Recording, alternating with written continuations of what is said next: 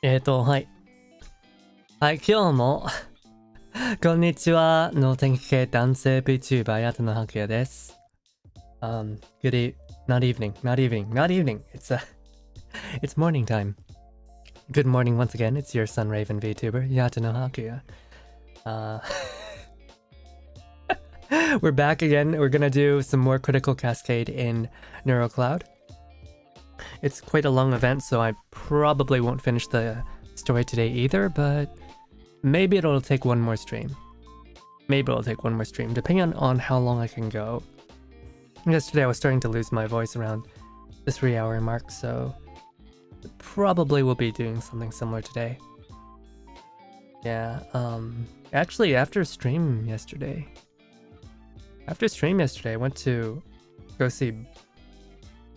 I said I was going to do two things. I was going to go to a cafe bakery that a friend had recommended me for quite a while, and they wanted me to check out the one item that they hadn't eaten yet. They hadn't tried there yet. That they couldn't go anymore since they're not around. They're not in town, so they wanted me to try it out and tell them what I thought. So I still haven't gotten around to doing it. I ran out of time. The place closed before I got there. But I did end up going to go see Barbie. And that was pretty interesting because, well, ever since the big happening, I have not been in a filled movie theater. I was surprised that there were so many people. The last several times I went to go watch movies, the theaters were pretty empty. But it looks like now, like, nature is healing. People are going back to nature is healing. People are going back to the theaters. It was completely packed. There was a lot of people dressed up in Barbie getup. It was pretty great. You know, guys and girls, old and young, all wearing pink. I didn't wear pink though. I don't have any pink in my wardrobe. I would have worn pink if I had any, but I didn't. But yeah, the movie was pretty great. No Oppenheimer. I was seriously considering. Okay, Armored Neko. I was seriously considering going to see Oppenheimer right after, because it was playing. Oppenheimer was playing right after Barbie, but because I have this early stream, I didn't want to stay up too late. I wanted to get enough rest and I wanted to get home, get enough rest, and prepare. I almost didn't wake up, but I slept like a rock. I slept almost 12 hours. I was really tired. But yeah, how is it going, Armored Neko? How was yesterday for you? The movie was surprising. I wasn't expecting it to have that kind of a story, but from the early teasers where you could see Ryan Gosling shirtless, I was already like, oh, what are they gonna do with this? What are they gonna do with this? And it was pretty great. It was pretty great. I loved Ryan Gosling. I loved Margot Robbie. She did an excellent job. Also, she was really pretty. She's really pretty and her acting chops were good. Though I do feel like I understand what they were trying to do with Margot Robbie's Barbie character, but I feel like Ken had a stronger arc. Though for both of them, I feel like the ending of the movie was not as cleanly wrapped up as it could have been. I get what they were trying to do with both Ken and with Barbie at the end, but it was a little bit messy. I feel like the end could have been cleaner, but overall it was a good movie. Hollywood has not put out a good movie in years and years and years and years and years. This was a breath of fresh air. Just prepping for another business trip. Shoot, do you mind telling me where you're going? Business trips. I know. For the longest time, I didn't know what it was like, and then I had to do some. And then I realized, oh god, this is why business people don't like traveling.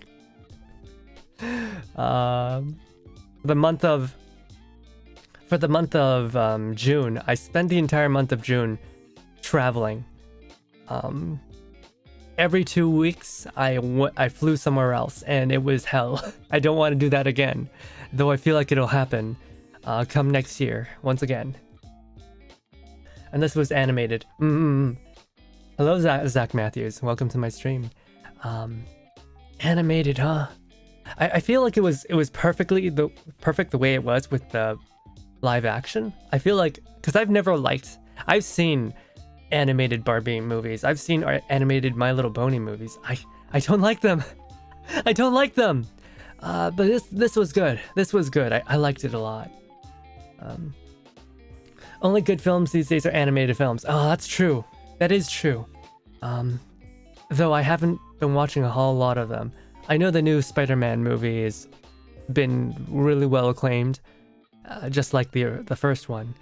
So I will probably check that out soon. Hey Poke, how's it going? Just a few minutes before I start up the car, I guess I misread the schedule. I need 2 days off to feel somewhat rested. Do you not get 2 days off, Poke? Do you not get 2 days off? The new Puss in Boots. Oh yes! I completely forgot about the new Puss in Boots. I need to check that out too. I need to check out Puss in Boots as well. Yeah, I guess I haven't been keeping up too much. I've mostly been focusing on the live action stuff, though. Honestly, the animated stuff should be pretty good too.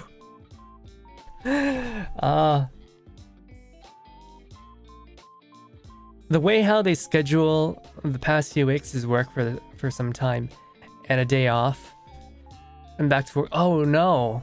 So just only 1 day off? Do you work 6 days, or is it like you work 1 day off and then like you work 2 or 3 days and then you get another day off? That sounds terrible. That sounds terrible. I don't like doing that. I prefer to have all my stuff like one after the other.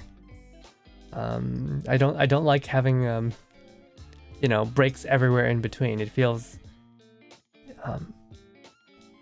what is it, stunted? It feels like you're not really getting the rest you need. People need time to unwind, you know? Just to loosen up.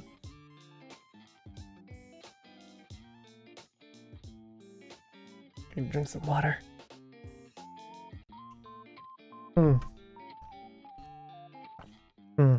I did hear some people complaining about the Barbie movie. Of course, there's a lot of people who are like, oh, the Ken was the main character. No, Barbie was the main character. Ken, I guess you could say he was like he was the second protagonist. He was also the villain. Oh, spoilers. Ken is the villain. The other characters were... some of them were interesting. I liked the mom. I didn't like the daughter. The daughter was a very typical child in a movie. I didn't like her. She was written in a very obvious Hollywood child fashion, and to be like cool with the kids, and yeah, I just don't like kids like that. I don't like kids that are like that, okay? She wasn't cute. She wasn't cute. She wasn't adorable. She was your average sarcastic, angry child. And sure enough, you know, kids in middle school, high school tend to be angry and emo and like overly serious. But that doesn't mean I like to see that in my films. That doesn't mean that I like to see that in my movies. In general, I think the older I've gotten, the more weary I've gotten of characters that are sarcastic and mean-spirited. I prefer people that are hopeful. Frozen did. The trend with Hollywood these... Yeah. But I understand why they needed her to be like that, because they needed someone to really they needed it to contrast with Barbie's character. It made sense why she was in the movie. But that doesn't mean I have to like it. That doesn't mean I have to like it. I understand why she was put in there and written that way. But that doesn't mean I have to like it. I liked the mom character. I liked her a lot. But yeah, let's start the game. Oh my goodness. Oh, wrong screen. Wrong screen. I don't know why the OBS always takes like a second to refresh. I guess it just means that I have to, I really have to preload these things. Hello there, Kala Dramatra. Hello there, hello there. How's your day been going? Welcome to the stream. We're going to start up Critical Cascade now. Oh, time for storytelling. 周囲の環境に異常はありません。機体センサーが発光した膜がラズベリー、柑橘類のフレーバーを検知。He's so cool. 心地よいです。He's so cool. He's so cool. Oh my goodness. Uranus is so cool. I love this guy. Your model is gorgeous. Oh, thank you very much. My mama is an excellent artist and my papa is an excellent rigger. What kind of game is this? This is a... if you can't see, this is a stamina bar. This is a gacha game. This is a Neuro Cloud. It's a spin-off of Girls Frontline. Except this game has boys in it. And this is Uranus. He's so cute. I like him so much. Yeah.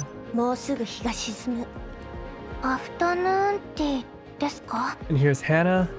My recently rolled character. We're gonna play. What was it? This game is auto chess. If you don't know what auto chess is, it's basically you know, League of Legends teamfight tactics. That's auto chess. But mostly I'm here to mainly read the story because I really like the story of this game. Yeah. Let's go. Let's go. Let's go. We're here to read the story. Bait. So last time, basically we're at war with the flood, with the horde of viruses. We're in the virtual world. We're fighting off a horde of viruses and they are about to overrun us, except we have a secret weapon, a giant railgun that we just fired, and we're trying to power it up to fire it again. And Bait, Part 4. The strategy of heading out by yourself isn't exactly safe, but it might end up being especially useful under certain circumstances. Not familiar with the gameplay or gacha games in general, but it looks cool. It is very cool. I'm not sure I would recommend other people play it because I don't generally recommend people play gacha games in general. Though Girls Frontline 2, I just learned the Chinese version. It's going to release in China in October. So the English release will probably be around December or January. And I am looking forward to that. I don't like gacha, but I really like Girls Frontline. And they're doing the Genshin style gacha, so you need to pull dupes of your characters. You need to pull multiple instances of every character. So that might cost a lot of money. Still, I really like it. Armored Neko, I'm an ex-translator, and before I quit, I spent months flying between US, China... Oh no. Guess 5-star hotels have... I may have stayed at a 5-star hotel once. I can see the appeal. There's like a big... I feel like there's a huge gap between 4-star and 5-star hotels. In fact, like most hotels I've been to are 4-star. They're not that... I don't enjoy 4-star hotels, especially since most of them were built in the 80s and 90s now. They're old. Wonder where NeuroCloud takes place in GFL timeline. NeuroCloud takes place in 2062, so it's in the middle of Girls Frontline, except it's like you're logging into a old backup of a server from the 2058. So you're basically going back in time. You're basically going back in time to a system restore. Like after Fixed Point, it's somewhere in the middle of Girls Frontline. I don't know which event, but it is somewhere in the middle. It's definitely it came after Continuum Turbulence, because and it's definitely come after Winter Arctic Warfare, because our main character, the professor, or Shikikan, he has flashbacks to the railgun to the Jupiter cannon after 416 joins Griffin. Yeah, so after that too. Obviously not pre-chapter 6. Yeah. So it's somewhere in the middle, somewhere in the middle.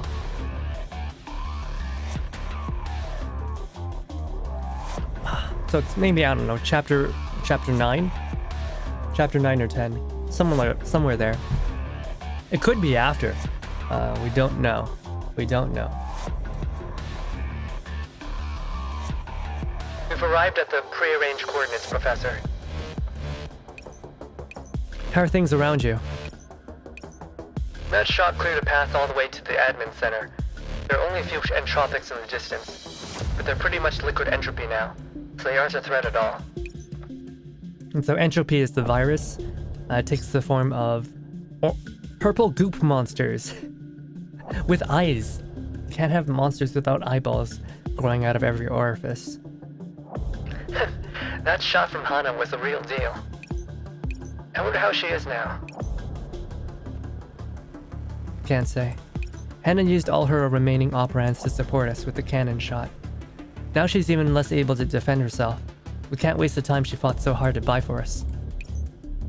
Imagine Shikikan being such a Chad, risking his life on an IRL basis while still having time to finish NeuroCloud. We still don't know if he comes back from NeuroCloud, or if Persica just copied his mind. It could be that he just copied his mind, and now this Shikikan wandering around the NeuroCloud Magracy is now a separate person. We don't know. There's actually a lot of arguments being had in the NeuroCloud server about whether some of the reoccurring characters, like, Chaco, is FNC. And people were having such a big hissy fit over no, they're the same person. No, they combine. No, it's just they recover the chat logs and they oh, so this is what happened in there. And I'm just man, why are you guys arguing about it? I know Mega Team has made it so that everyone's become a lore schizo, and we're all we all gotta really think hard about, what's the story gonna do? What happens? But why not just let it play out? Because people are arguing, no, this is how it is, and I'm whoa, chill out. Now, people kind of forgot that the T-dolls, some are based on civilian dolls. Yes. They're because some of the characters are the same characters, but they're no, these are not the same characters. They just happen to be the same line of dolls.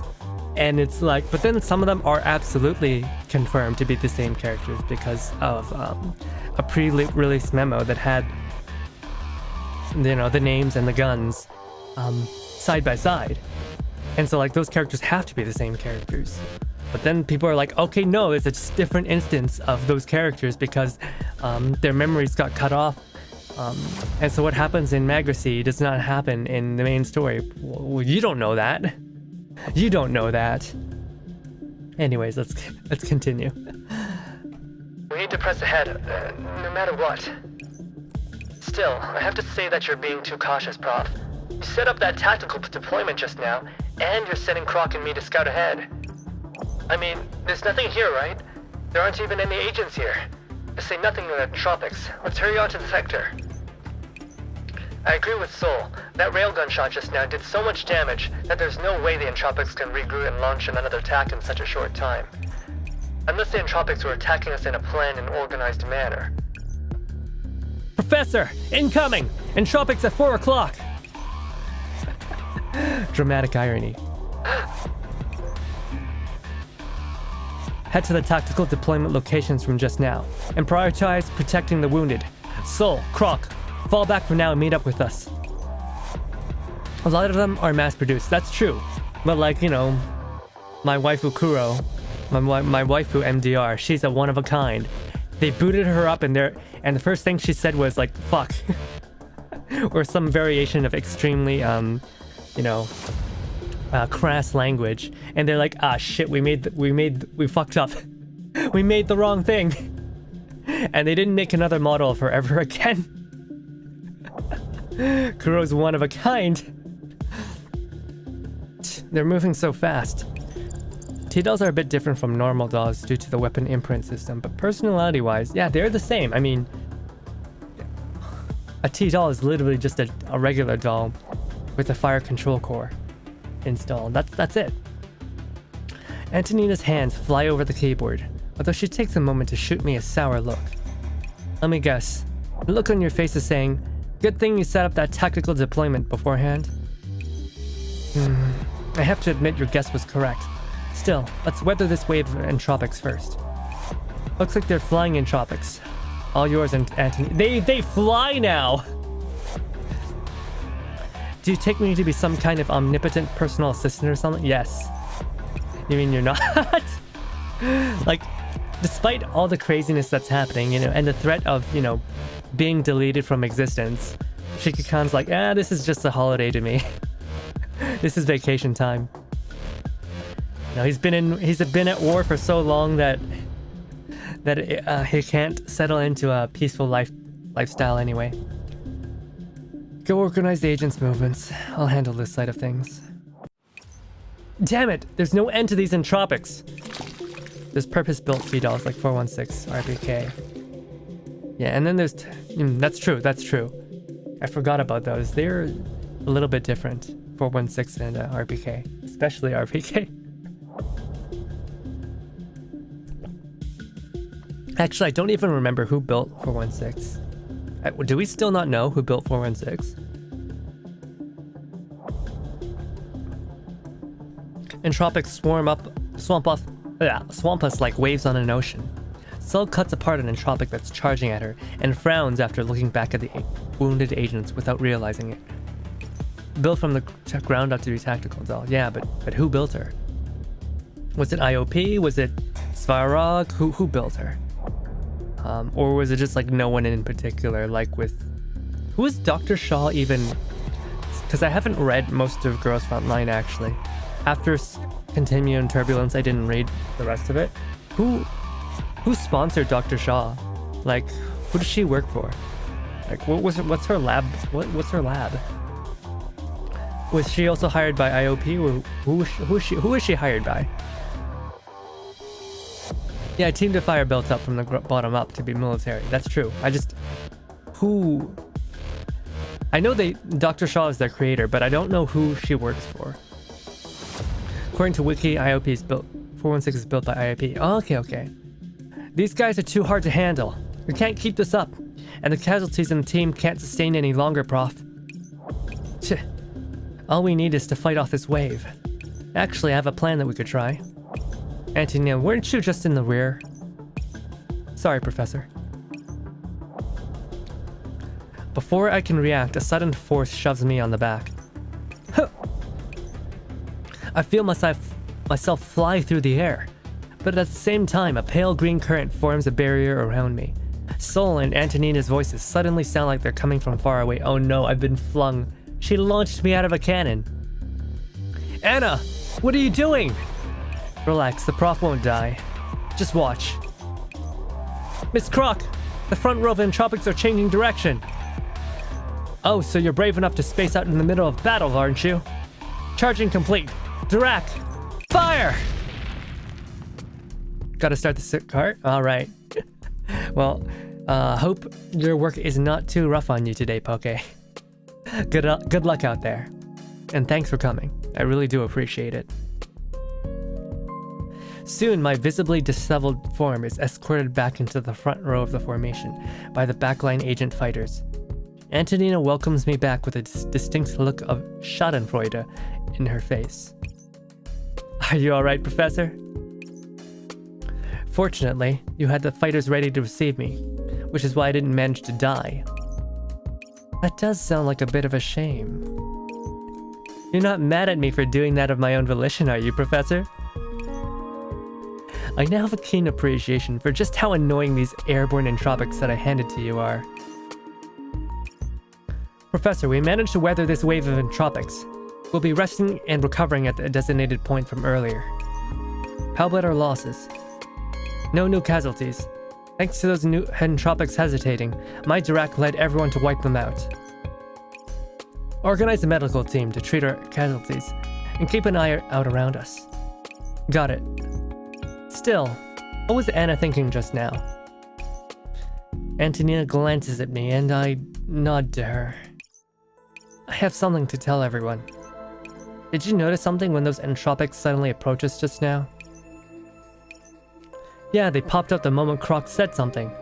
I haven't gone on a mission with her in a while and forgot how much of a jinx she was. While Croc's mouth does tend to get us into trouble, the fault this time lies with the Professor. The Professor? Yes, this whole time, actually, I'm an entropic too. Do you think now's the time to crack jokes? It's always the time to crack jokes. That's what happens when you're on the battlefield. Anna takes a deep breath and scrolls on her terminal. Does anyone remember how the entropics suddenly formed up and attacked us? Yeah, it happened already. The entropics dug our heels no matter which direction we retreat in. This is different from their aimless wandering from before. Now I can feel countless purplish black eyes staring purposefully at me, constantly drawing closer to me. This is bad, there are too many of them, and we've got too many wounded.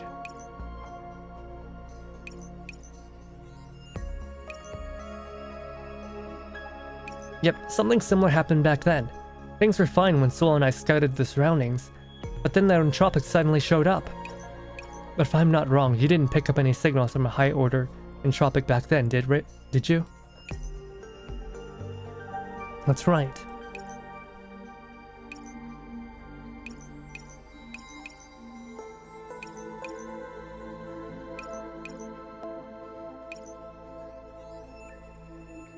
I confirmed earlier that there was no signal from a high-order entropic, which means that these low-order entropics are not being directly commanded and controlled by a high-order entropic. And yet they were moving with purpose and direction. There has to be a reason for that. For instance, someone giving them orders beforehand? Ugh, don't look at me that way, Anna. I mean, Demiurge used that method to command the entropics above and below the ground in the Copley sector. If it was a similar case, I could guess that too. That's right. Given the movement patterns of the entropics encountered along the way, it's very likely that the mastermind obtained the signatures of one or more of us and gave an order to keep chasing the target. Pursue the target signature, huh? Sounds like they were setting a bloodhound on a scent. You could interpret it that way. Giving the entropics a person's signature is like having a beast memorize a scent. If the target releases a scent that they recognize without taking measures to hide it, it can be easily found. And this target is right under our noses. Croc follows Antonina's gaze to me, and I shrug. Looks like Antonina's become a first-rate entropic scholar. So, the reason why Prof had Croc and I split up to scout, and the reason why Anna suddenly tossed the Prof to the back of the group, was in order to find out who the entropics were after? Or rather, the culprit already had an idea that they were responsible, and everything after that was just to verify the hypothesis. So Shiki-kan is a big brain. A very, very, very big brain. Just watching the movements of the entropics after we split up would have been enough. Tossing me out there was just for revenge, right? What better way to prove beyond a doubt that you're the target, Professor? So, yeah, these are pretty smart moves, but also the Professor has to deal with you know, fighting on all sides against conspiracies. You know, in between like multiple different armies. So this is not that complicated from experiences. But why would the Entropics have the professor's signature? Anyone who enters the professor's tertiary layer would have the chance to obtain it. So assuming all our previous guesses were right, it would mean that these Entropics are very likely commanded by someone who has entered the professor's tertiary layer and who is above mid-order Entropic. By tertiary layer, do you mean... Yep, during that battle at the Puritas sector, which I did not read. I did not read it. The image of Odile comes to mind. I don't know who this person is. Damn it, why is it her again? She went to these lengths just to avoid me tracing her signal back to her location. That really does suit her style. Still, since she's going after the professor, that must mean Odile herself is nearby, right? Fine by me then. Dirac and I have been itching to go toe-to-toe with her. Professor! We're picking up a pack of Entropics closing in! Prepare for battle. Huh? They actually showed up? Damn it, if we get surrounded again. More Entropics are surrounding us. Stop jinxing us already, Croc. It's not like I can do anything about it even if you blame me. Agents open fire in unison, but they have a hard time stopping the Entropic assault. The casualties and operands being transported both need protection, and it is difficult for us to watch both of them at the same time. Where the hell did all these Entropics come from anyway? Just our luck. We've got a Tang Sanzang here that all the demons in the west are trying to devour. I wish I knew what that was. If the situation calls for it, I can have Dirac stage a breakthrough. No, Croc. Dirac's still carrying the operands we need for Rosum, right? So we need to ensure it's got the minimum necessary power needed to fly. Dirac can fly? We can't let the enemies bring it down. Well, I'm happy that you showed concern for Dirac. What should we do now? We'll follow the previous plan. Antonia sighs and then begins typing rapidly on her keyboard. Croc, take Dirac and go with Soul's team. Soul, lend me half of your vanguard. Roger. After that, take everyone else and make a break for Rosum. Don't stop for anything. Wait. I'm gonna be rear guard? Oh no, I'm gonna be rear guard. That's terrible. Not this big dumb hero stuff again. It's the safest way. I stand on high ground, take a deep breath, and then... Journey to the west. It said a bite of the guy's meat will make anyone immortal. Oh, Tan San San. Is that the Buddhist monk? Who goes with what's his name? Wukong? Yes, right. Okay, yeah. He's got the sacred Buddhist meat, right? Eating a bite of him will make everyone like super powerful and immortal. So that's why all the demons want to eat him. Oh, I haven't read the entire story. So one of these days I'll have to like either read or watch one of the adaptations. Everyone who's left, with me. Charge! We run for our lives in a third direction that isn't towards Rosum or the Oasis. The Entropics, who only know how to follow their base layer commands, immediately chase me like a pack of hungry wolves. So we're not even playing rear guard, we're just running. The Entropics massed outside the sector also disperse and head my direction, scattering them into a haphazard mob. Professor! Do as the professor said, I'll go with them. A green force field descends from the sky, separating us from Croc. The professor won't die as long as I'm protecting them. Green operands flow from her fingertips, and one by one the Entropics approaching me are struck down. Got it! Be careful, you guys! After that, Croc follows Soul in a headlong dash towards the Rosum sector. Now then.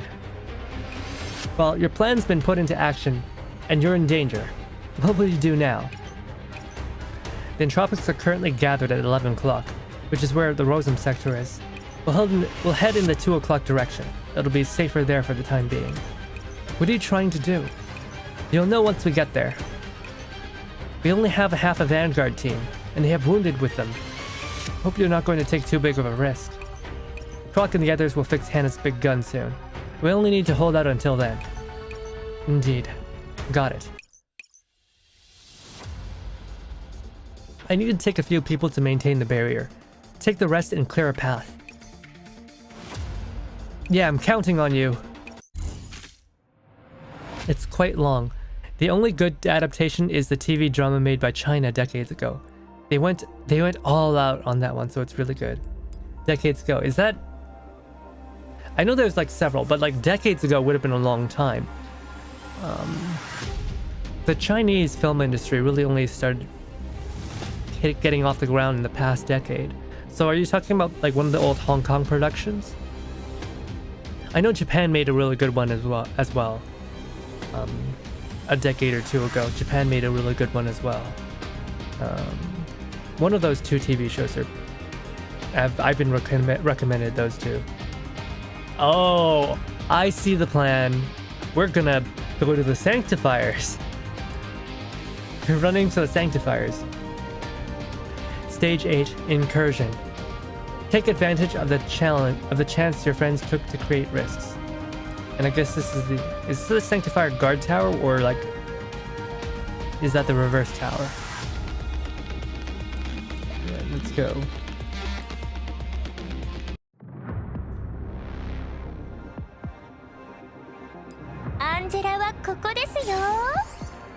Let's see.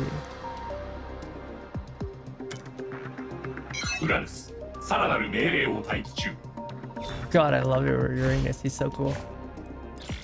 Wait, what? I ran out of...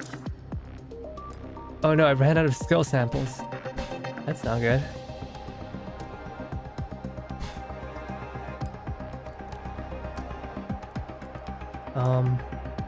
Oh no, this is a puzzle stage. It's a puzzle stage.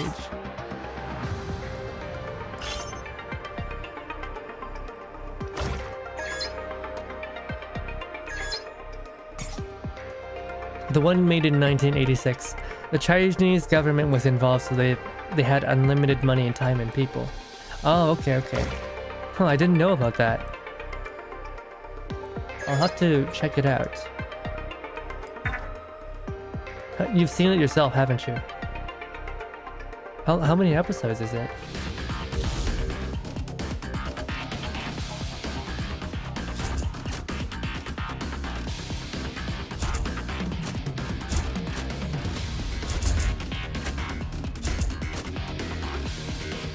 Man, this battle music is so cool.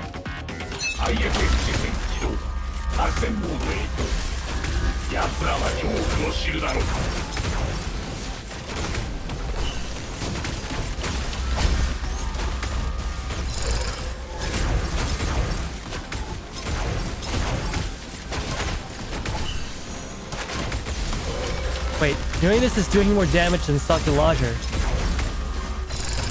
He's doing way more damage. Probably the AoE from his ability.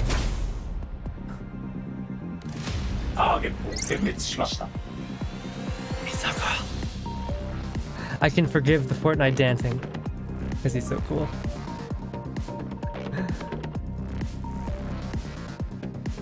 So auto chest looks like this. Yes, this is what auto chest looks like. He took MVP. Yeah, he's not fully leveled, right? He's not fully leveled, and his skills are only level 7, and he's beating Soculager. You don't control them in battle. No, that's where the auto part comes from. You don't really control them. You can like, so in auto chess, what you do is basically you place the units on a board, right? You build the units, you know, you level them up, you set up their skills, and it's all about positioning. And you do have some ability to control them. There is some ability to control them, but it's not, it's a little bit, it's kind of limited. see, you go here. So like I have skills on the bottom right corner here that allow me to teleport, or like say there's an enemy that's giving me trouble, I can make them fly to stun them, and I can also recharge my character's skills.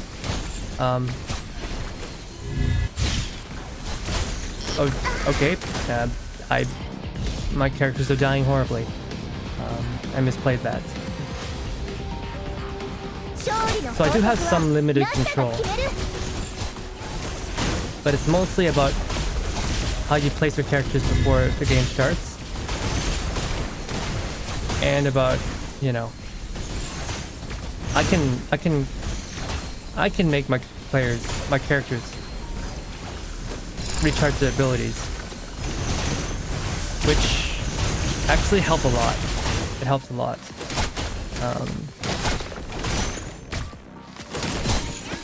I'm gonna lift this up. I'm gonna help give them some more healing. Alright.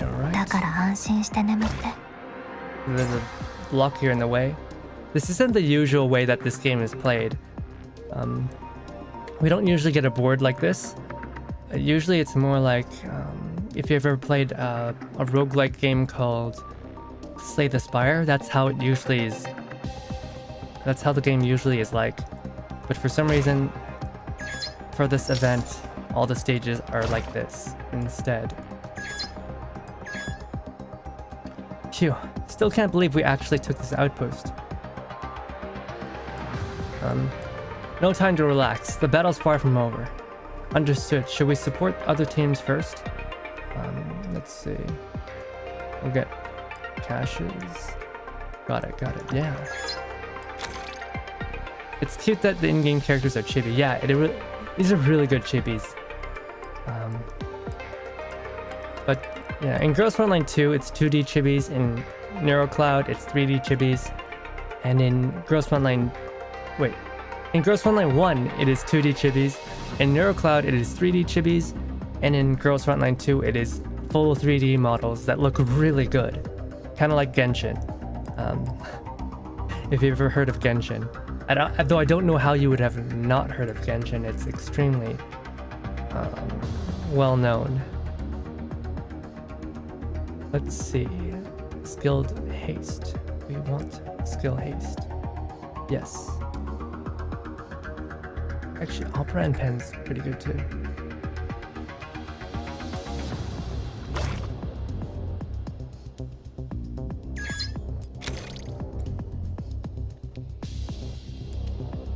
Unrelated question, do you speak Japanese or Chinese? I speak Japanese. It's in my description.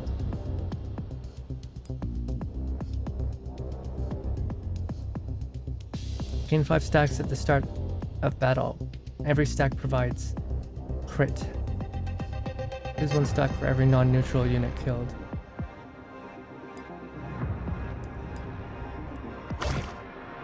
It's Gacha Sunday. I guess so. There's no day of the week that starts with the letter G. So it's Gacha Sunday, I guess. Hello, Dank. How's it going?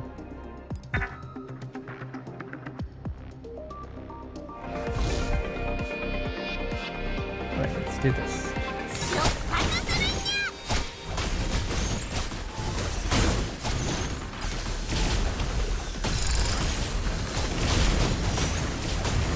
Why are they dragging my healers around?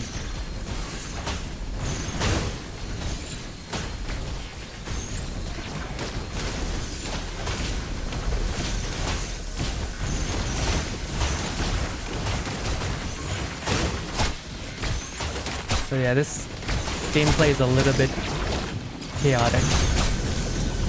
I'm not always sure what I'm looking at.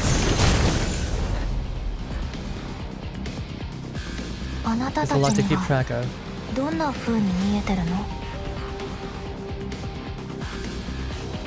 But yeah, these... Oh my god. How much stuff can you keep in your bag? Alright. Go there.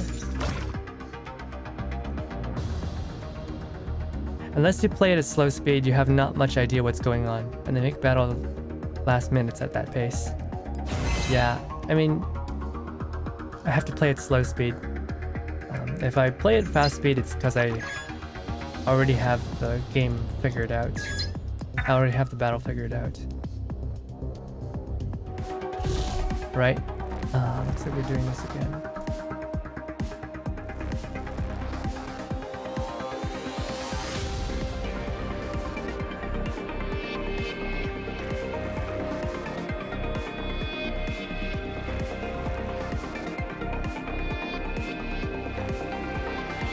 Sorry about that. Yeah. What was I doing? Yes, I am doing things. Let's try this. 一緒に狩りをしよ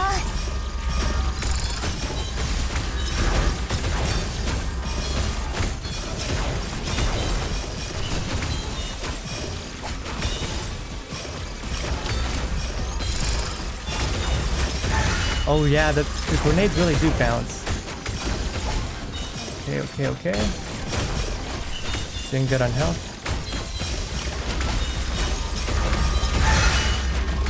Oh yeah, no, Uranus is doing so much damage.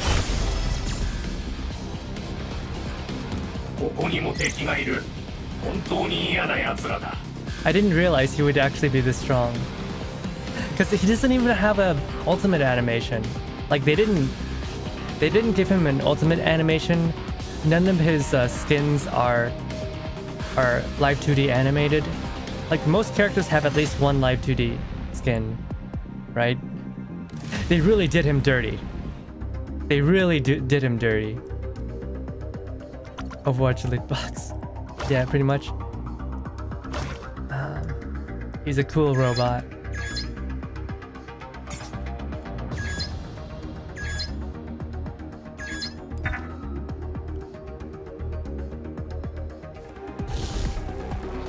Let's see, go there. And how about... No, let's go there.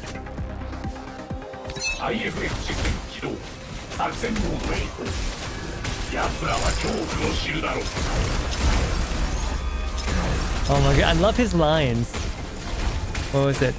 IFF confirmed. Let them know fear. Oh my goodness. Crap. They killed my tank.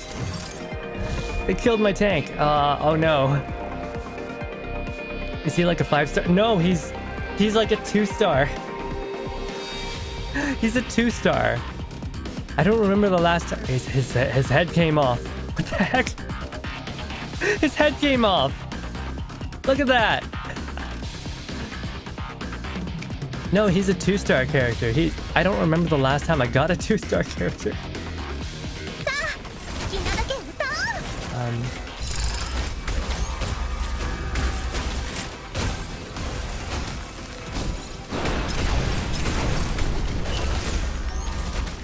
Like he's an extremely low rarity character.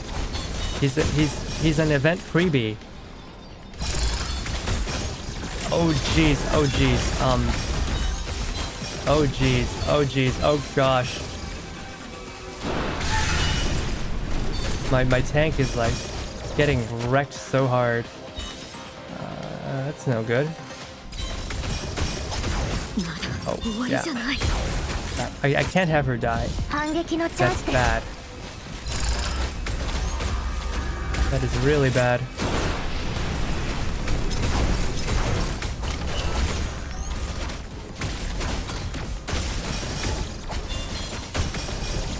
Please don't die.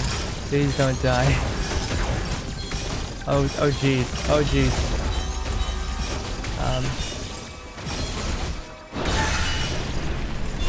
Okay. Okay. Oh my gosh.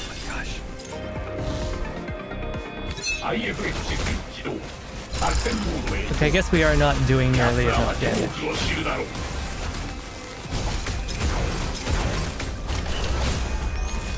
It's fine, it's fine. Everything is fine. Everything is hunky-dory.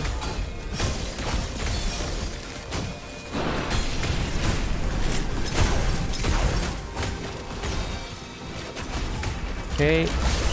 Things are fine, things are good.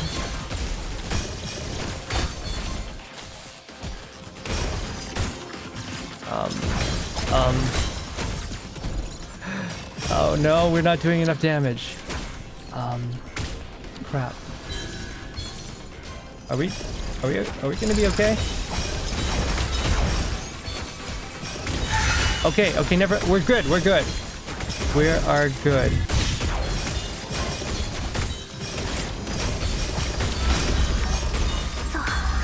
We are not good. What if we use Klukai instead? What if we use Klukai? How about this? We just blow everyone up.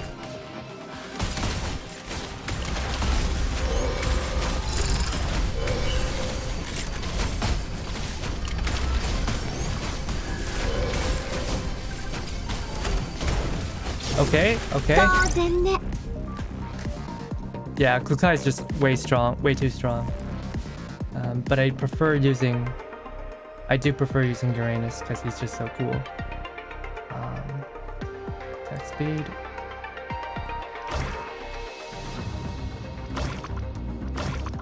Okay, so we have to open this door next. Yes.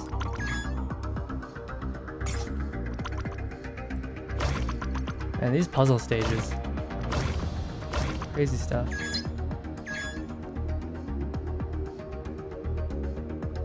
Let's see, compress formation or make fire protocol. I do want that protocol.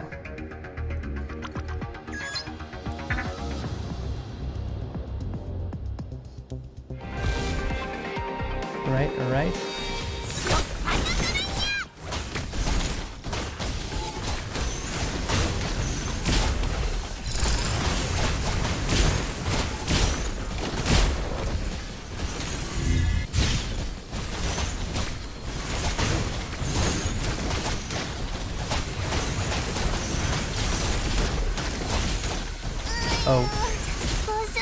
Oh no. Oh no.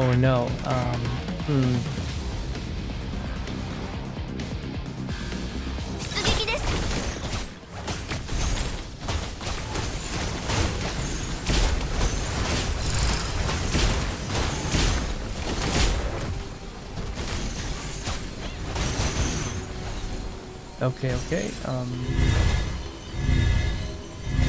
Here.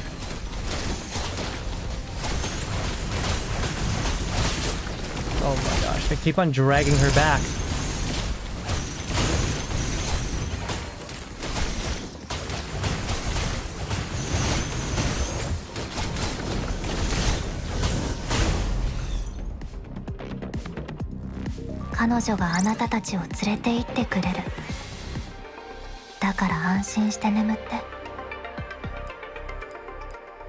Every non-neutral unit killed.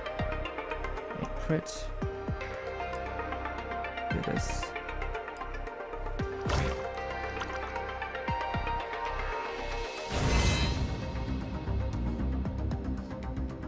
Okay. Let's go to the shop, actually.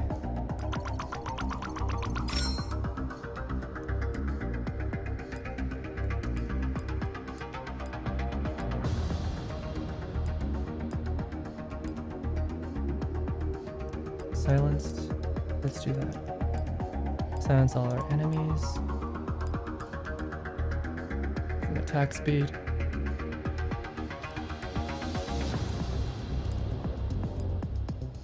Good rate. Okay.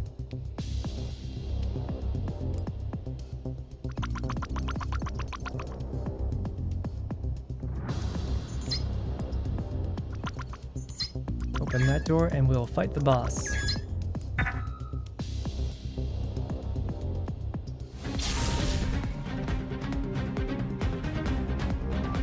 Let's see. Probably want to get rid of the flower first. Yeah, we want to get rid of this person first. So what are we gonna do?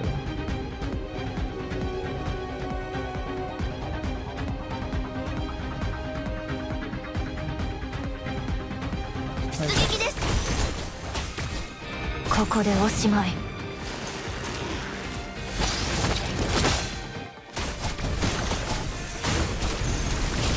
Alright. Instantly taken care of. その体の秘密全部暴いてやる And who do we get rid of after that? You. ここでおしまい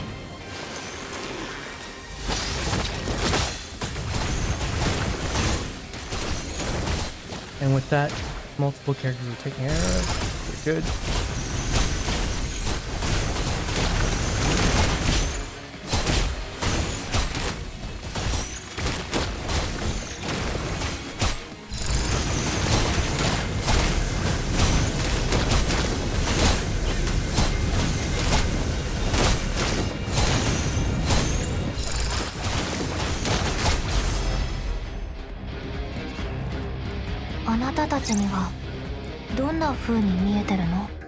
Yeah, Hatsuchu just does all the damage.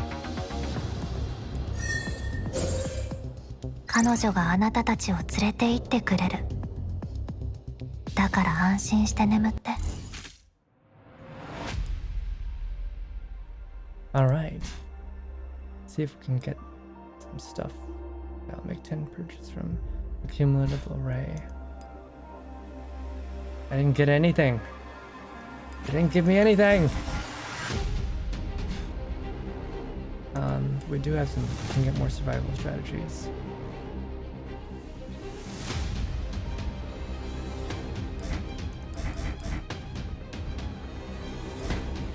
Okay, additional combustion cycle. What's combustion cycle? Oh, they want me to farm. I need to finish stage 13 first, though. Man.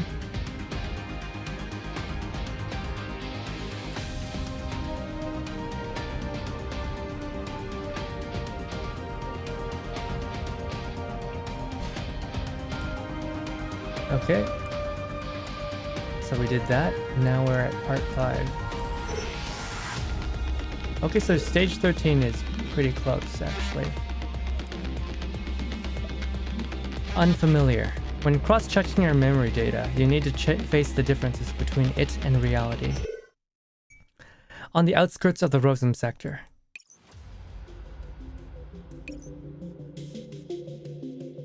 It's true, the Entropics aren't chasing us anymore. Doesn't that imply that they're all chasing the professor instead?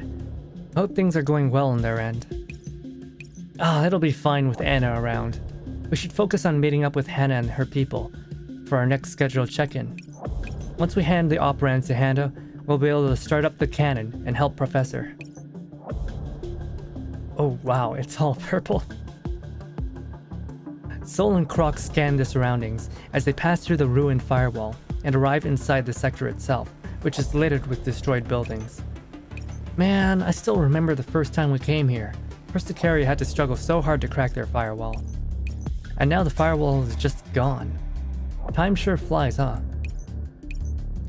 You usually wouldn't use that phrase for a situation like this, right? Though I have to say, you were pretty calm just now. What? When the professor asked us to break out, you did it without questioning them. Aren't you worried about the professor and Anna? Of course I am. However, it's more important to trust them than to worry about them right now. That's true. I can't believe you're actually saying that, though. I got a lot of experience while you were resting up, you know? Don't look down on me. So, Sol is kind of going against her programming right now, because Sol is a... she's a rescue doll. She was built to rescue people, so... For her to just ignore us while we're in danger is very much going against her own programming. Yes, then lead on, please. Let me see. Where is this place anyway? Oi, haven't you been here before? There weren't as many buildings here before, or so many ruins. Shh, there's someone close by. Sol pulls Croc behind her and takes a fighting stance as she surveys her surroundings. Doesn't Croc have her giant robot? She's not human? No. We're in cyberspace. All the characters in this game are either programs or they're civilian sector robots from the real world except like they have their minds uploaded. So all of our playable characters are robots from the real world. They're all civilian sector robots because in this world, World War III already happened, and there wasn't enough people to work anymore. So people built robots to do all their jobs. And so our characters are all like purpose-built robots. Sol pulls Croc behind her and takes a fighting stance. So Sol is a rescue robot, and who is it? Come on out. And Croc here is Elon Musk's daughter. Basically, she's a Croc is a engineering robot, which is why she has like all these tools on her. Where did the humans go? The humans are in the real world. We're inside cyberspace right now. Yeah, she's Elon Musk's daughter. That's her backstory. She was built by Elon Musk. I only see piles of debris around us. Could there be a trapdoor? And like she's a massive Gundam nerd. She's a massive Gundam nerd. And she's got some terrible social anxiety. Indeed, responding efficiently to crises is one of the advantages of Rosam's agents. The hidden shelter under the rubble was built in response to the emergency, under Administrator Hannah's leadership. This voice. Thank you for your help, visitors from the Oasis. Don't worry, Administrator Hannah sent me to pick you up. It's the mom! It's the mom! It's the hot single mom! It's Turing! Why does she dress like this now? Thank you for your help, unknown visitors. Who are you? What happened to the kid just now? Where'd you put her? Oh, don't worry, she just swapped places with me. I'm the person in charge of this administrator. The sector administrator. You can call me... Turing, it's been a while. Why does she dress like this now? What the heck? What? Whoa! She's got a cutout in her shirt. Turing, what happened to you? You're dressing really scantily these days.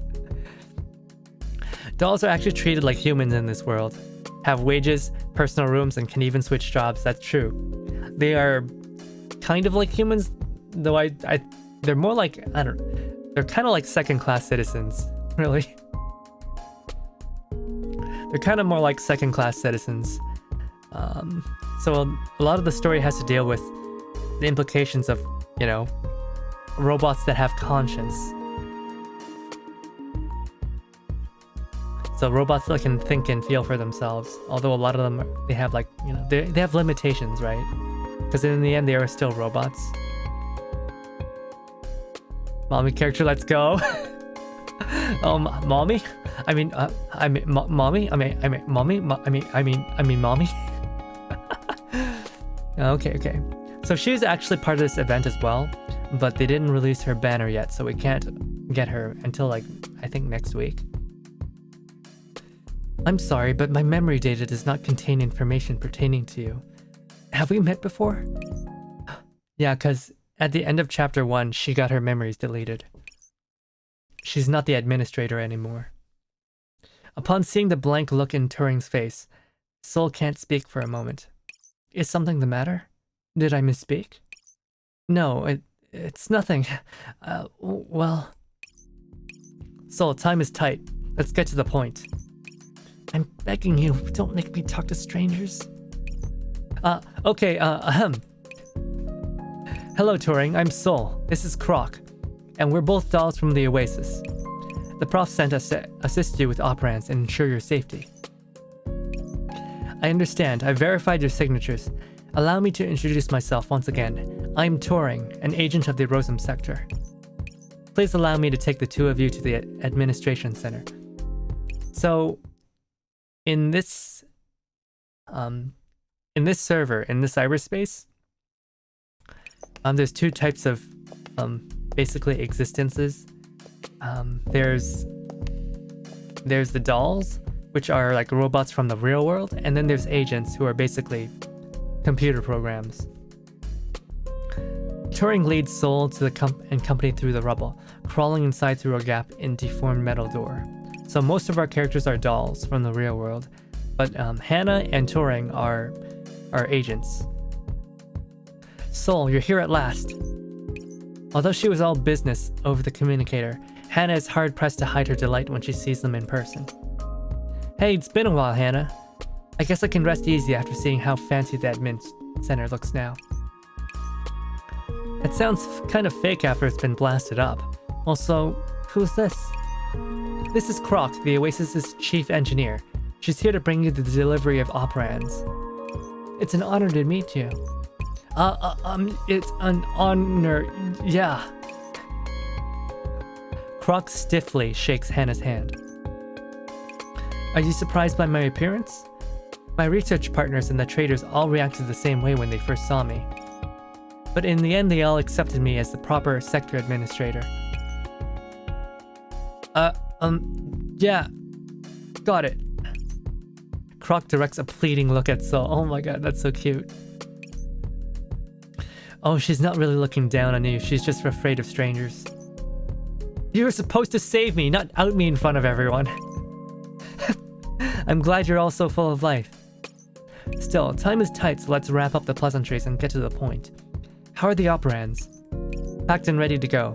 They're in her metal suit's cockpit, though it's stuck outside and can't get in. Understood. Turing, take a few people outside and bring the operands in for inventory. Yes.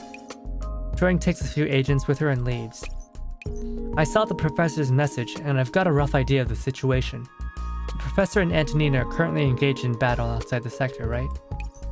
They certainly have great resolve. I know just how dangerous those enemies are, which is why we need to start up the railgun to support them. I'm not reading that. I'm not reading the full name every time. You can't make me read that. I've had this in mind for a while. But does it really need such a long name? See, Soul's got it. She understands. The name isn't what's the important thing, Soul. What's important is its aesthetic and practicality.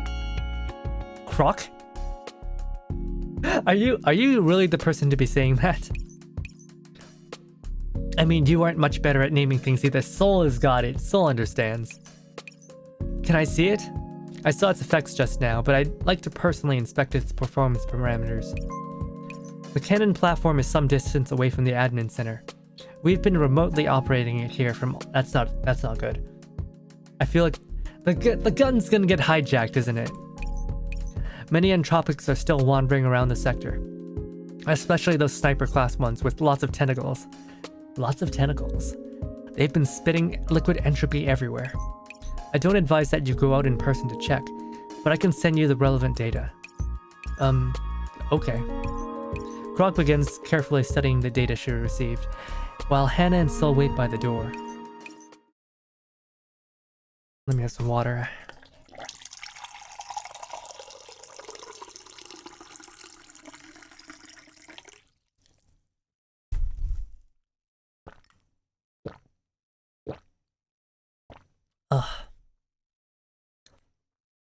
Amidst the silence, Soul looks at Hannah's head. Saw lots of new buildings outside just now. Did you build all of them? Raven lemonade. No, it's just water. That's a really crisp sounding water. Thank you. That's just water, but though lately I've been eating whole lemons. Yes, I've been eating whole lemons, entire lemons, just entire lemons. I'm not going insane, okay? I've been eating entire lemons and it's been pretty good. I like it. That was part of my duty. Like, I don't mean just the insides. I mean, I've been eating the lemons. I've been eating the lemon peels. I've been eating the lemon whites. I've been eating the lemon seeds. I just eat the entire lemon. Just go chomp. It hasn't been all that long since you've got the job. So building all these facilities isn't something you can just sum up with, it's your duty. Turing's forgotten too much. If I don't work hard, then there really will be nothing. Sol pats Hannah's head. So Hannah is actually Turing's daughter. In fact, Hannah is like Turing's like 10,000 something, 600 something daughter. They all got all the other 10,600 something got deleted by the antivirus agents, and she's the only one that survived. And the only reason that she survived is because Turing sacrificed herself, and as a result, Turing got reset, and she has no memories. So she doesn't even realize. I'm not sure she even realizes she's Hannah's mother. I'm back, Hannah. The scouts at the shelter sent word that the shooters gathered around the building seemed to have all retreated. They all retreated? Weren't they all fighting as individuals? Maybe a mid or high level entropic sent them an order.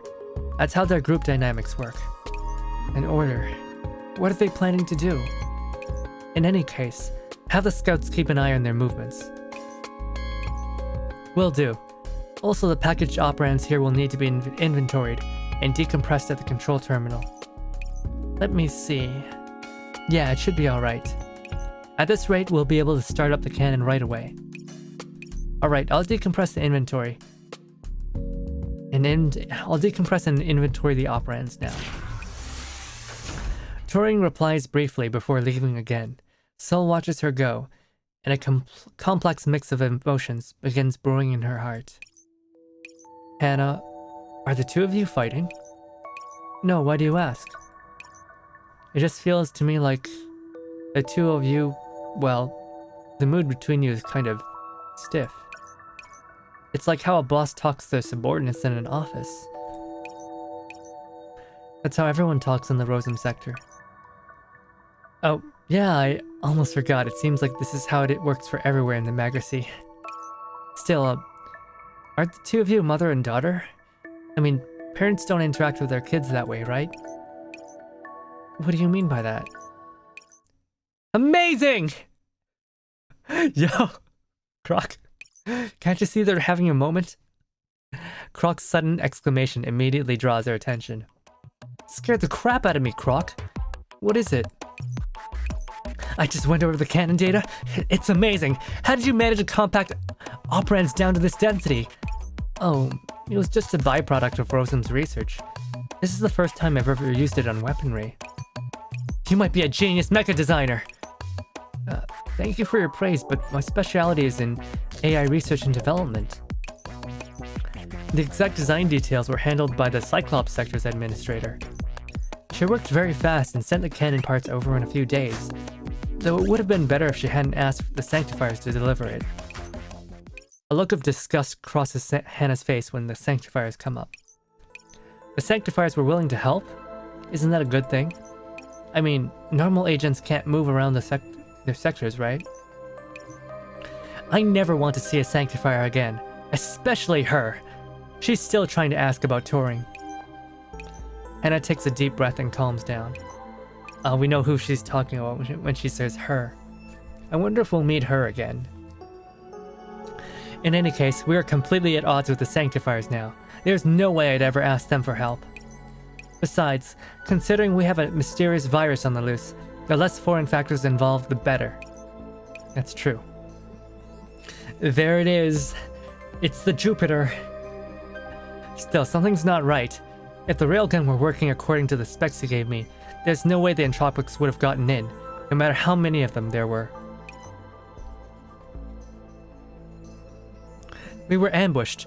The Entropics avoided our defenses and targeted our operand supply lines. The sector's defenses were paralyzed before I even got reports about it. Was it the work of that Odile? She really is a sneaky one. Still, there's one thing I don't understand.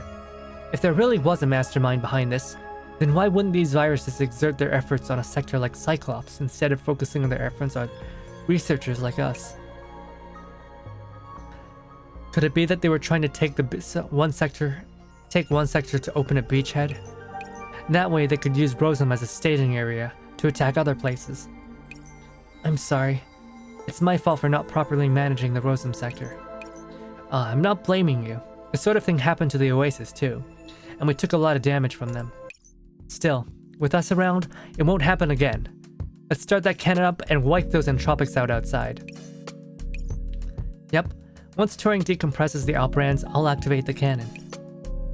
A glimmer of confidence spreads across Hannah's face. Oh, that's so adorable. Since the professor has lowered the bulk of the entropics away, our first shot once the cannon is fully charged will be used to help out the professor. Just send me the coordinates of anything you want blasted. Alright, let's do this. But before that, could I trouble you and your team to help keep an eye on the area around the admin center? I heard that the entropics were moving as a whole just now, so I'm worried a high-order entropic may have assumed control of them and use them to do something. Can do. Where's the nearest lookout? Oh, one moment please, I'll put you through. It's her. Miss Hannah, is something the matter? Oh yeah, I forgot. Hannah has a little sister. She's not very smart yet.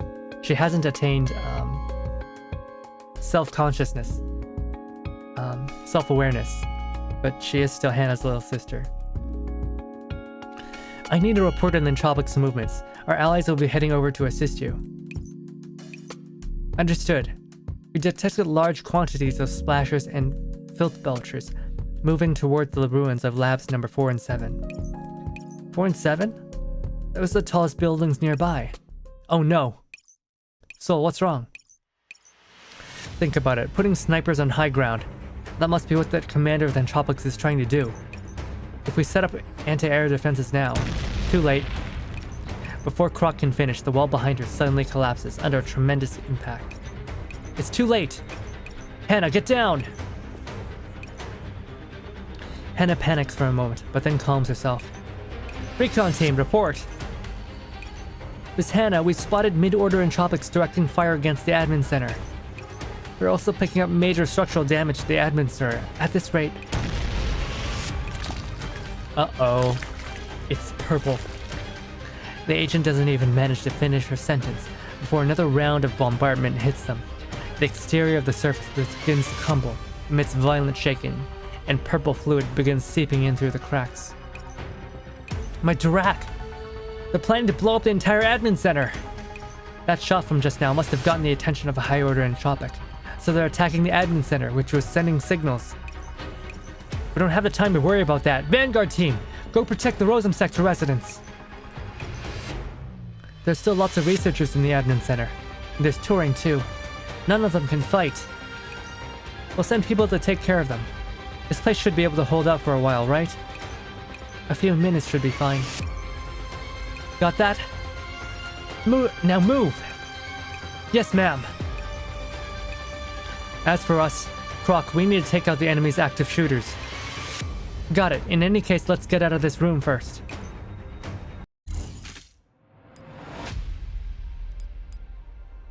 Alright, alright. So what's this? Strategy points.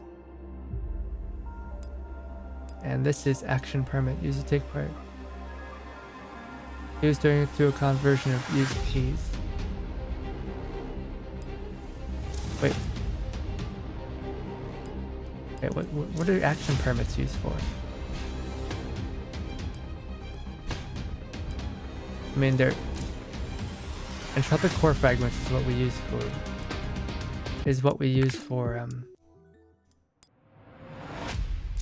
Okay, these are action permits. Ow. Ow.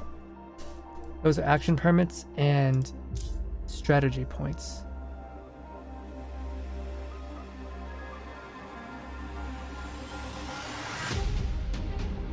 Unlock upgrade nodes on the survival. Oh, okay, that's what it's for.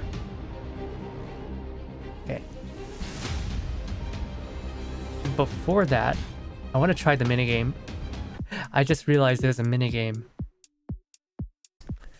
A doll rescue. Instructions. Most doll rescues.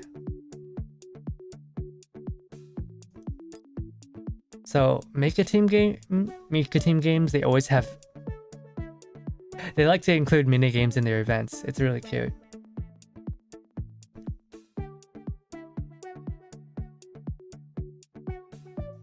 Okay, so I have no idea how this works, but let's try this out.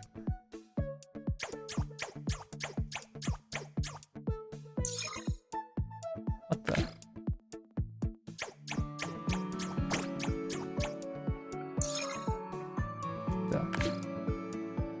Oh. Oh. Oh. Oh. This is Snake. This is Snake. Oh. It's Snake. That's what this minigame is. We're collecting dolls.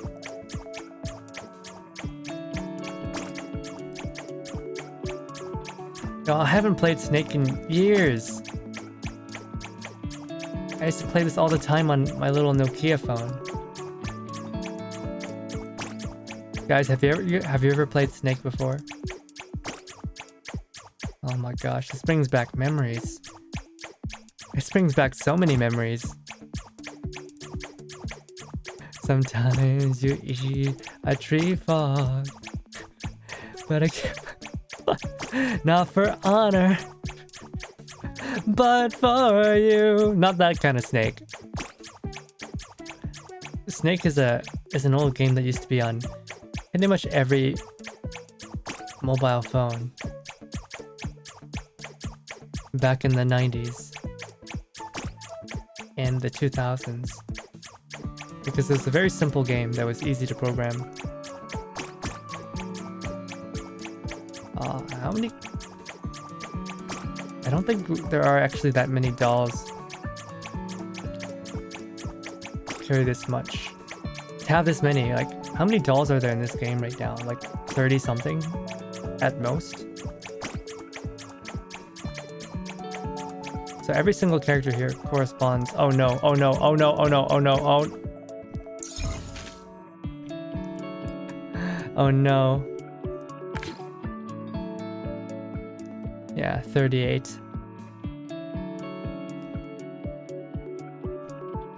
So yeah, if you guys play this game, you too can end up on my leaderboards.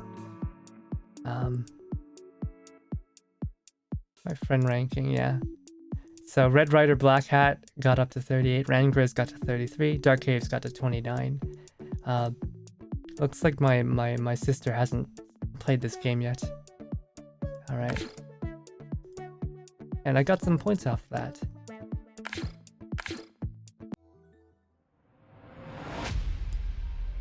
And I can get some more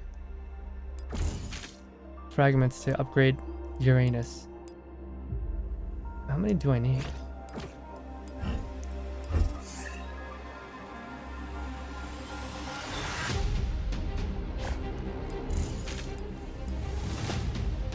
Can we beat the high score? I mean, beat the high score. I don't know if I can beat the high score. Let's see. What are we doing here?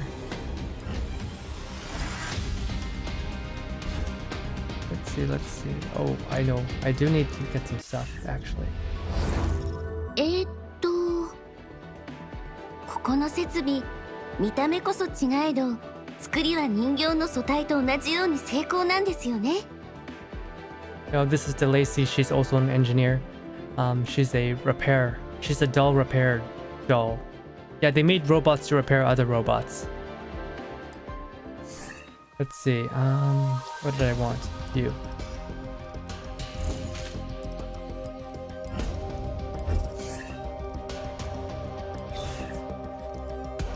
Gonna max out. We're gonna try to max out Uranus's intimacy. We don't have enough, unfortunately.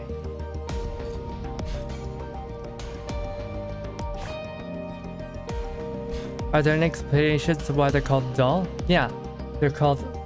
Doll is just like a short form. They're autonomous dolls. They're called autonomous dolls. It's just another way of saying robot. But it sounds cooler than robot, right? Autonomous doll sounds cooler than robot. That's just what it is. So Uranus here. Uranus is a combat prototype from Svarog Heavy Industries. He's a military doll. In fact, he's a really early military doll.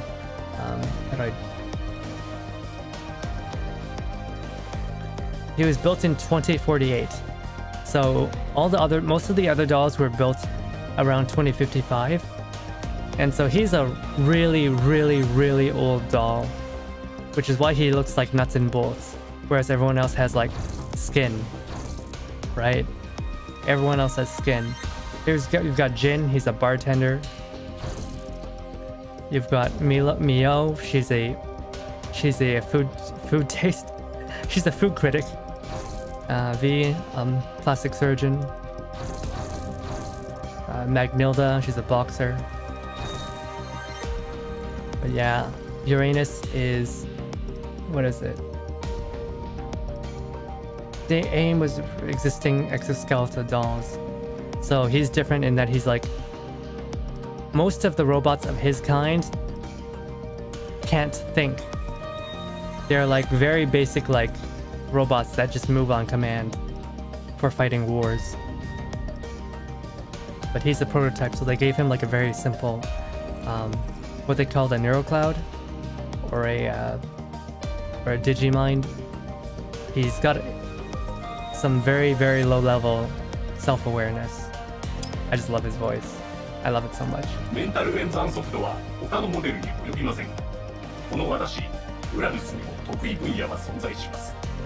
Like right here.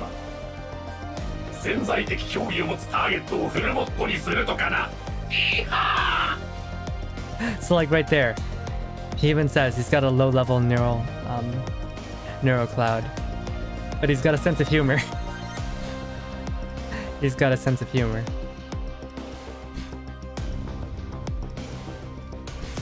Okay, we're gonna make more digital toy bricks.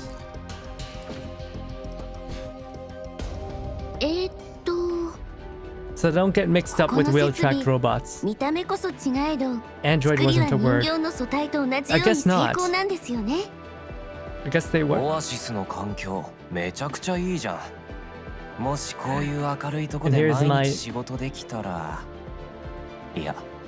And here's my yandere boyfriend. He's my yandere boyfriend.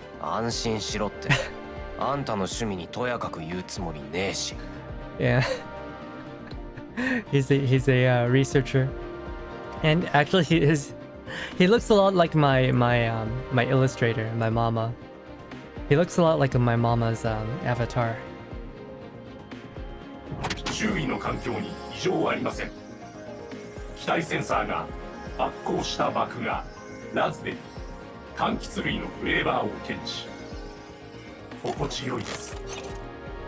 And for some reason, Uranus really likes beer. He really likes beer, even though he can't drink it. He can smell beer.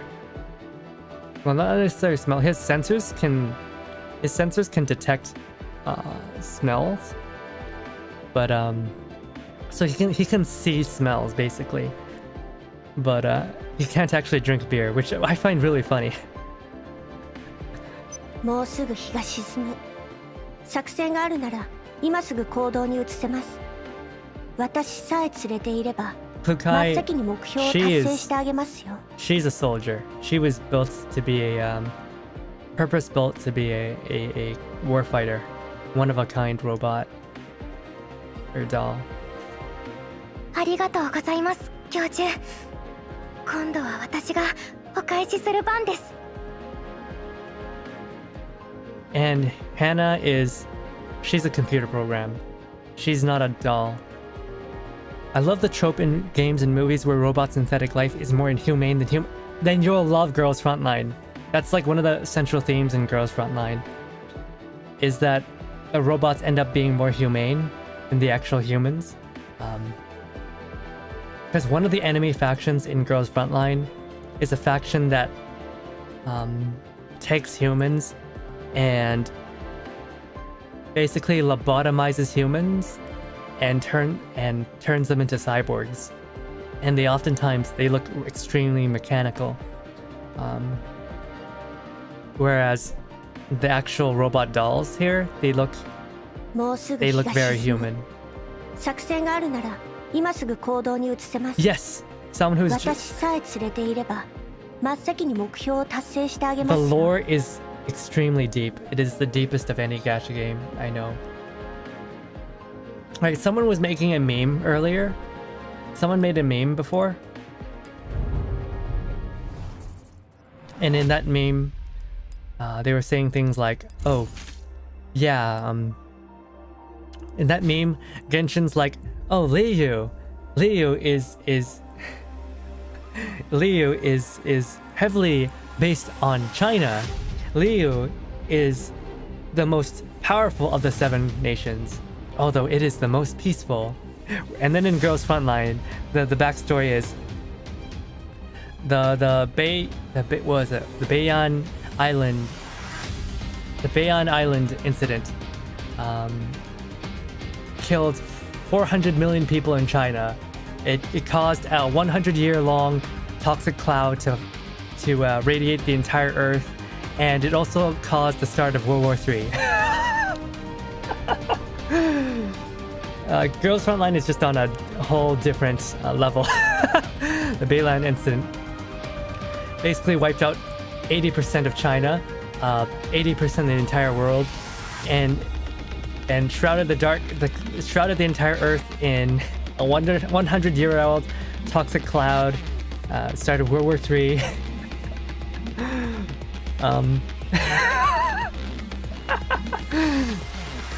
It's really funny.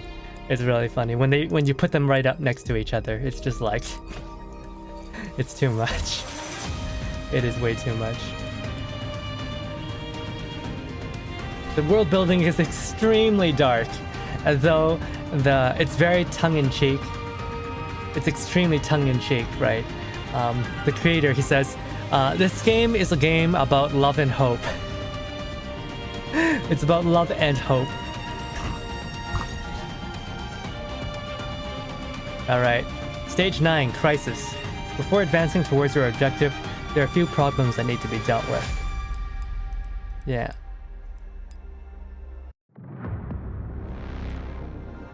It is extremely dark. Like, one of the main, like, antagonists is the global one world government. And the whole thing with them is oh, I didn't realize we could name the teams. Oh, these Team Uranus, obviously. What? What? What?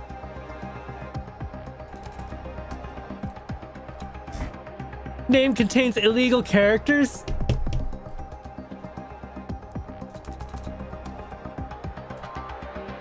Okay, there we go. They didn't let me use a spacebar for some reason. But there's a space here, though. What?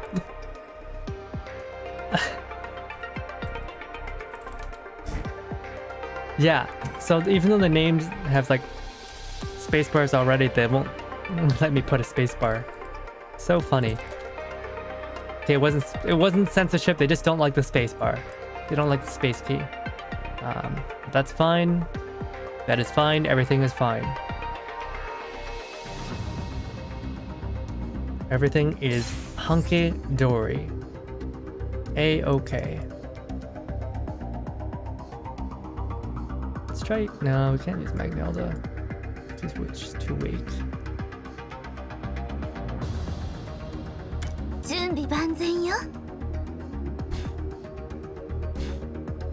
Alright, let's start the battle. Junbi banzen yo.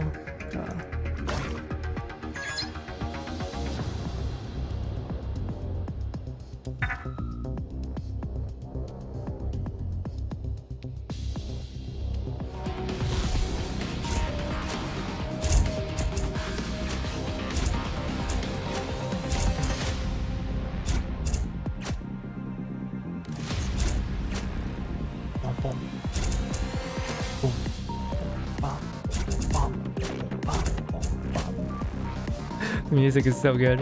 反撃のチャンスです。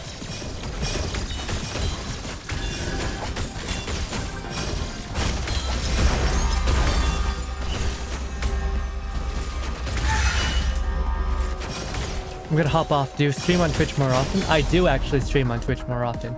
You can find my Twitch on my description.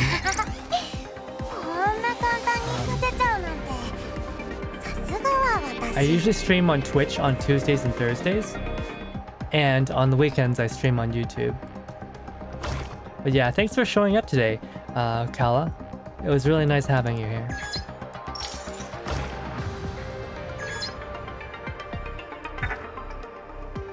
Love listening to chill streamers while working. All right. Thank you very much. I really do appreciate it.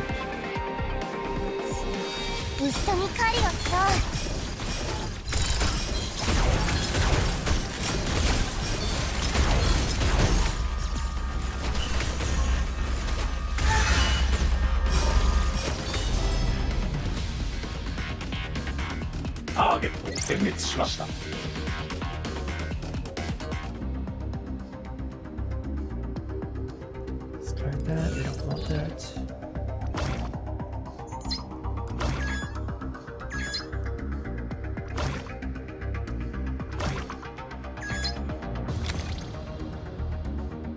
Let's see, activating skill.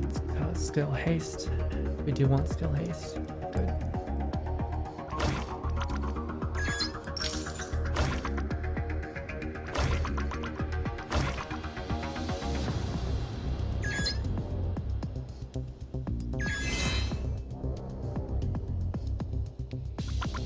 Defeat 2 bosses. Well, where are the bosses?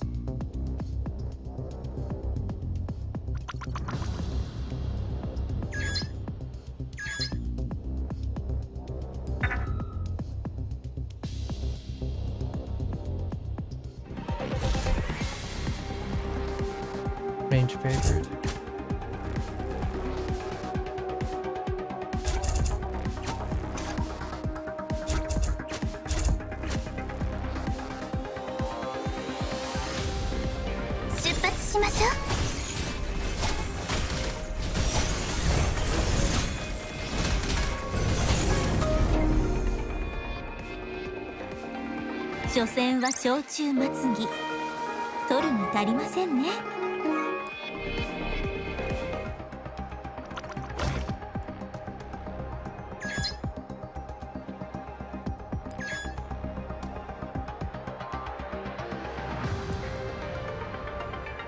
Okay, I see. The bosses are probably in the 4 corners of the map.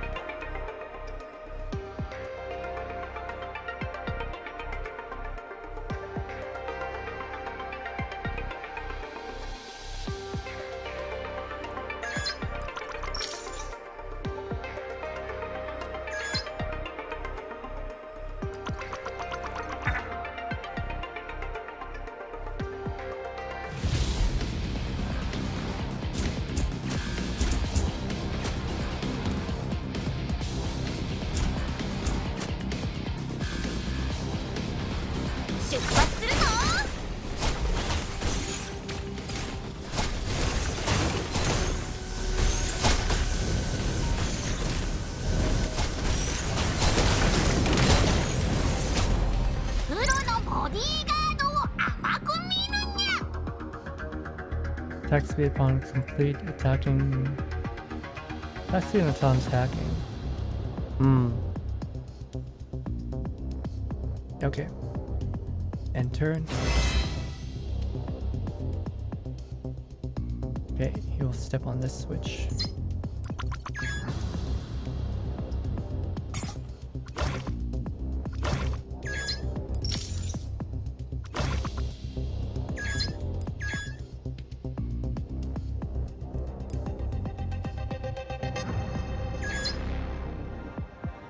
Fight.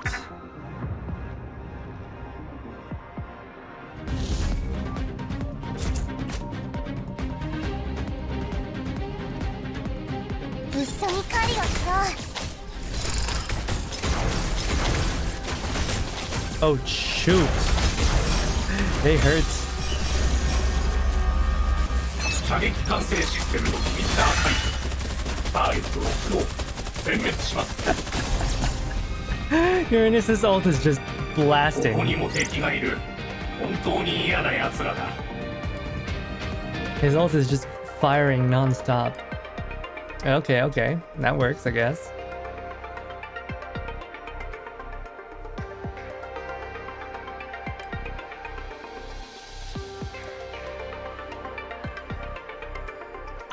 Okay, this is a rather simple stage. Not too much thinking necessary.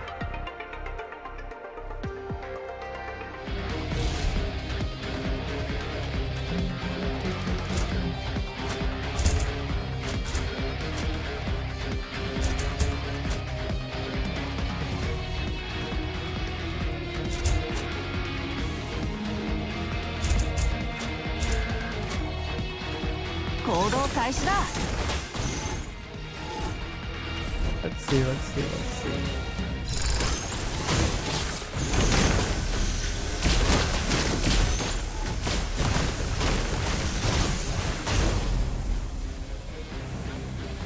あなたたちにはどんな風に見えてるの？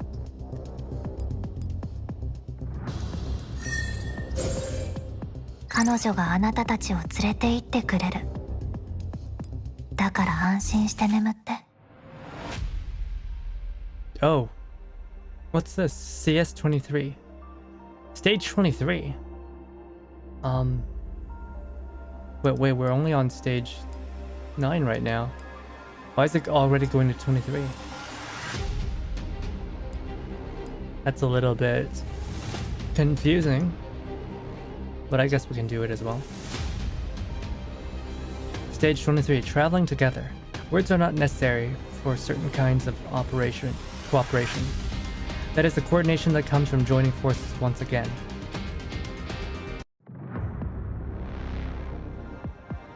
Defeat the boss. More than 6 rounds pass. More of these flower dudes.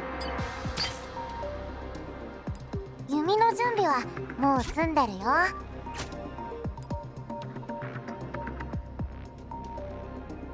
準備万全よ。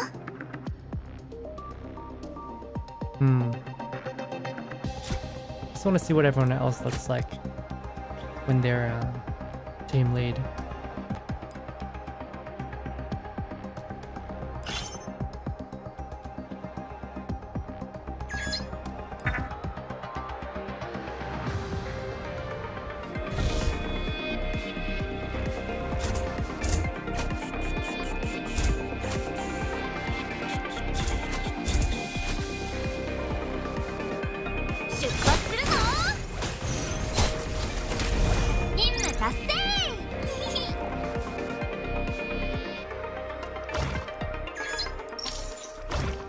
Oh.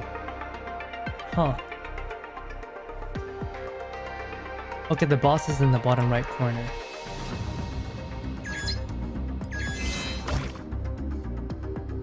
So what's most likely going to happen is that I have to go the other way. It's a puzzle stage after all.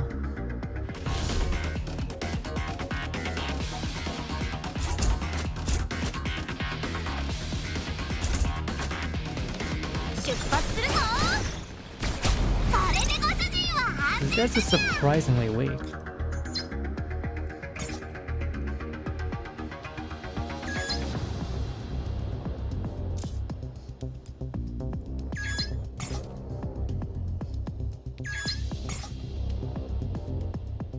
Is that a red button under there? It is a red button.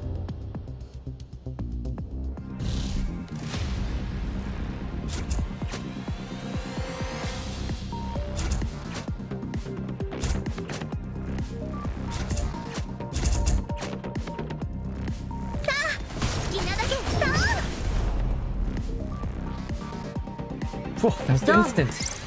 パフォーマンスにはご満足いただけた？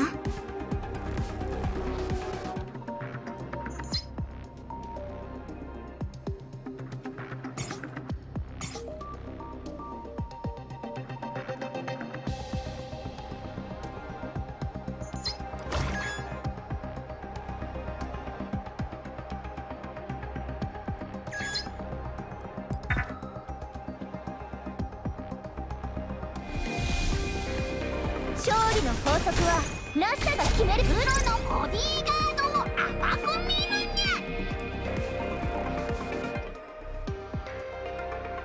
Huh. What is going on here?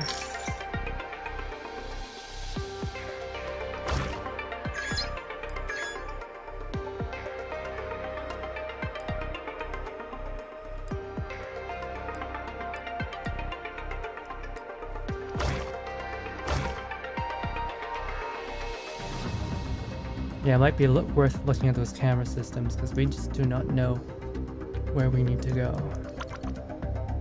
at all.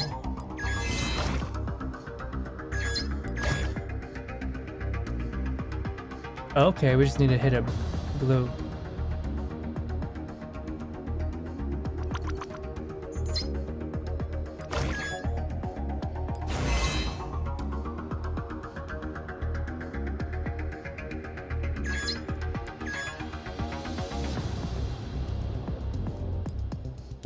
Get a purple function.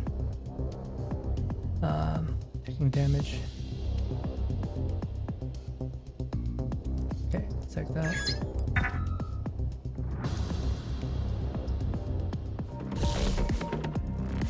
IFM システム起動。作戦モードへ移行。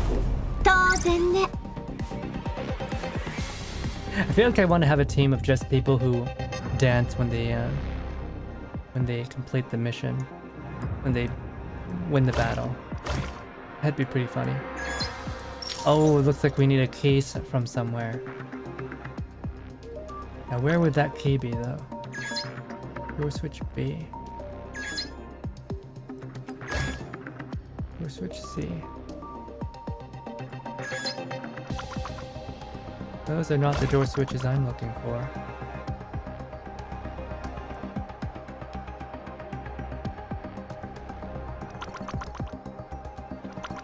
Didn't stand there for now.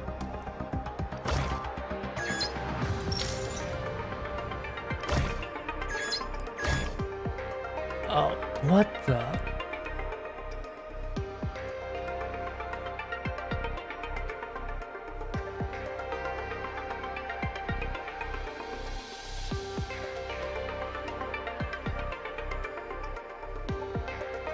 Okay, we can't kill that yet. No. Is that standing on the... That's standing on the yellow switches. Let's clear this out first.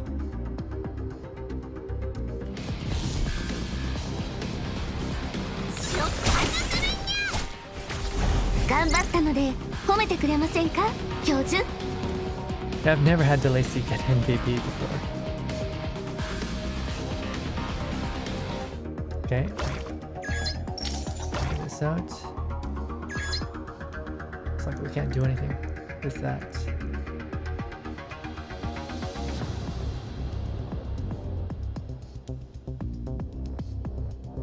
We'll just end turn then. Wait, what? The chests!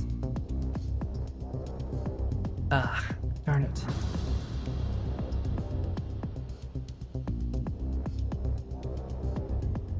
I don't suppose there's anything in there, is there? I doubt there is. 出発するぞ。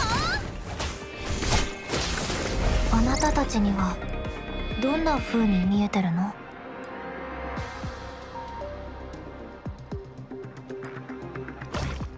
There's a shop, and that's about it. Don't really need it though.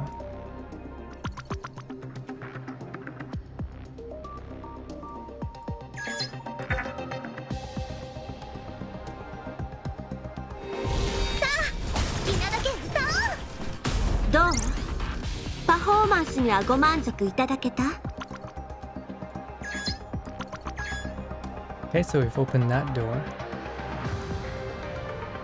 which allows people to teleport over here.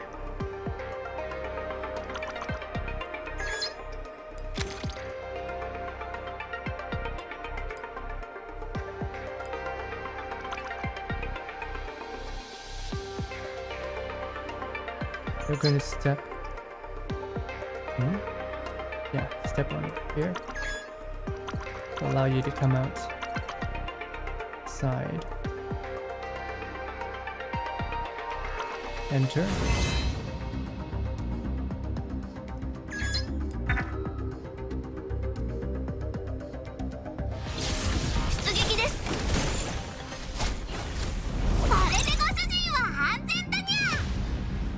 I was a little bit surprised. I thought this would be really hard because it's a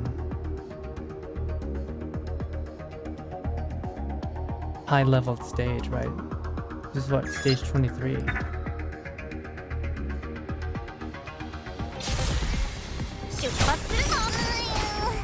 Oh shoot! They're stronger all of a sudden.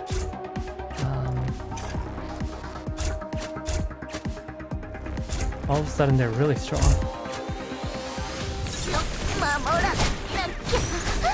Wait, what the? They're extremely. What the?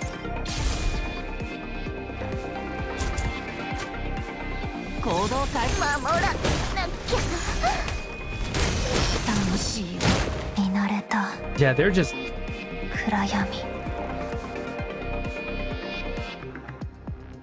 Way too tough. What was that?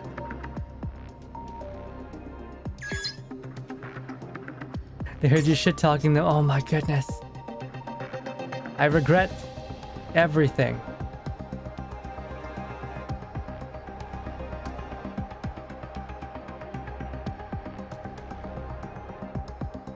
Wait, what do I do now then?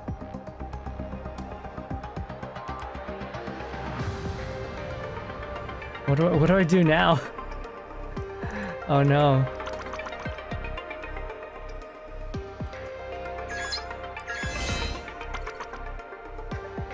Am I just a ghost? Is Team Hatsuchiri just a ghost now? Looks like we can't break through that wall. They're all just way too strong.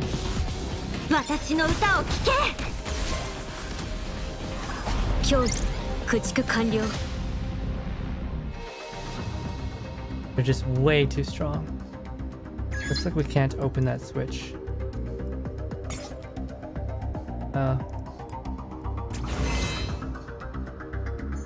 Oh no.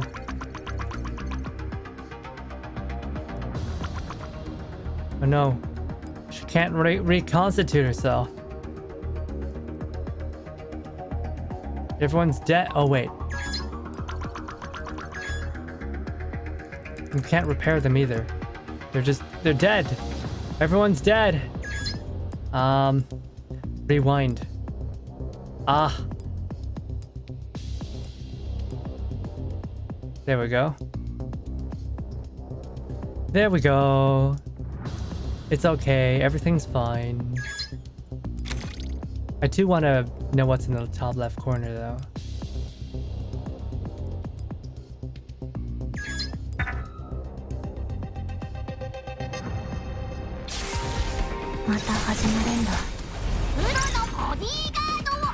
But we can't get there because this place is blocked by this key, and we can't hit that switch because wait, we can't hit that. No, we can't because there's a wall over here. After we beat this enemy, we'd have to stand on this brick, but no one has the ability to do so. Unfortunate. So we're just gonna go ahead and kick this boss's ass.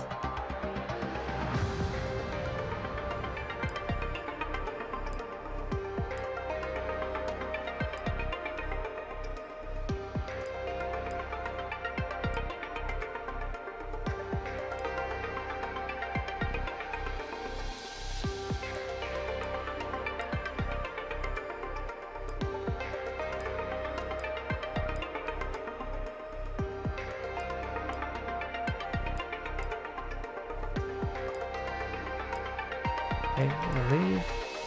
And we're gonna fight. Wait. These pesky things in the way. Alright, let's fight.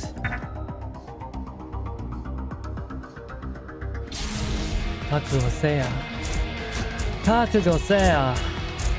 Drip, drip, drip, drip.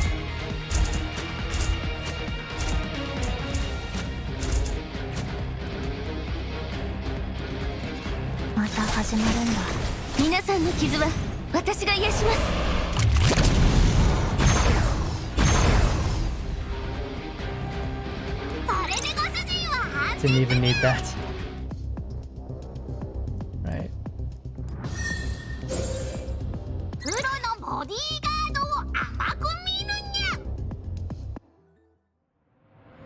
Guess that was just a bonus stage to give us some extra points. Still not enough to make Uranus stronger though. All friendly units deal 15% more damage, enemies less than 50%, that's good. Still can't... Why can't I purchase anything?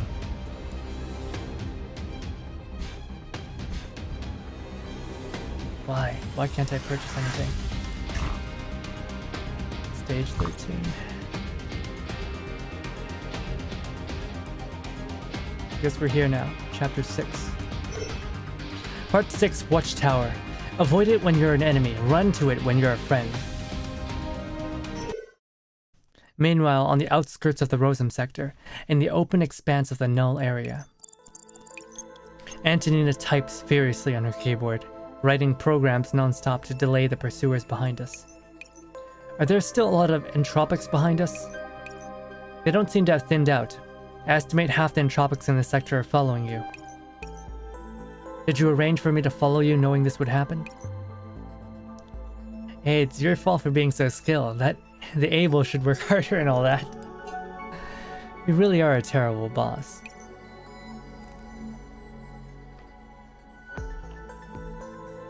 Still, can you really hold up at the rate you're burning through operands? I've already improved my efficiency. Did you have a suggestion in mind when you brought that up? According to your analysis, Odile is probably the leader of this attack, or one of the leaders. We'll need to fight her sooner or later, so we need to preserve our strength. Well, we can store up all the strength we want, but we only have a few people with us. What if we had reinforcements? I point in the direction where we're headed.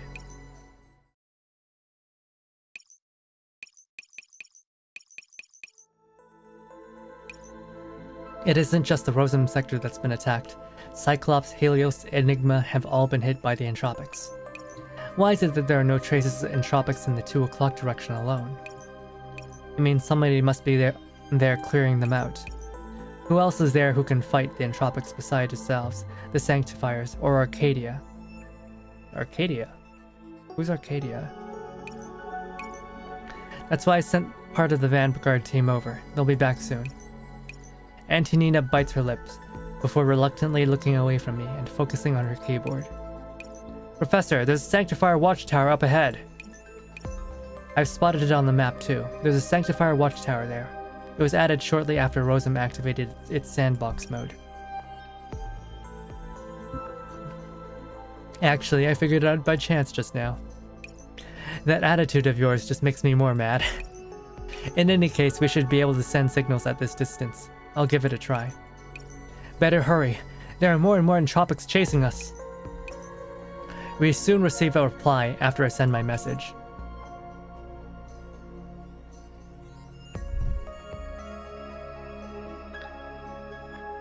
Unknown communications request detected. Please respond.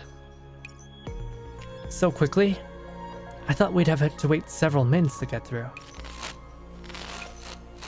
Provide identity authentication and state your circumstances. We're agents. We're under viral attack and we need Sanctifier backup. Switching circuits. This is Sanctifier Watchtower 05. Communications request received. State the objective of your transmission. Didn't we just tell you? How are lesser Sanctifiers this dumb? I repeat, we are under attack and the situation is critical. As for our identity, yes, Forrest will vouch for us. We need help and we need it now. Sanctifiers are not permitted to leave the watchtower without orders from superiors. So are you just going to sit back and watch as ordinary agents get infected by viruses? Sanctifiers are not permitted to leave the watchtower without orders from superiors. Search and destroy operations were carried out around the watchtower today. No viruses detected. Is it telling us to go over? Antonina, how far are we from the watchtower? At our current speed, we should be there in 10 minutes. Hey, Sanctifier will be bringing a ton of viruses your way in about 10 minutes. Be prepared for a fight.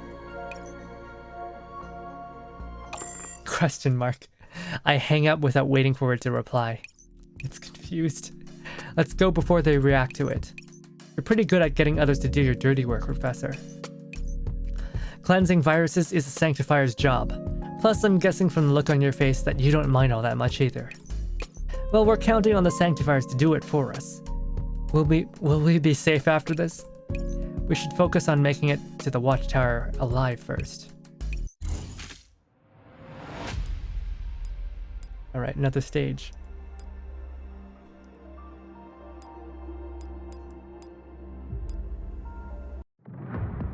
According to our previous scouting reports, we should be close to the watchtower now.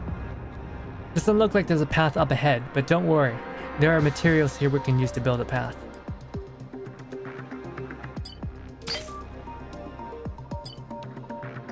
Wait, what the?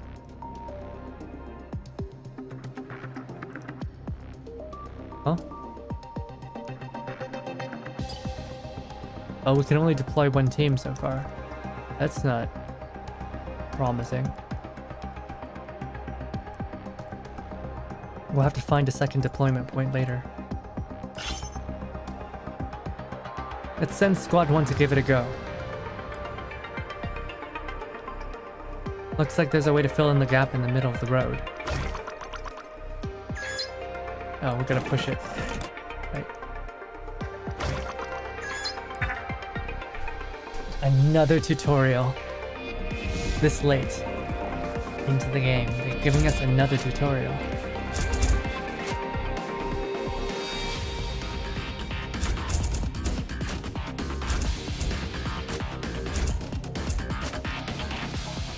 Who shall we have?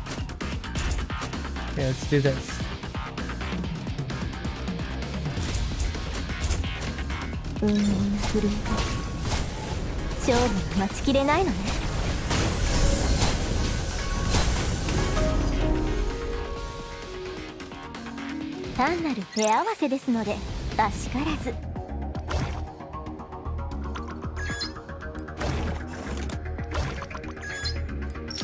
Okay, it's looking pretty simple. Pretty straightforward.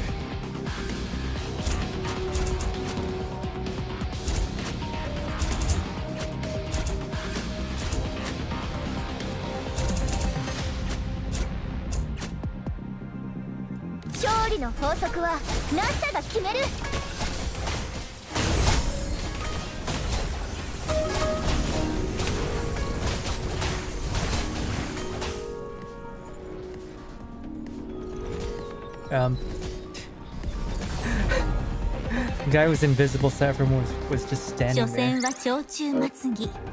Alright. That.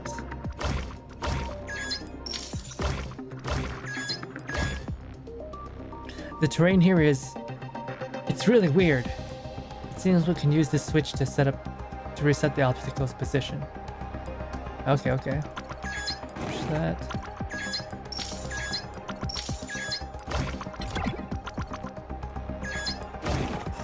Okay. And turn right. Still got a lot of map. I wasn't expecting them to make maps this big. Do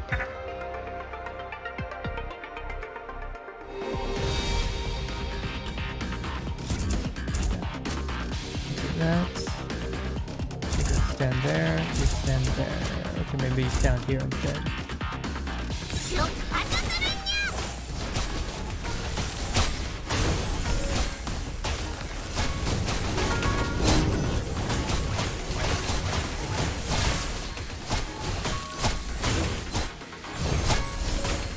単なる手合わせですので、らしからず。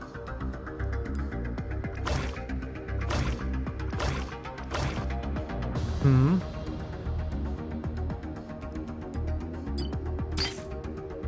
All right, we got our second team now. What do we do?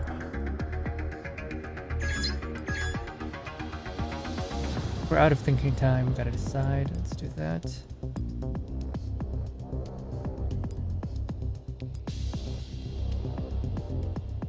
Start a battle, gain HP.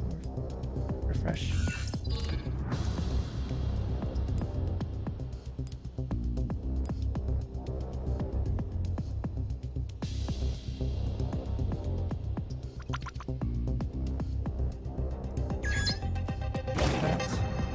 Can still hear the cries of the entropics here. Could there be a pursuit force nearby? Move fast and move carefully, Professor.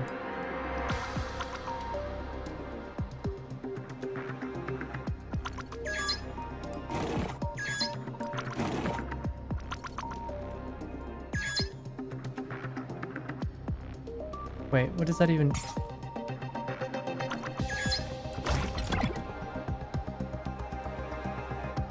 Oh!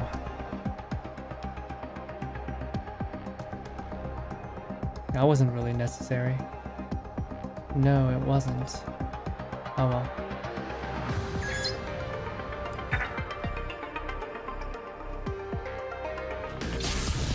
Okay, yeah. It does not matter.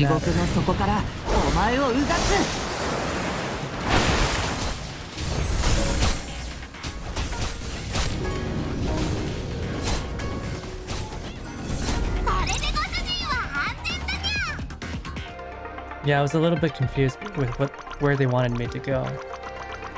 This seems a little bit... I wonder, do we actually need to use both blocks? Is there a purpose behind all this?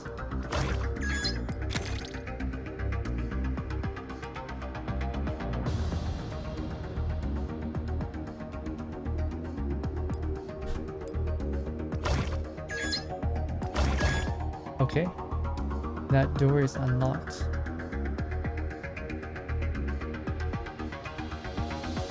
Looks like all these walls are crumbling. Internally.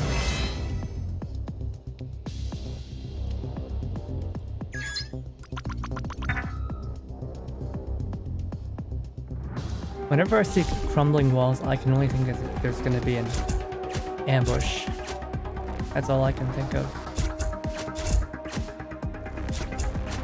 私の歌を聴け。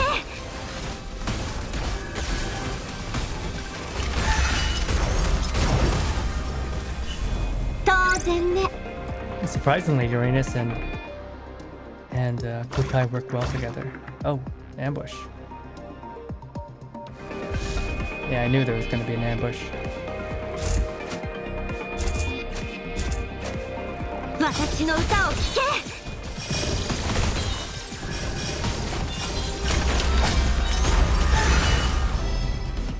どう？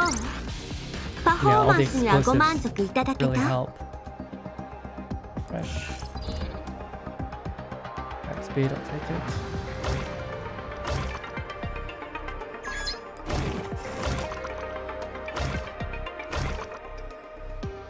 Oh, okay.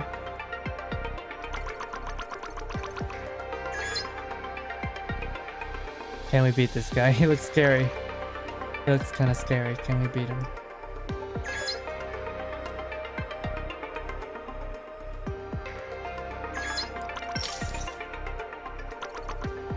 No, I don't want to fight him. He looks way too scary. Let's take these guys out instead.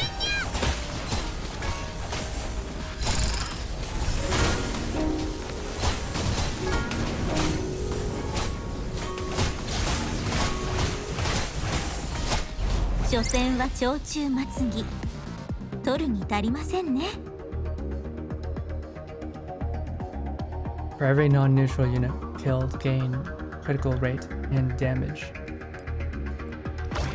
Pretty good. So we need here. Oh. Yeah, no, we have to fight him. We've got no choice but to fight him.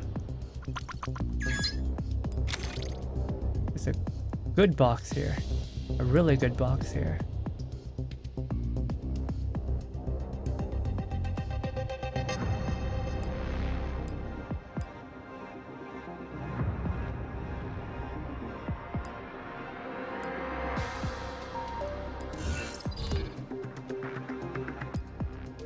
Hash rate. We want that. Expansion cap. Leave. So, Uranus. You're on. 反撃のチャンスです。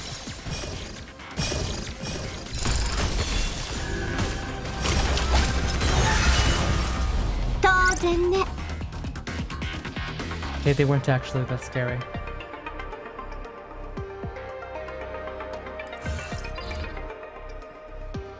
Just a little bit shell shocked from the last mission where they exploded us.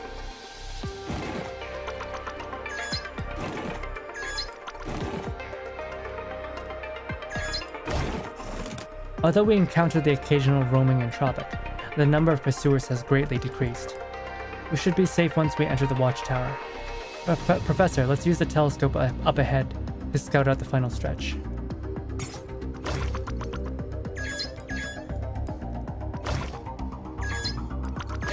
Oh no. Oh no. Soon we reach the vicinity of the watchtower. As we approach the sanctifiers, the pursuing entropic seem to get scared because fewer and fewer of them follow us. Antonina's tapping on her keyboard grows less and less frequent, and she looks much more relaxed. Our pursuers are dwindling in number. That's because this is sanctifier territory. Surely they wouldn't dare approach. Is that so? Why do you think that's the case? If they're going to attack a sanctifier watchtower, a pack of low-order entropics nipping at our tails wouldn't be able to do it. Odile might assume direct control of entropics at any moment, so we need to be prepared for a fight. You said you got on your Forest's whitelist last time. Hopefully it works out. At the very least, the Sanctifiers didn't show any sign of aggression. That's true. At the very least, we can give our wounded some treatment.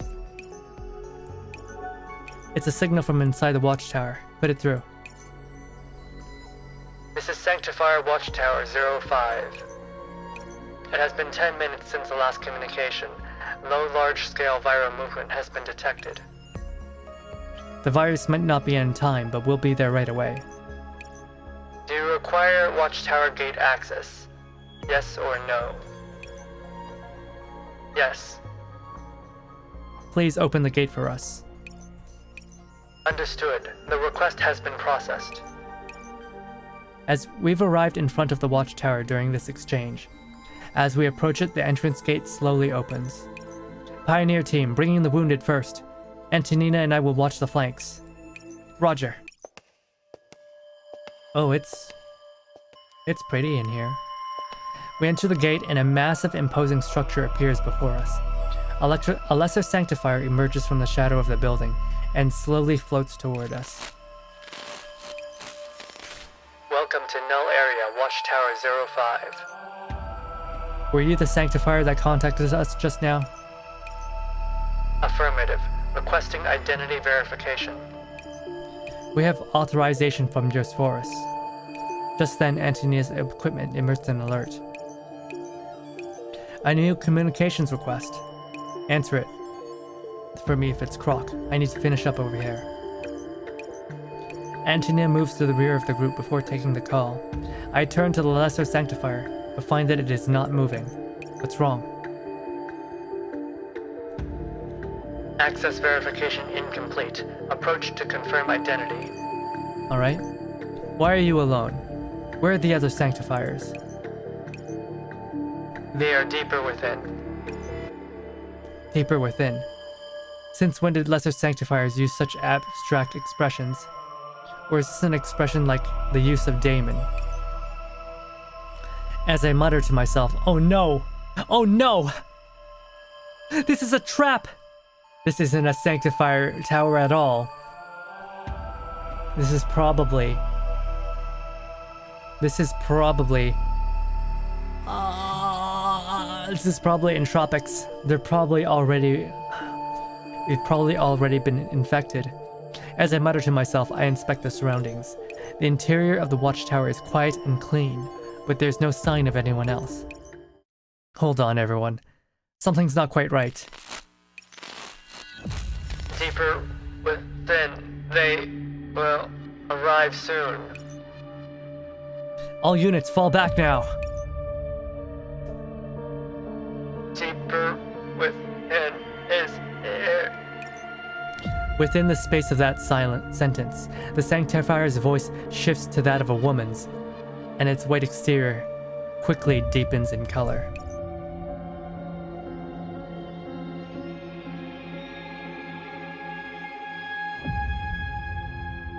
Welcome to Watchtower 05, Professor Hakuya.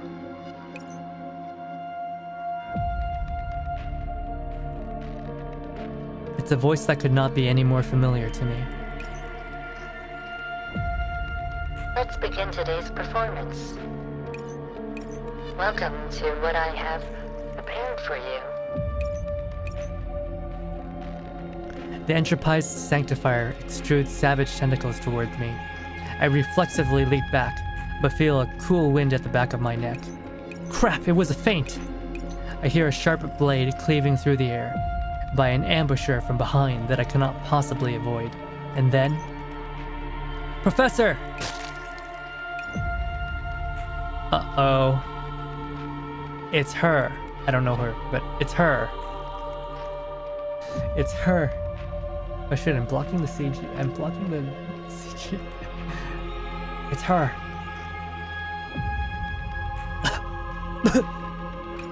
Antonina! It's an ambush. Professor. A purplish black claw has impaled Antonina's shoulder.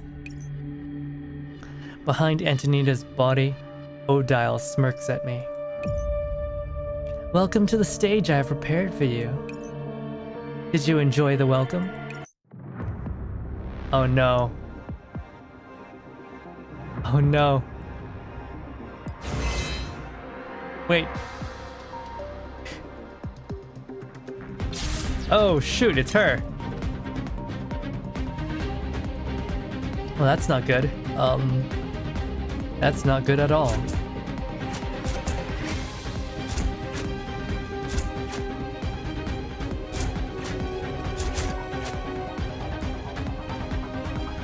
That's really not good.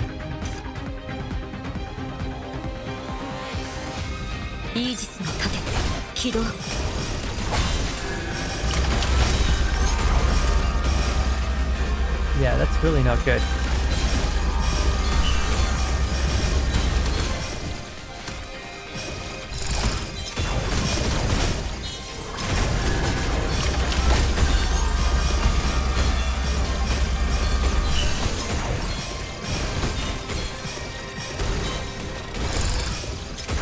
Oh shoot, she hurts.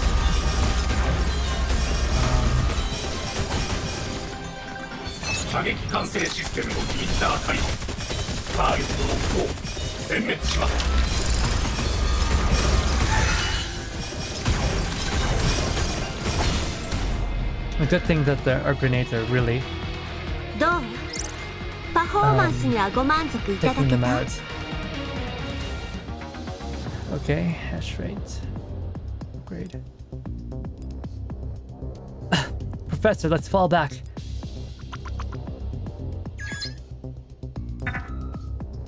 Yeah, let's get out of here.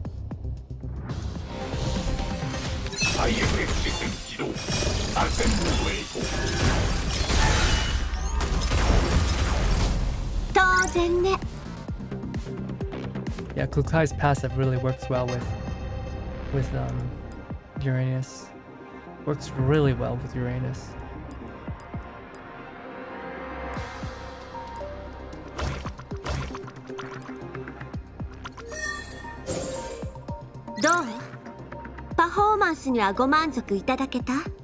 Hi, 満足しました. I'm very satisfied with you, Kukai. Okay, so Meanwhile, back with the main group. Demolition. What will you discard to protect those who are important to you? Oh, I didn't read. I should have read the title of Stage 10. Long awaited. One step forward and you meet a face you haven't seen in a while. Oh, I wonder who that was.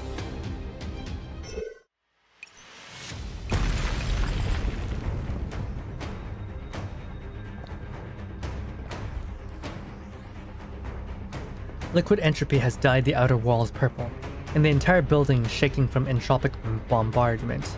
Meanwhile, hordes of entropics pour endlessly into the structure.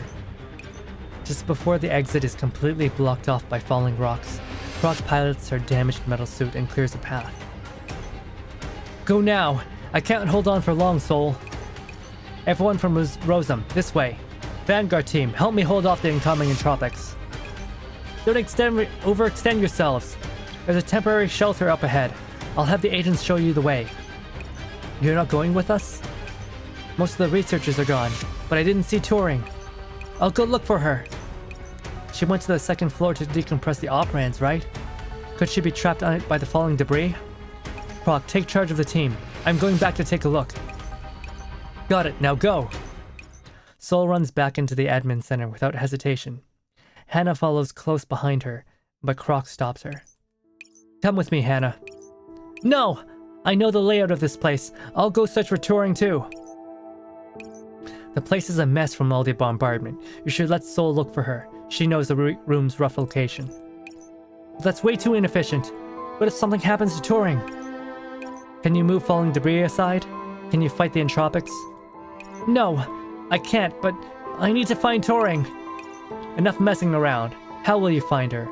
Or are you saying you don't trust Soul? She's a professional search and rescue responder, you know.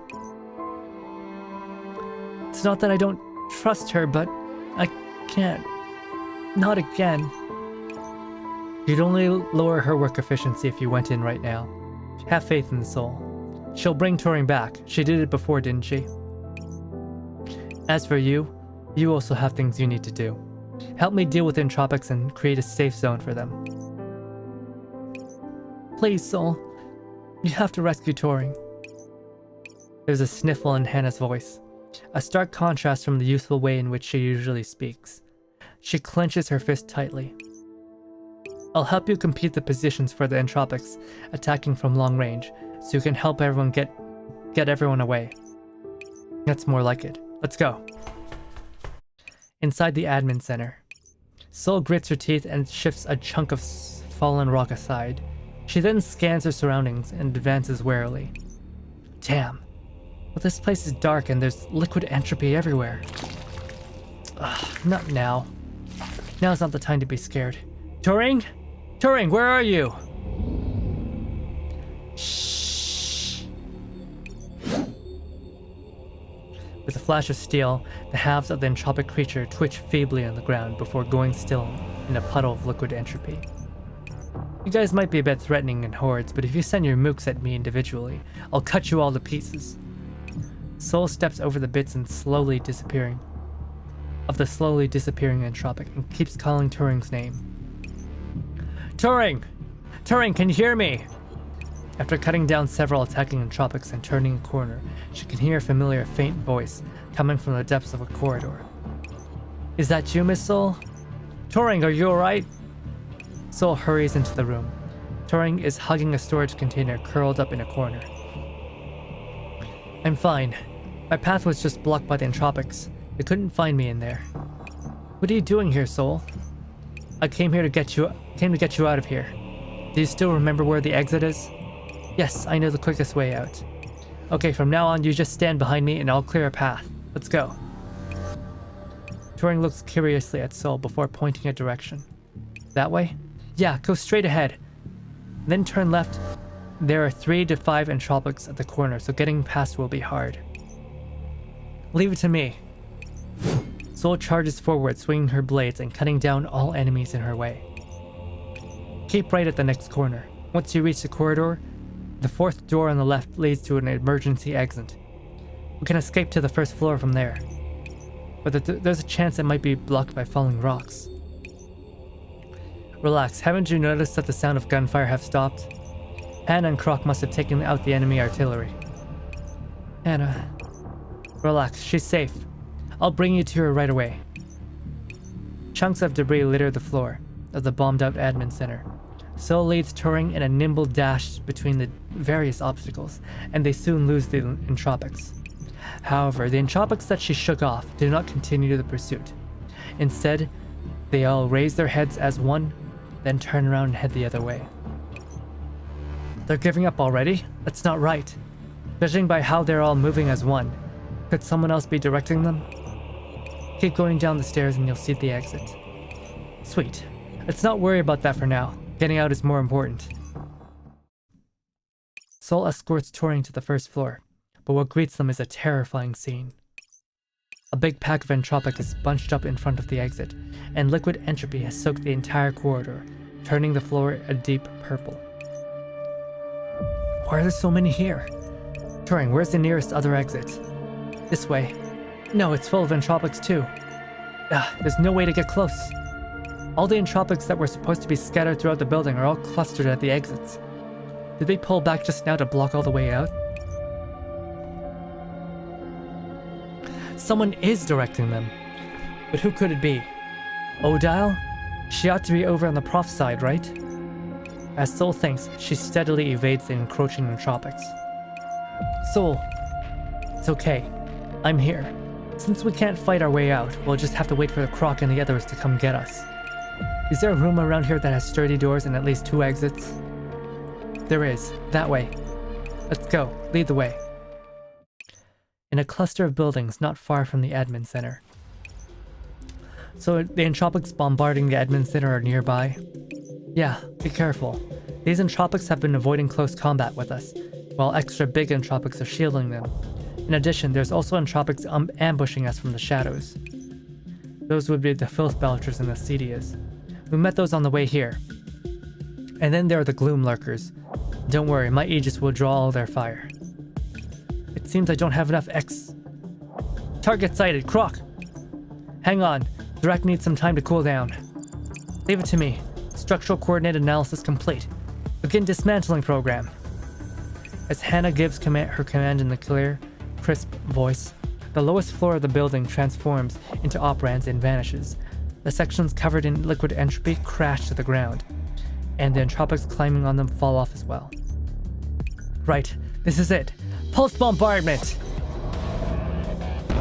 Direct's light pierces through the building and accurately melts the splashes above. Good, that takes care of the ones here. We've taken out the ones on the other side, Miss Croc. That was sooner than expected. It's all thanks to Miss Hannah helping us lock onto the targets so they couldn't get away. Well done, Hannah. Let's not bother with that pointless praise. We're Turing and Sol. Did they send word? Wow, touchy, aren't you? I was just about to check in with them. Just as she finishes her speaking, her communicator beeps an alert.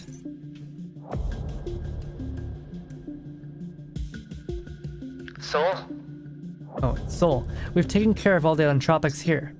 How are things on your end? Is Turing alright? I found Turing, and she's fine. We're safe for now.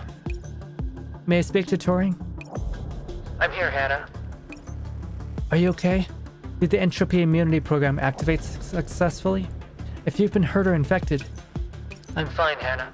I'm hiding with Sol in the file room. The entropics can't get in for now. Good. You need to take care of yourself or else... Yeah. In any case, the entropics have surrounded the admin center, and there are more and more of them than we saw before. These entropics are using tactics. They first had their ranged units draw our attention, and they sent all their forces to take out the admin center in one go. That's more intelligent than what we saw when we came. We need to send this info to the professor. Can you sneak out the back door? It's just the two of you. There's a ton of entropics at each exit. They've got the place locked up tight. I'll bring a team over to rescue you guys. Listen, Croc, there are a lot of entropics here. If there really is a leader in charge of them, and they haven't revealed themselves, you might end up getting ambushed if you just come over. Oh, Sol's being very smart. Then what should we do? Sol, Turing, You're in the file room now, right? Yes, the doors here are sturdier than most, so we don't have to worry about the entropics breaking in. However, this place is on the other end of the corridor from the exit, so a rescue will be tough. Got it. Croc, please blast the file room open. Hannah? The door should be able to hold out for a while, right? Then we'll blast down the wall. That way Turing and Soul should be able to escape from the breach before the entropics bash down the doors. But if that happens, the admin center will completely collapse. There'll be no recovering the data inside. You should have enough time to escape before it collapses. And I don't care about the research data. You don't care? Do you mean... How about it? Can you do it, Croc?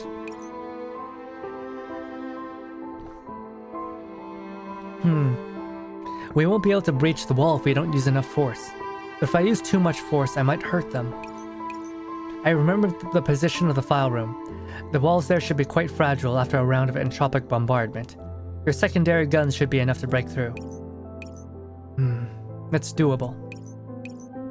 Soul, do as I say. Hide behind a filing cabinet with Turing. Croc and I will open fire. Trust me, okay? My plan is foolproof. I don't believe that at all. Soul is about to say something when memories come back to her. How can you smile at a time like this? Don't you know you're going to die? Why didn't you let me go on with it? It was the best plan I could come up with. The little girl shouting with all her might overlaps with the image of the calm girl in the communicator, and it leaves Soul a little dazed. They sure grow up fast. Alright, do as she says, Croc. Good grief.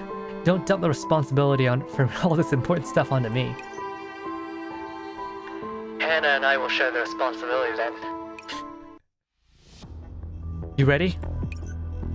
No problem. I made a safe space out of the filing cabinets. Turing, bend down and curl up. Yes. Make sure you don't bite your tongue. Hannah, are the coordinates confirmed? Confirmed. Calculations are all clear. Open fire, Croc. Roar, Dirac!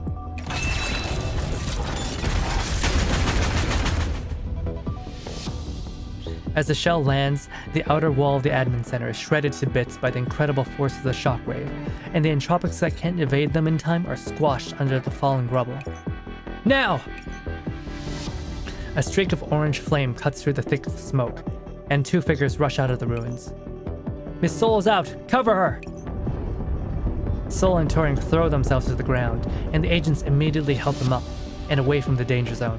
Several seconds later, the building abruptly collapses. We did it! Turing, Soul, are you alright? I'm fine, but Soul was sheltering Turing in her arms all this while, which was why Turing was untouched. In contrast, Soul's body is covered with wounds.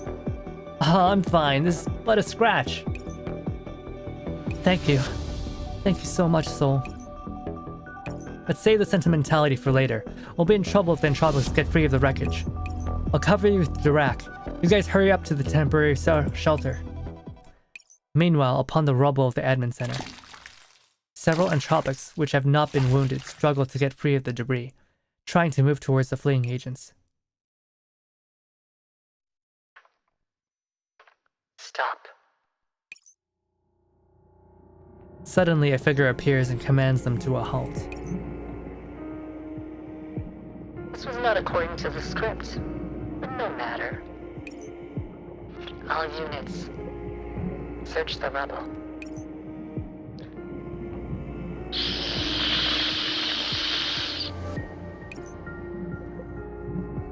The entropics obey the newcomers' instructions and begin working in an orderly manner. If we can find the operand here, we can take the cannon. There's no need to pursue them. Our job is to clear the stage. And to put on a good show for the Master. For the Master? That's, the Master? Who are they talking about? And who was that just now? Oh, only one team is allowed. Okay.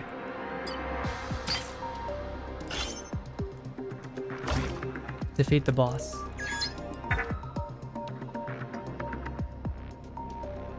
Who exactly are we defeating?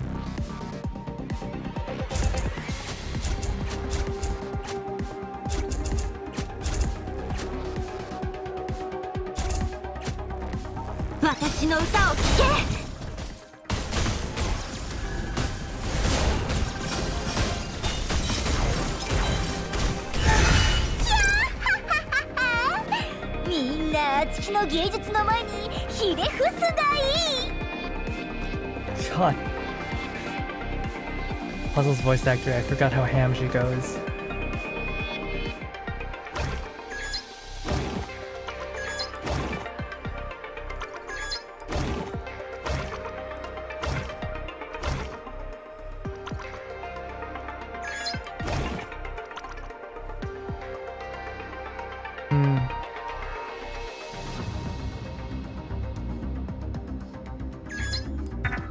Which way do we go?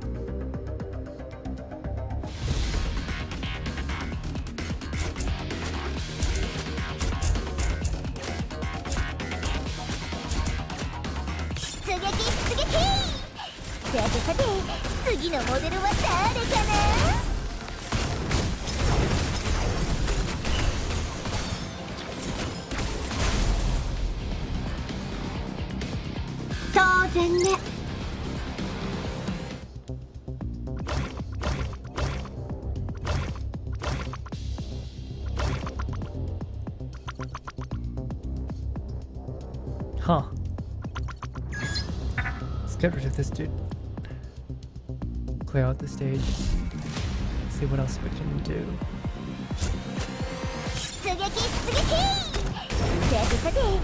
どう？パフォーマンスにはご満足いただけた？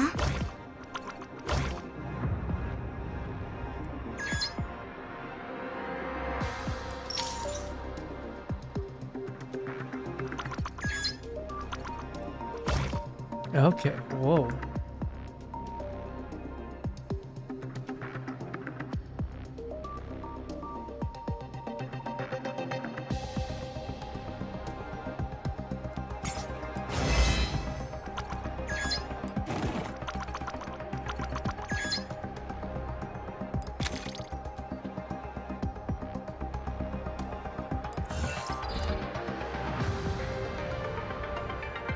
Brand pen.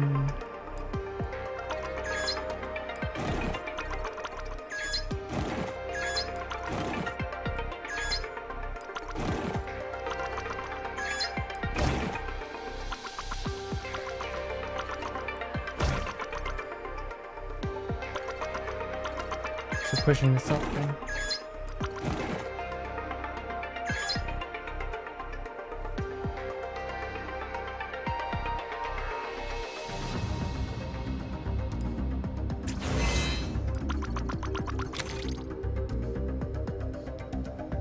Hash rates. Okay. This way. Don't need that.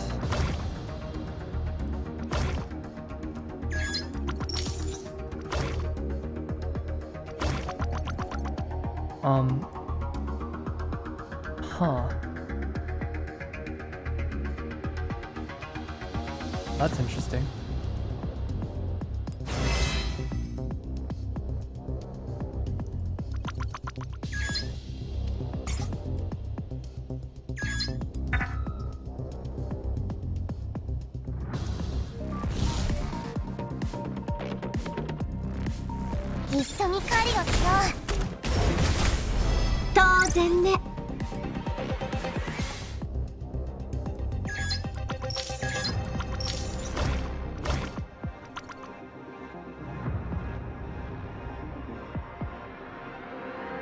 I guess I have to fight these guys no matter what.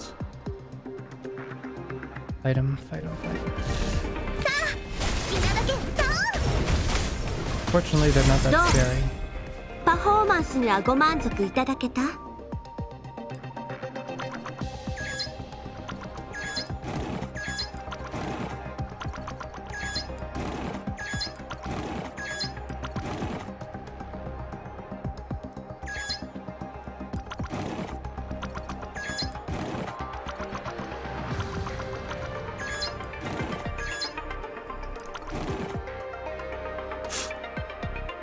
I messed up that puzzle.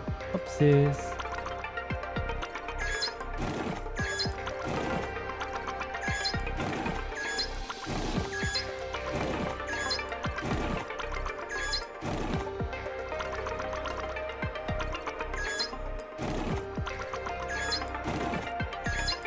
Right?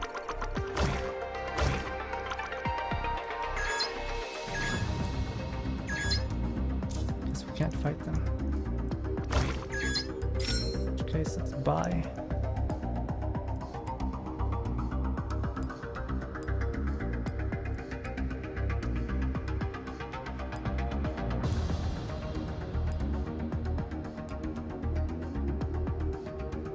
Skill haste. Good.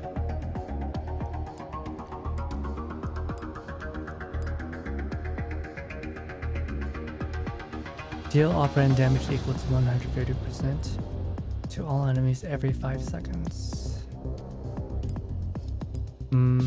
Rather get more pen.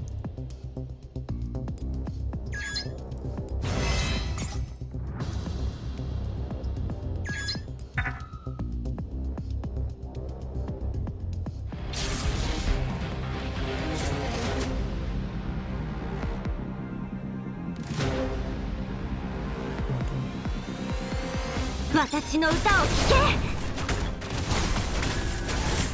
射撃管制システムのフィッター解除。ターゲットロックオフ。殲滅します。当然ね。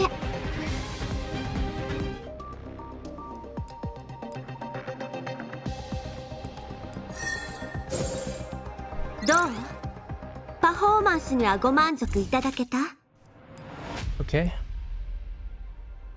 Alright. Oh shoot, that was actually there was actually more story to that than I thought there would be. Right. Do this part. Stage 24. Hard journey. How shall I overcome this dilemma? How shall I break through this encirclement?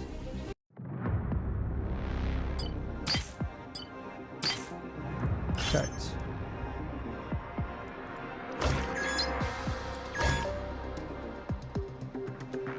Oh, it's another puzzle stage.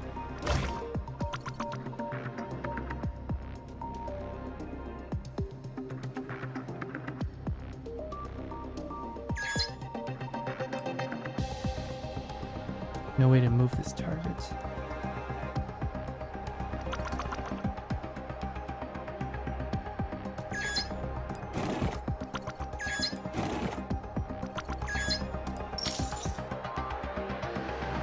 Oh, okay, I see.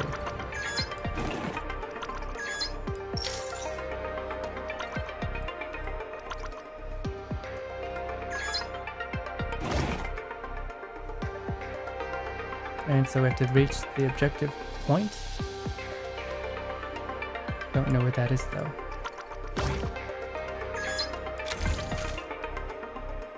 Floor vent. I guess I'll take that.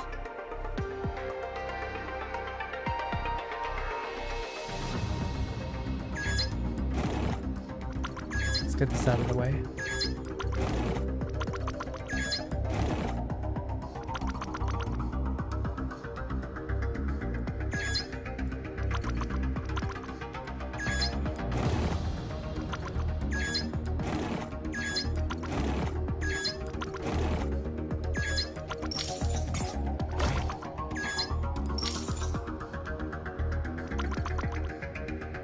Okay, got no choice but to push up here. And we make a choice between left and right.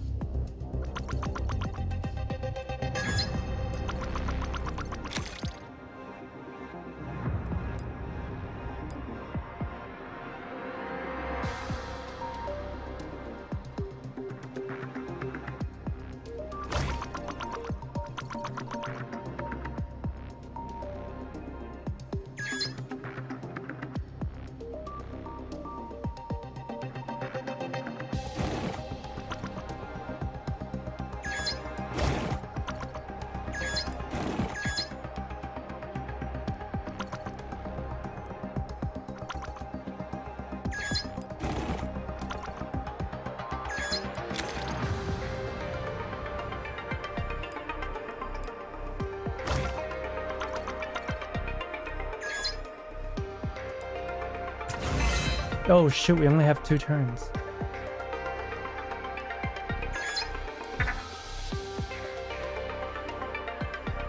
Hopefully that's enough. Hopefully that's enough. Won't have to be too concerned about it.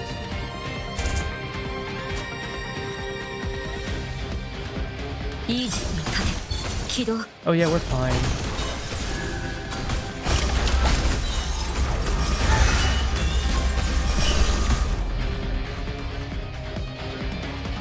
Target を殲滅しました。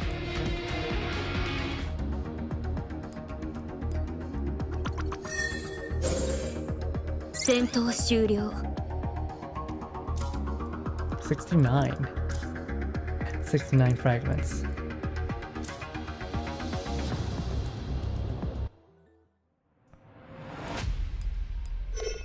Part 8 Reinforcements. Duty calls and lives are at stake. Enemies of old are now new enemies, or now new allies. Several minutes before Odile revealed herself at Sanctifier Watchtower 05. Antonina falls back to the rear of the group in order to take a call while I am speaking to the Lesser Sanctifier.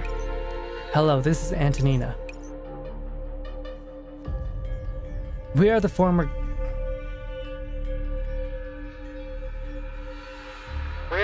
garrison forces of Sanctifier Watchtower 05. We received a distress call on this frequency 13 minutes ago. Did you send the message? Please explain yourself.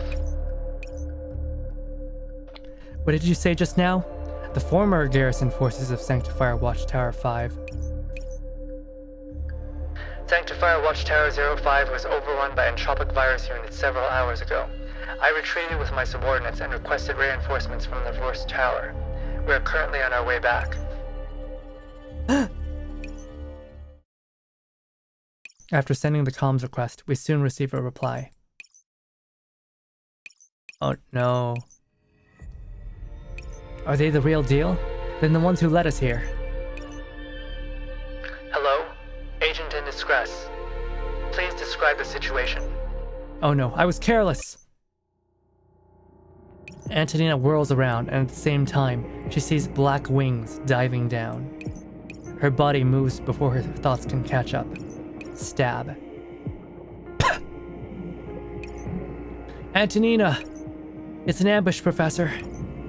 Welcome to the stage I've prepared for you. Did you enjoy this welcome? Odile, you!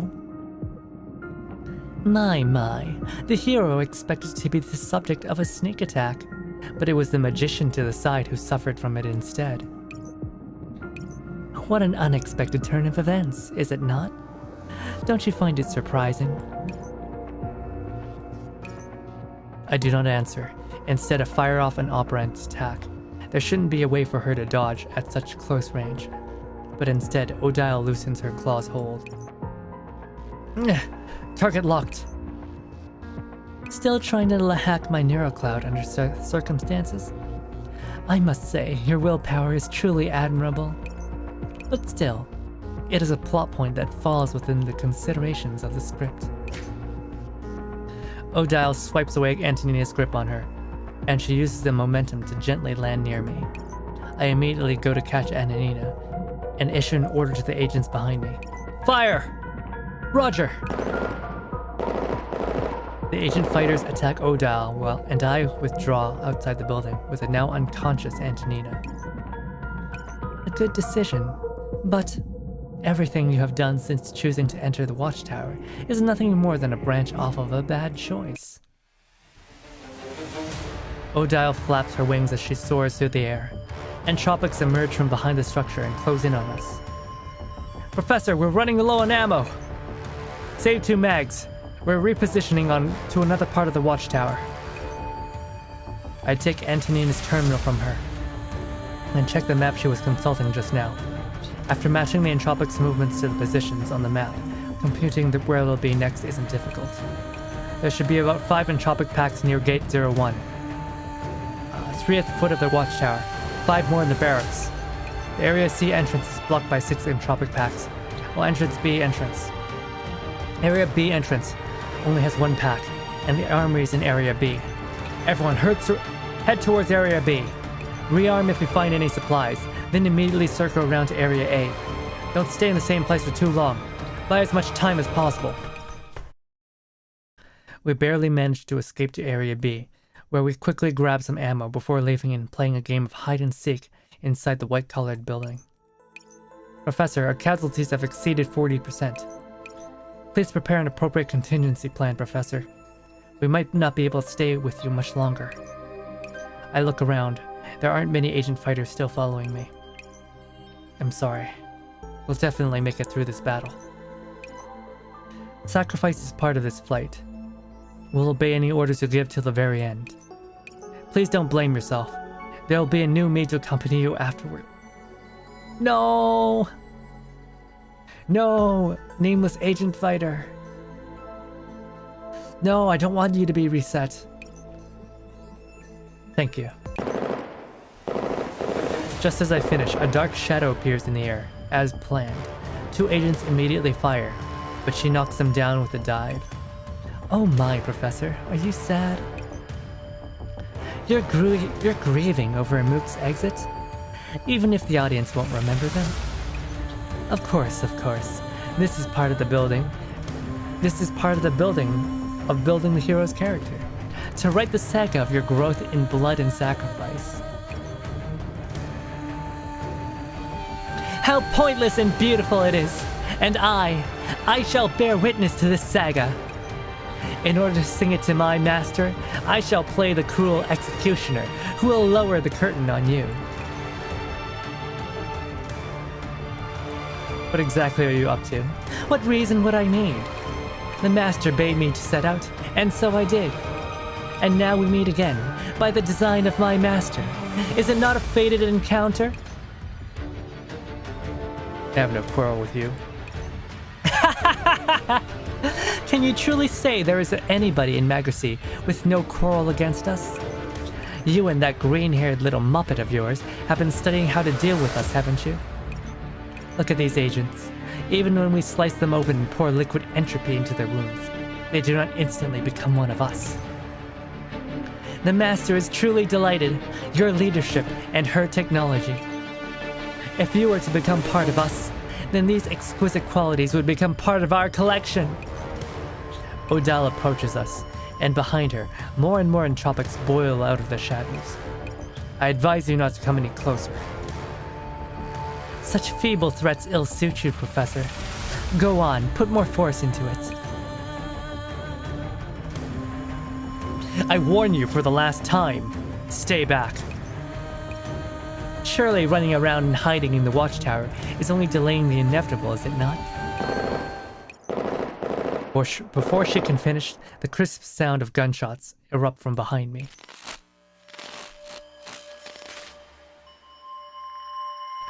Large quantities of entropic individuals detected. Initiating cleansing programs. What? How did they come so quickly? Do you know why I was drawing things out in the watchtower? Not to cling to life, of course. I was waiting for the cavalry to arrive. Odile's gaze shifts to Antonina's terminal, which is in my hands. We are the former garrison forces of Sanctifier Watchtower 05. We received a distress call on this frequency 13 minutes ago. Sanctifier Watchtower 05 was overrun by entropic virus units several hours ago. I retreated with my subordinates and requested reinforcements from the reverse tower. We are currently on our way back. Hello? Agent in distress. Please describe the situation. So you were in contact with the Sanctifiers all this time? No wonder you were stating your location and the positions of the entropic forces so loudly. If you dare pretend to be a Sanctifier, then you have to be ready for the real deal to confront you. Looks like I have to be a little rough with you. Come with me, Professor. Odile flashes forward like a phantom, closing the distance to me in an instant. Clang. A white-colored shield suddenly slams down from above, between me and Odile. It's her. This is the leader of the garrison of former Sanctifier Watchtower 05, Intermediate Sanctifier Faith, reporting. Target signature verified. You are on Lord S-Force's whitelist. From now on, they will be subjects of our protection. Focus fire and eliminate the daemons. Order received, Lady Faith. Now adjusting formation. An unexpected knight takes the stage. To think you would be brave enough to come back. Certainly, your courage is admirable, but charging in blindly will only leave your bones on the battlefield. The entropics slither out of every nook and crevice, and liquid entropy flows through the watchtower. Faith pulls back her intercepting shield and holds it high before herself like a banner. We hone our blades in darkness. We hold up the order in the face of chaos. We bear a light in the long night. We must not be reckless because we are strong, and neither can we flee because we are weak. We heed the revelations of God, and we act to carry out His will. Because we obey the same voice, together in eternity.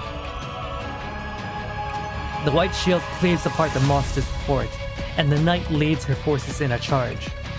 Onward! For the glory of Magracy! Ah, it's really her. I wasn't expecting her. Faith. She seems a little bit nicer now that she's been reset. システムファームウェアホットリロード完了。この私ウラヌスはより強大に。 Yes. And now my boy Uranus is even stronger. I really wish they would give him some love. He deserves much more.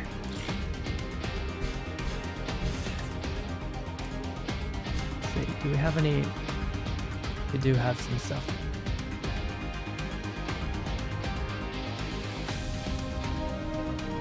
Can we get some skill samples? Yes, please. Okay, that's like nothing. Ah, well.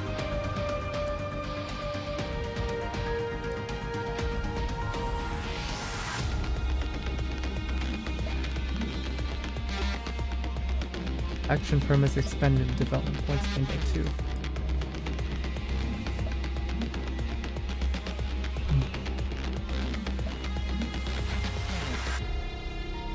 Expand crit rates over the clock order. Expand hash rates.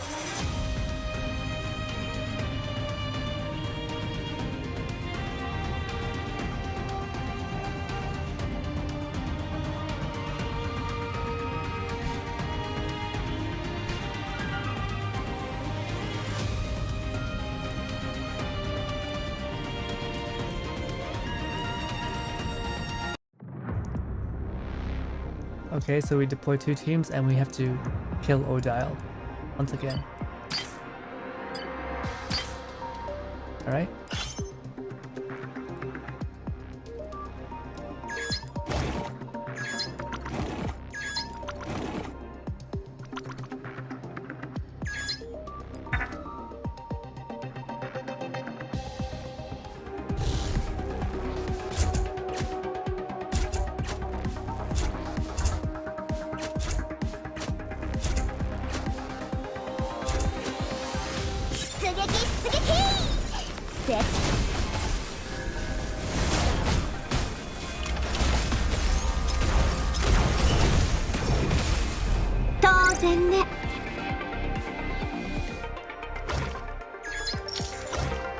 Oh. Huh. Interesting.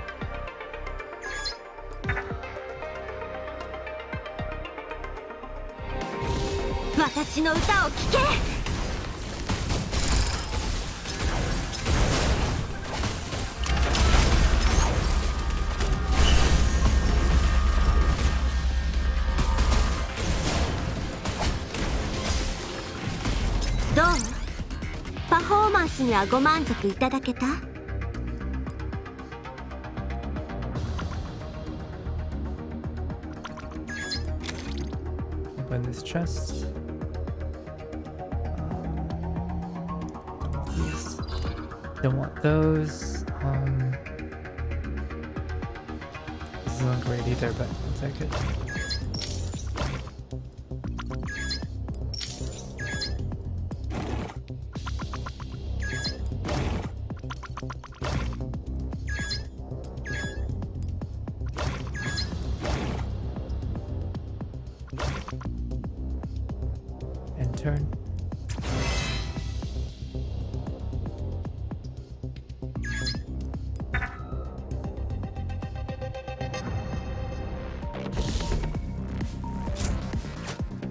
IFX システム起動。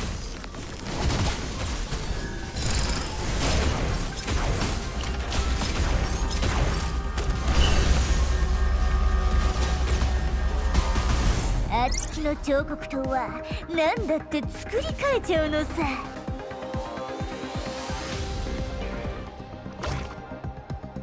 Oh? Huh. Another puzzle.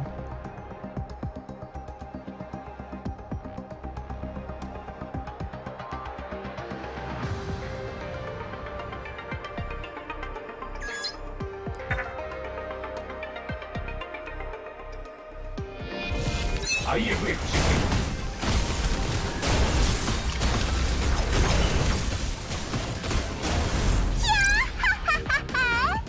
ム。みんなあつきの芸術の前にひれ伏すがいい。 Yeah, yeah, yeah. 私の Gosh, puzzles so silly. あつきの彫刻刀は何だって作り変えちゃうのさ。 Physical pen. What's that? Take the shield.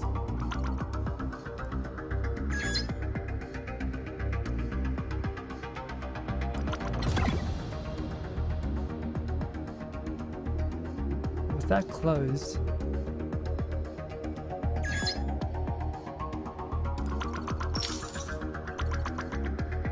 I kind of want to see what's on the other end of this. I'm curious.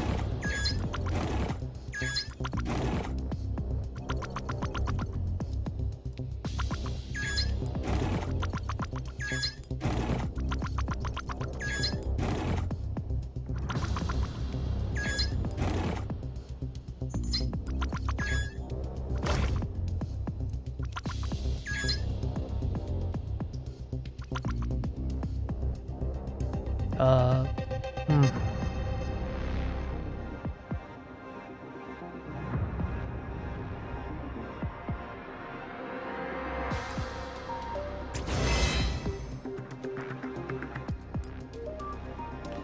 Lose 3% HP for every AP expended. Huh. Oh, it's just another chest. It's just another chest. Not a big deal.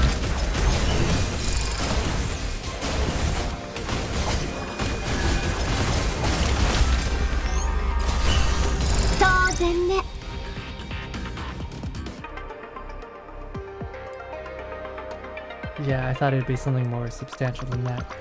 But let's just go ahead and fight the boss. Hey, we have faith with us.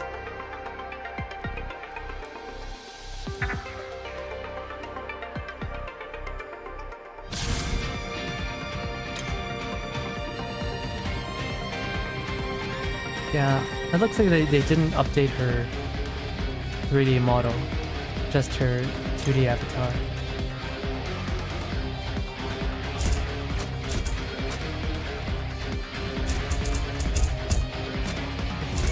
Let's go all in one damage then.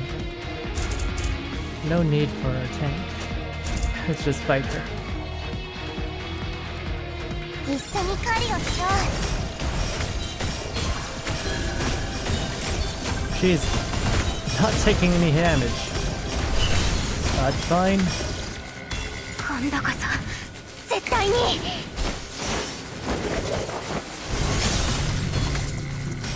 射撃管制システムのフィッター解除。ターゲットをロックオフ。全滅します。It didn't do anything. It didn't do anything. Ah.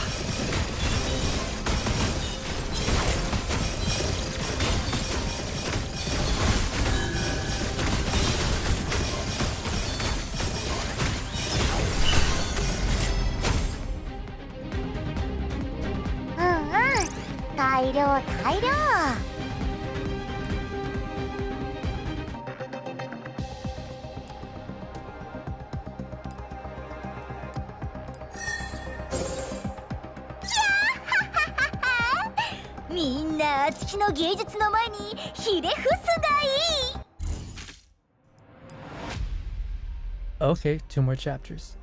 Wow. Darn, the story's long. So, part 9. Argument. One keeps their duty firmly in mind. The others fear their loss.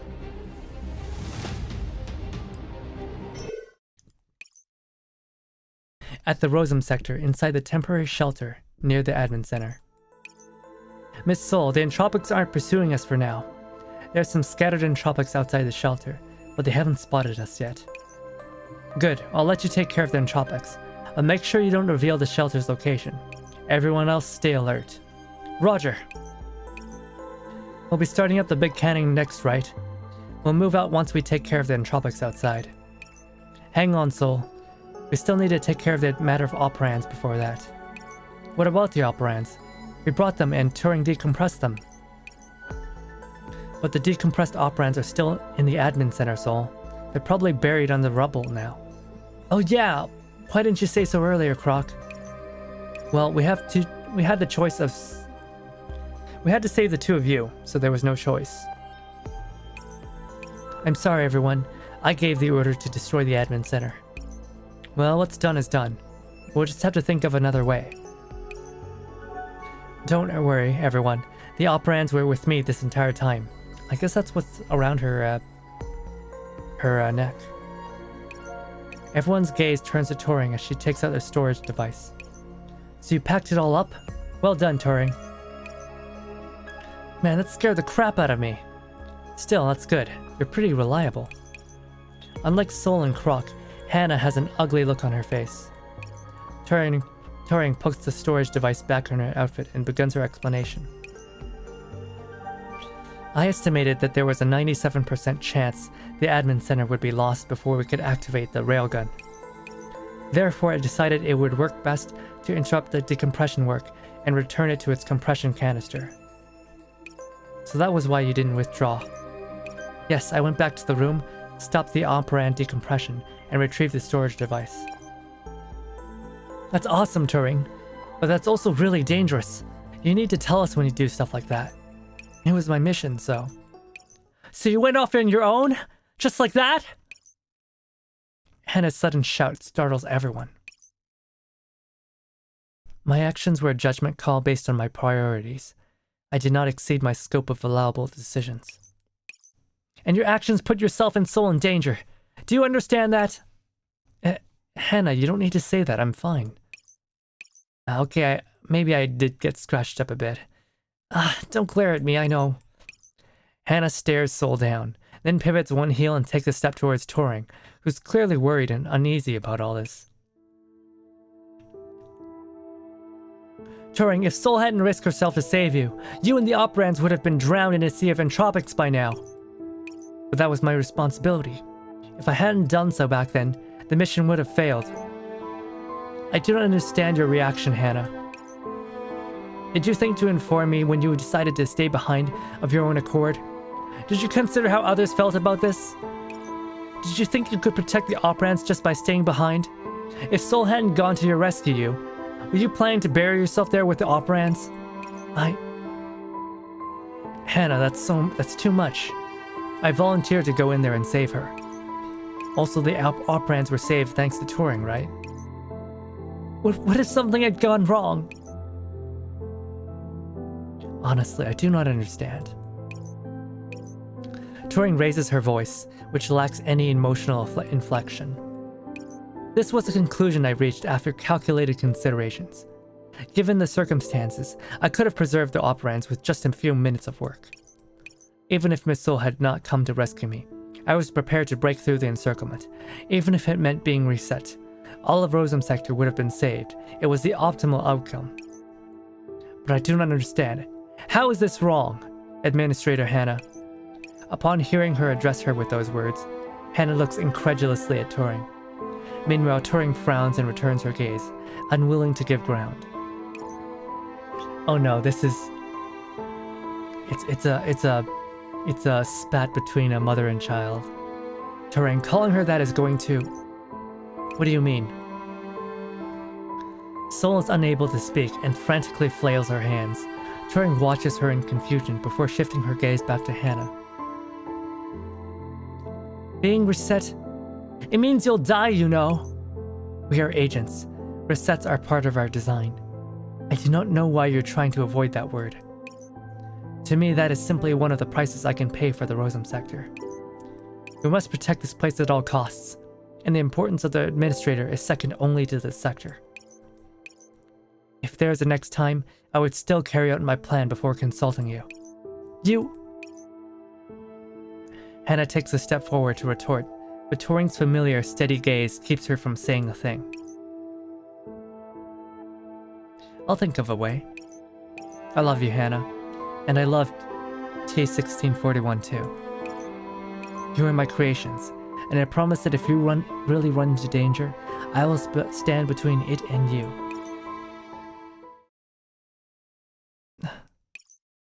Silence falls. Everyone present has thoughts of their own, and the awkwardness in the air begins to make it freeze. Only one person still hasn't grasped the situation. Who am I? What's going on? Did something happen between them? Come on, Soul, think of something. Stop them from staring at each other like this.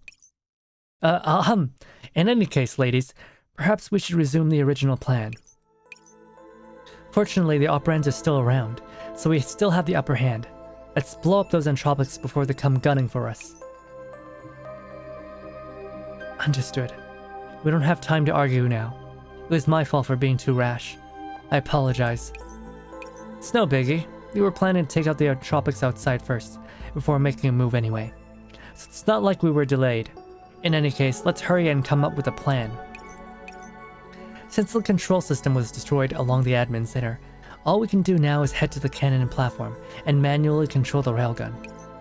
I checked the situation on the security cameras before withdrawing. There are a few entropics near the cannon platform, but they're much fewer in number than what we have over here. What about the operands? The cannon platform doesn't have operand decompression facilities, but we can use the decompression device in the data center. The data center? That sounds familiar. Yes, it was the place where I met you and Anna when we came to borrow operands from us. That was also where Faith... Soul glances at Turing, whose face is still blank, and decides not to finish her sentence. I locked the data center down after that incident, so the decompression devices over there are still present. However, it lies in opposite directions to the cannon platform. So we'll have to split up then. Yes, one team will go to the data center to decompress the operands and transfer to the cannon by uploading it to the sector network in data format. The other team will seize manual control of the cannon platform. I'll handle the cannon since I'm the only one familiar with the operation. The two of you will go with Turing to the data center. Wait. I'm here too, right? I know a lot about cannons and the like. Oh my, Croc really wants to go to the cannon. But you only really need me to. Let Croc go with you, Hannah. Croc's a legitimate expert in this field, and she can help you out with anything goes on. Hey Hakuya, you on YouTube? I've been on YouTube for a while, How? Let me have some water. Hey how's it going? Yeah, no, I've been on YouTube for a while. I've been on here for quite a while actually. This isn't a new development. Plus, there are entropics near the cannon, right? She can protect you. Me? I watched the Barbie movie yesterday. It was amazing. After this stream, I'm gonna go to a nice, quaint cafe and basically do a taste test for our friend. Got it. Turing and I will head to the data center then. No problem with that, right, Turing? No problem, yes. Turing's curt answer suggests that she's still reliving that inconclusive standoff in her mind. Well, since it's decided, I'll go contact the professor and Antonina and tell them about our plan. I'll divide the agent fighters into 2 teams. Get ready to move out. Yeah, my throat's a little bit scratchy after reading for 3 hours, so we'll probably be ending the stream soon. We've done... what? All this? In the first stream. So we read 5 parts and we've already almost read 10. So when we get to this area, I guess is when we're going to end the stream. So we'll have a part 3 for this. Part 10, Cooperation. When working together, you learn the ways in which your partner is reliable. At Sanctifier Watchtower 05. How annoying. With possession of the precise composition of the enemy, the Sanctifier's attack is extremely effective, and the Entropics are soon put on the back foot. Meanwhile, Odile is tied up in a melee battle with Faith. Huh. Seems like we were both too hasty.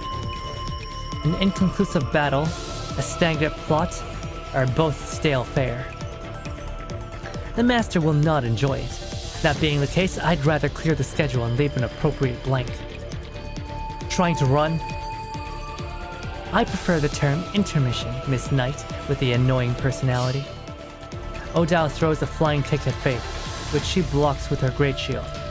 However, she uses the momentum of the rebound to vault off the shield, spreading her wings and soaring into the air. Hold it right there! She's flown the coop, that sneaky little Damon. After Odile leaves, the remaining Entropics attempt to flee with all their might. Take a team and pursue them. Affirmative. Faith assigns a team of Sanctifiers to run down the remaining retreating Entropics, and then turns around and approaches me. Re-verifying signature. Targeted signature abnormality detected. Original residence, Cloud Sector. Leaving your assigned sector without permission is a violation of Magracy's basic principles. Aw, not this again. As she says that, she raises her hand toward me. Wait. I'm about to turn and dodge, but then she steps forward and grabs my hand.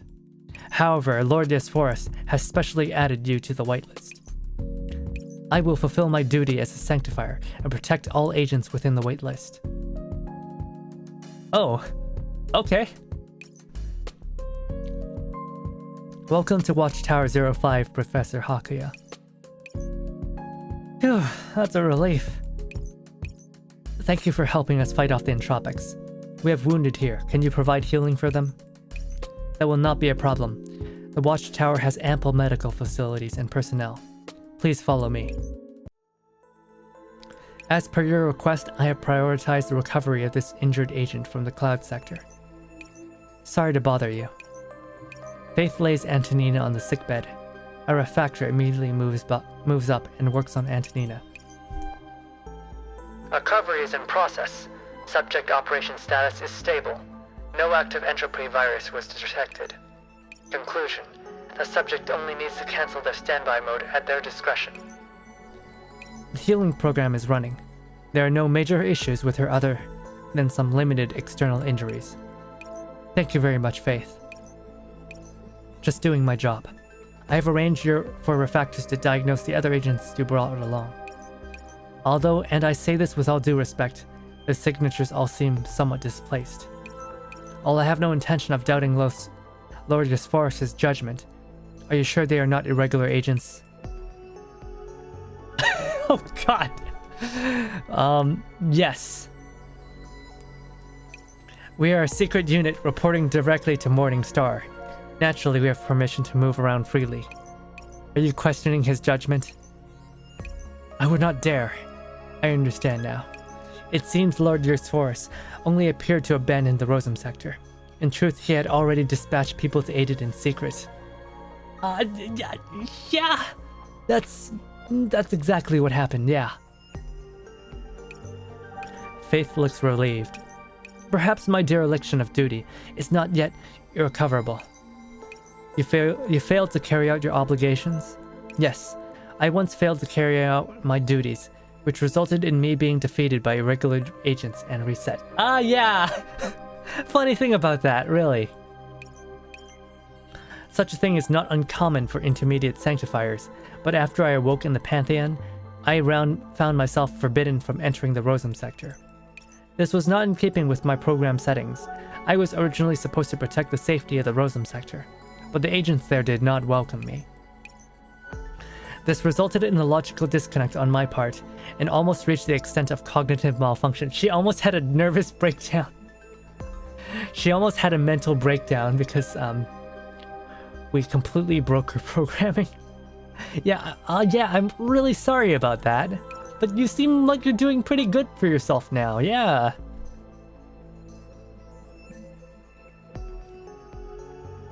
Couldn't have been easy. Thank you for your hard work, yeah. I was unable to fulfill a Sanctifier's duty. There was no work to speak of. Fortunately, Lord Yusforus helped me and assigned me to a garrison near Rosum Sector. Though I cannot directly enter the Rosum Sector, I could still carry out my duty of protecting the Rosum Sector until today. At this point, Faith fixes me with a stern, hard glare. Professor Hakuya, thank you for leading a team to assist the Rosum Sector. However, I cannot allow uninvolved agents to take part in this battle. Do the Sanctifiers have adequate forces?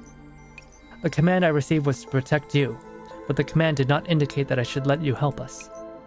Saying so, Faith hefts her great shield and prepares to leave. I must make up for the sin of losing the watchtower. I cannot allow the Rosum Sector to fall a second time. A moment, please. Go ahead. Life or battle death might aggravate the entropics. No, we're gonna continue gaslighting. Gaslight gatekeep. There was another reason why Yusforus put me on the whitelist. What do you mean by that? I do not understand. Yusforus whitelisted us because this mission requires us to cooperate with the Sanctifiers. For our part, the Oasis is quite experienced as a special combat unit when it comes to fighting the entropy. This operation can only be completed by cooperation between you and me. After hearing my words, Faith falls silent. Perhaps the priority of Yusforus' decision supersedes her own thoughts, but she soon nods to me. I hope your force can work in unison with mine. I have submitted a relevant report to the reverse tower, and it has been authenticated. Of course, we were actually a little worried about not having enough forces. In addition to fighting together, we were also hoping to receive healing and support from the lesser Sanctifiers. Understood. Ensuring the safety of agents is our duty. I will grant you all the proper permissions. Getting admin rights was that easy. The Sanctifiers are grateful for your contribution to the stability of Magracy. Yeah. I've done a lot of great work. It's a good thing you don't remember the whole me resetting you. Yeah, I totally did not delete you. No. Leave it to me. We're no less dedicated to protecting the Rosum Sector than you are. Someone sure is a big talker. Antonina. Antonina, you're awake. My nose was twitching from how a certain someone was bragging and boasting. Thank goodness you're alright. We're in the watchtower now. The Sanctifiers are resupplying and healing everyone. I can tell. Next, we should...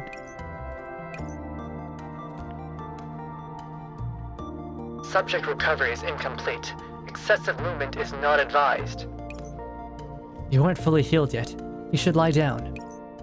Faith tries to help Antonina up, but the latter coldly smacks her hand away. Antonina? Croc sent us a transmission while I was out. Could you have these Sanctifiers excuse themselves? I know we're working with them now, but it's best to establish just who is prior authorized to be privy to what. No objections. Please go ahead. Feel free to call me if something comes up. Antonina. I'm sorry, but she is the one who killed Turing. I just can't bring myself to work shoulder to shoulder with her. The Sanctifiers have great power, but they can't use it sensibly. That's the source of the tragedy. That's why we should restrict their strength like this. It does us both good. As meticulously plotted as ever. As expected of you. Our strength is limited, so it needs to be used wisely. What about Croc? I'm calling her back right now. Croc picks up almost right after we dial. Professor, Antonia, are you guys okay? Kind of. I saw your message just now. Don't worry. Well, as long as you're okay. I was pretty worried for a while now, when I couldn't get through. Is your unit alright? You didn't run into any big trouble, did you? Antonina and I exchange looks. Oh, it's nothing much. We're just in a sanctifier watchtower with a bunch of those metal guys watching over us. All's well. Yeah, it's best not to let her know. The sanctifiers aren't causing you problems now, are they? Having as forces guarantee is pretty handy. The entropics chasing us were dealt with, thanks to those sanctifiers. Unfortunately, Odile still gave us a slip. You ran into Odile? Relax. The sanctifiers are taking care of it. We didn't take your call just now because Antonina was too engrossed watching the sanctifiers fight Odile that she missed it. Yes, that's right. What about your end? Are you safe? Us? Everything's going well, of course. Really? Really. We met up with Hannah and the operands are safe. For now. Everyone's doing fine, so there's no need to worry. That's the most important thing. In any case, we've already decided our next move. Hannah agreed that the first thing we would do once we charged up the railgun would be to provide fire support for you. I've sent over the specs for the railgun. If you ask me, its firepower is perfectly adequate. If you're not convinced, you can check it out yourself, Professor. Soul and I are going to split up to take care of business now. Soul is putting a team together while I'm fixing my mech. We'll be able to start moving right away. Croc Madame? Croc Madame? Croc Madame. Hey Frankie, how's it going? What do you mean by Croc Madame? Why do you have to split up? Because the operands can't be decompressed in the same place as the railgun. Soul and Turing are heading to the data center, while Hannah and I are going to fire the cannon. In any case, if all goes well, I'll contact you again in an hour. Hannah's hoping you can finalize the location that needs to be bombarded during this time. It's a food dish? I've never heard of it. Croque Madame. Is it French or is it like French Canadian? What is it? An hour. Got it. We'll use this time to verify the strike coordinates. Well, that's the professor for you. I'll leave you to it then. We're about to head out, so we can't stick around for too long. Good luck, and see you later. A very fancy breakfast sandwich. Oh. Did I have breakfast today? I had like a snack. I didn't have a full breakfast. So I'm gonna need food right after this stream. She hung up in a hurry, and the background was noisy. She might have been calling from some kind of temporary shelter. What do you think? She sounded like she was trying her best not to report any bad news. On that note, we're doing the same, aren't we? I suppose. Relax, once we get back to the Oasis, we'll have all the time in the world to hear about all the crap that happened to them. But right now, all we can do is trust each other. But sprain your tongue if you're too glib with it. Here, these are the specs for the railgun that Croc sent. And you know what this screen reminds me of? Not the Jupiter cannon, although it is very close to the Jupiter cannon. It reminds me of the Enigma cannon from Mega Man X5. It's probably like my first encounter with a big sci-fi gun.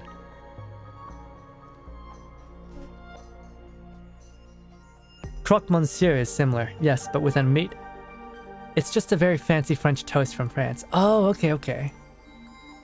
Croque Monsieur is similar, but with meat and an egg on top. Oh, I think I like meat and egg on top. Challah bread griddled with melted cheddar, Monterey Jack, fresh tomato and crispy bacon, then topped with sunny side up, cage-free egg, Parmesan cream sauce, and... Why are you doing this to me? Why are you doing this to me? You're making me hungry. Antonina expands the blueprints and data for the railgun and shows them to me. This shape, yeah, it brings back unpleasant memories. Yeah, this shape, it kind of looks like a Jupiter cannon, doesn't it? If you played Girls Frontline 1, you'd know. This is like one of the first major enemies in the first event. Well, not the first event. a second story event in Girls Frontline, Arctic Warfare. These giant cannons. Yeah, unpleasant memories. Is there a problem? No, not at all. Or rather, its appearance makes me think it's going to be more powerful than expected. What kind of tone is that? You sound like you know everything about it. Well, let's begin the pre-sighting coordinates then. Yeah, I'm kind of really hungry now. You made me more hungry. You made me a little bit more hungry. Do you know which locations you want to strike? Yeah. From the battle just now, it's plain to see that Odile's gotten much stronger than before. While being able to control all those low-order entropics at once, I wonder how many operands she got from her master. But on the flip side, it also means that she is both the entropic's top fighter and their commander. If we can take her out in one shot, it'll save us a lot of trouble. So you plan to just blow her up? Yeah, we're gonna use that giant cannon to blow up one person. Correct. While the cannon can easily take out structures or large formations of troops, the problem is that Odile is incredibly mobile. How are you going to keep her pinned to one spot? Let me think. And here I thought you had an idea already. So you still need to come up with one? Next time you're in my neck of the woods, I'll take you to that Eggs Benny place we couldn't go to. Oh. Yeah, that would be nice, wouldn't it? Well, let's cross that bridge when we come to it. Perhaps the answer will just present itself with a beep. I love the writing in this game! I love the writing! I love the writing, it's so charming. It's so like charming and tongue-in-cheek. It's like the writers are like, hey, wouldn't it be nice if a certain something happened right now? And they use the characters to say it, and sure enough, it happens. The communicator suddenly goes off, and Antonina picks it up, a look of confusion on her face. Croc, didn't you say contact us in an hour? What happened? Sorry. You said you ran into Odile. I just thought of something important. We found signs that the entropics inside the Rosen sector seem to be under the direct control of someone. It was very organized leadership, too. So far, we haven't seen any entropics who are that intelligent other than Odile. If Odile was fighting the Sanctifiers just now, then it's very likely that there might be another intelligent entropic out there. In any case, you need to be careful. Antonina and I exchange looks. The fog of the unknown seems to descend upon us once again. Meanwhile, somewhere in the null area,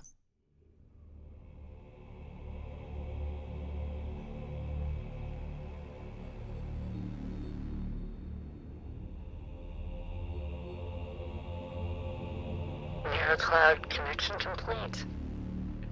Connection established. something unexpected happened on my side. That was unexpected. Can you handle it? No need to worry about me. A rescue like that was to be expected. Is the second act going well? We haven't found the operands amidst the rubble.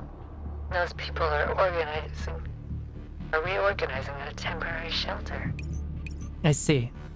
So they're trying to fake us out. But it's nothing for my present self. All this is thanks to the Master and her gift of insight. Yes, it's all because of the insight gifted by the Master. Do you know what you should do now? I'm looking forward to your performance. Understood. Why is this woman talking to herself? Why is this woman talking to herself?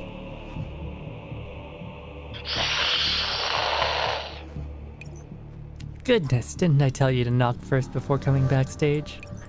However, there is no grand full-length mirror, and I'm in no mood to redo my makeup.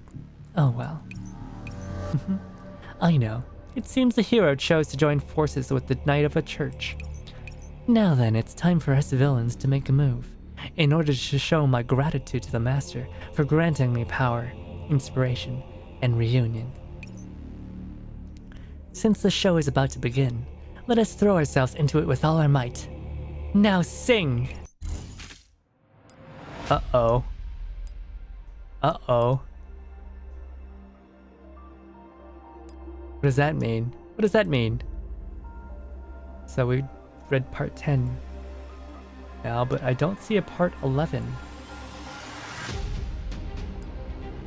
I guess they want us to do this stage first. Idol concert, Pog. What do you mean idol concert? There aren't any idols here. We're fighting a war. Wait.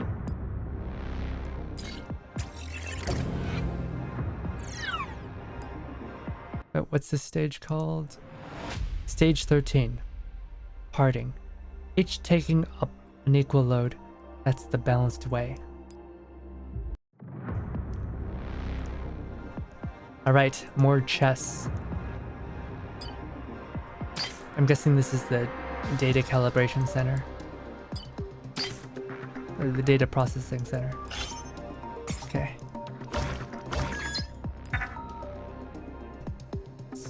Let's clear this quickly. いざ山の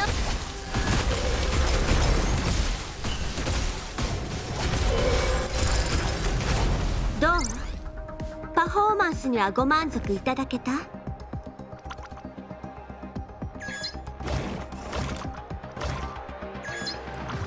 What's going on here? What the? What is going on?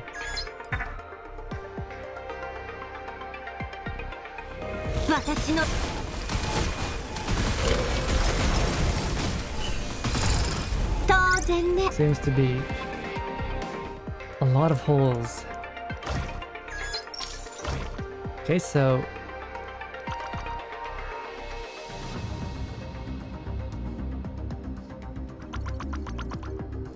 okay, we can clear this as well. What's up? Our objective is to reach the point, the objective point. So we've got a bunch of blocks here.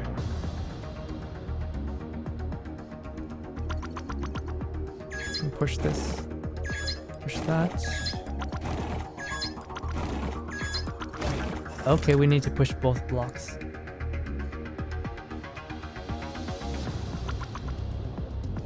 What we can do is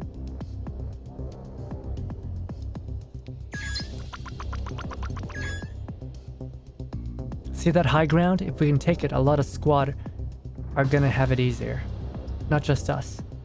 Cost too big. This isn't in the original plan either. I think this is an attempt that's worth making to turn the tides. Spends 60% of the current team's max HP. Yeah, we can do that. We can definitely do that.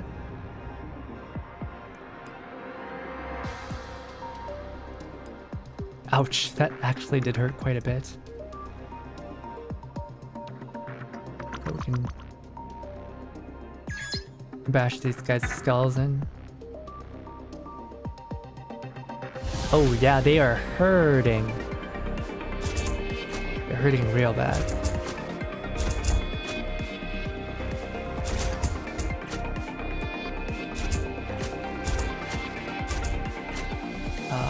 Let's try to get some healing.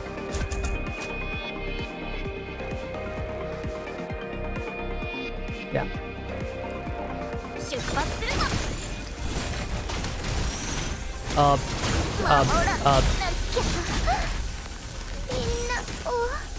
Okay, she just melted. That's fine though. That's fine though. Everything is fine. Everything is fine.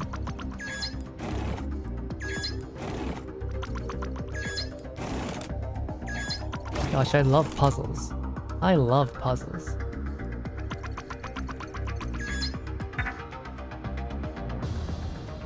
Everyone should have way more HP now.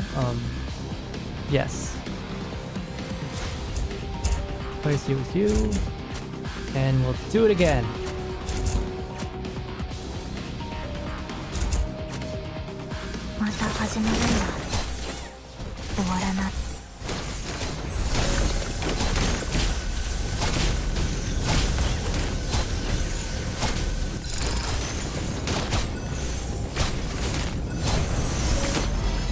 なたたちに Wonderful. はどんな風に見えてるの？ Having 3 healers is great.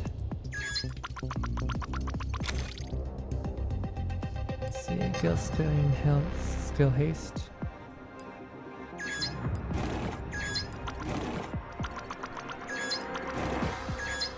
There are a lot of platforms around here. And now we end the turn.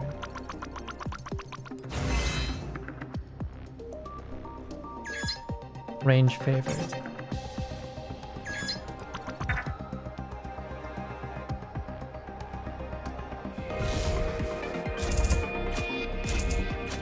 Rock will be up front.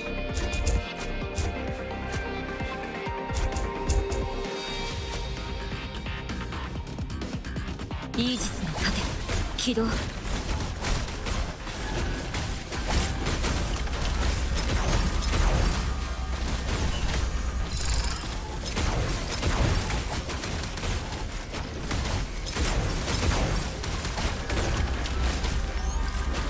Wait. I have enough characters. No wonder we're so weak. I only have 4 characters up. Alright. This should be a lot better.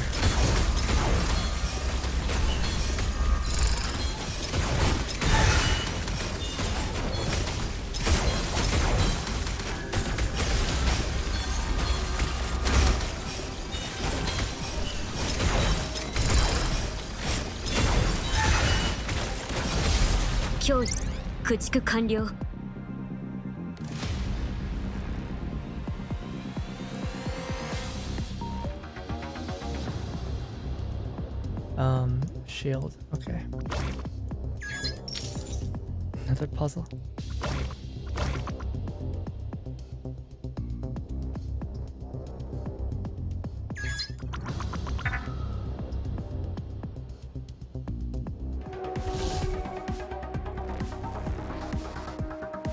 All right. Don't need you anymore.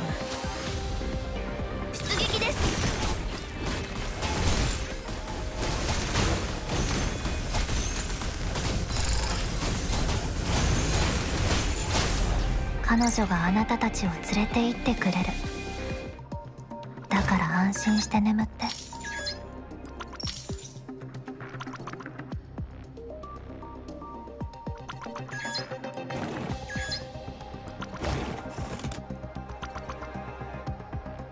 Oh?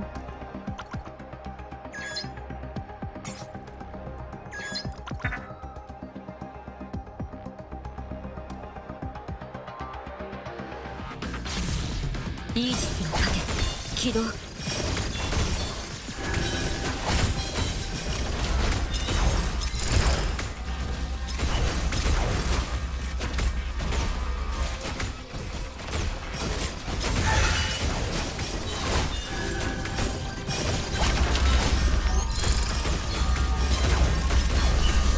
Okay, the enemies are starting to get stronger now. Because, oh yeah, the later stages are always a lot more difficult than the early ones, of course. In the events.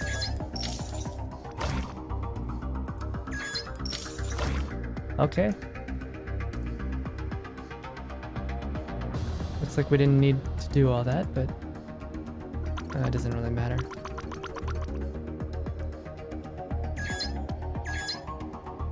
Both range favored.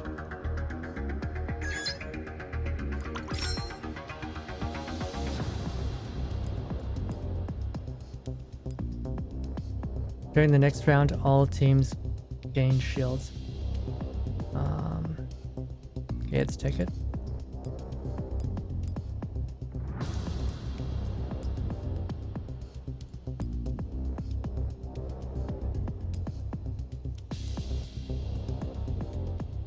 Crit rate. Refresh.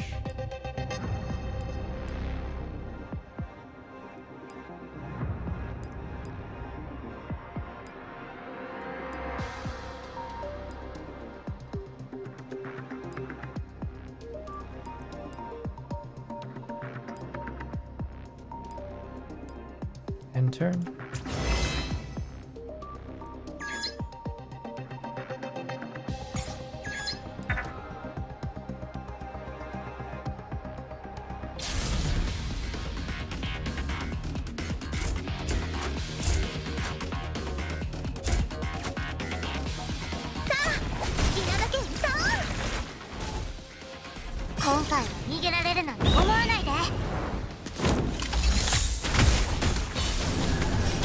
Yeah, Falcon's ult is always a little bit underwhelming.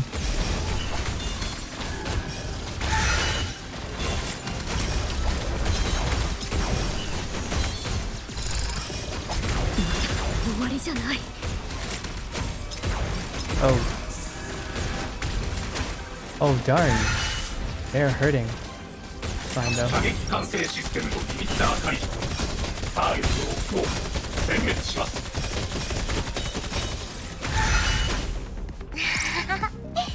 こんな簡単に勝てちゃうなんて、さすがは私。Like, Uranus's ult is really basic, but it still somehow stands out. 中の精一杯見てくれた？ He just shoots non-stop. Okay, part 11. Part 11. Doubt. Okay, so here we're gonna split between one side who's going to the data center and the other side's going to the railgun.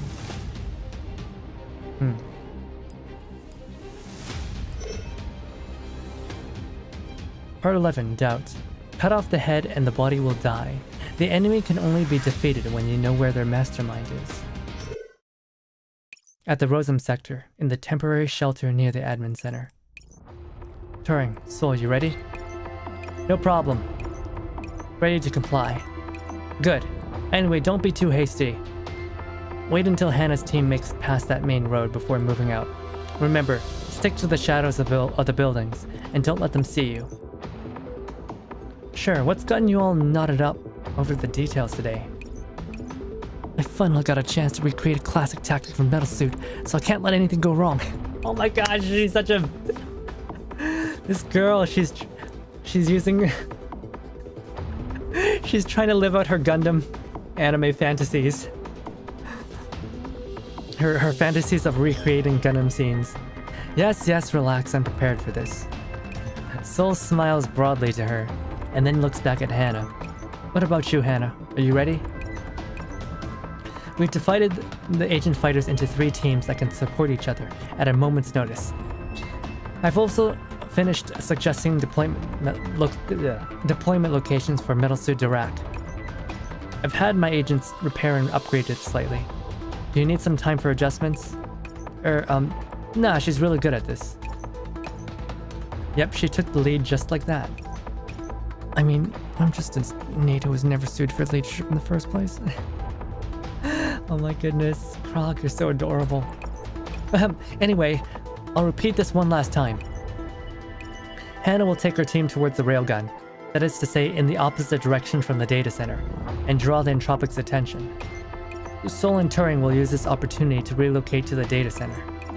Once the Entropics are about to catch up with Hannah, we'll confront them with ambush troops and catch them off guard. Any questions? No questions! A moment later, Hannah leads her people in a frantic dash down the main road as they make a beeline for the cannon platform.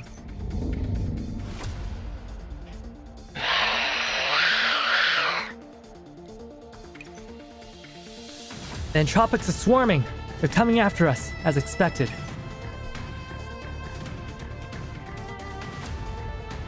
Calm down. How far are they from you? I'm very calm. They're roughly 200 meters away, and the Entropics are slightly faster than us. Good. Bring them in like that. Direct's already warmed up and ready to sortie at any time. I'll intercept them at the signboard. Got it. Croc pilots Dirac into the shadows behind a building and waits quietly. How do you hide a giant robot? We're past the signboard. The Entropics are about 170 meters behind us. Keep running. Don't let them even expect anything amiss. They're approaching the signboard. Now we've got them all in one shot. With Entropic Horde just a few steps away from the ambush point, Croc aims Direct's guns forward.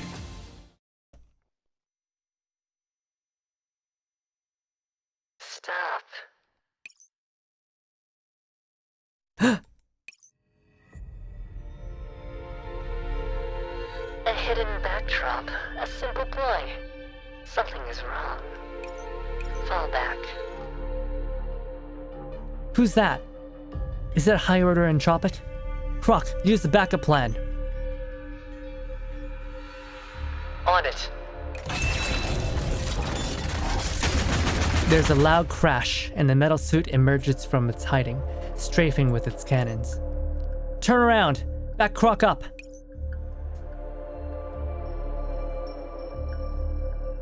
Begin the impromptu performance. Though they were the ones being ambushed, the Entropic forces appear ready for this, and form up before scattering to both sides of the main road. So rushing the event? Am I rushing the event? I mean, I'm playing it. I split it up into 3 parts, so is that still rushing? I try to have my stuff. I try to have my stuff finished pretty much as soon as I can. I don't know. Anyways, hello there, Doc. How's it going? I don't know. I don't usually think about it too hard. I just play when I feel like it, and then I end when I feel like it. But now that I'm streaming this, I guess I'm trying to do as much as I can. Alright, for Gar, hello, how's it going? Now there's something wrong about their direction.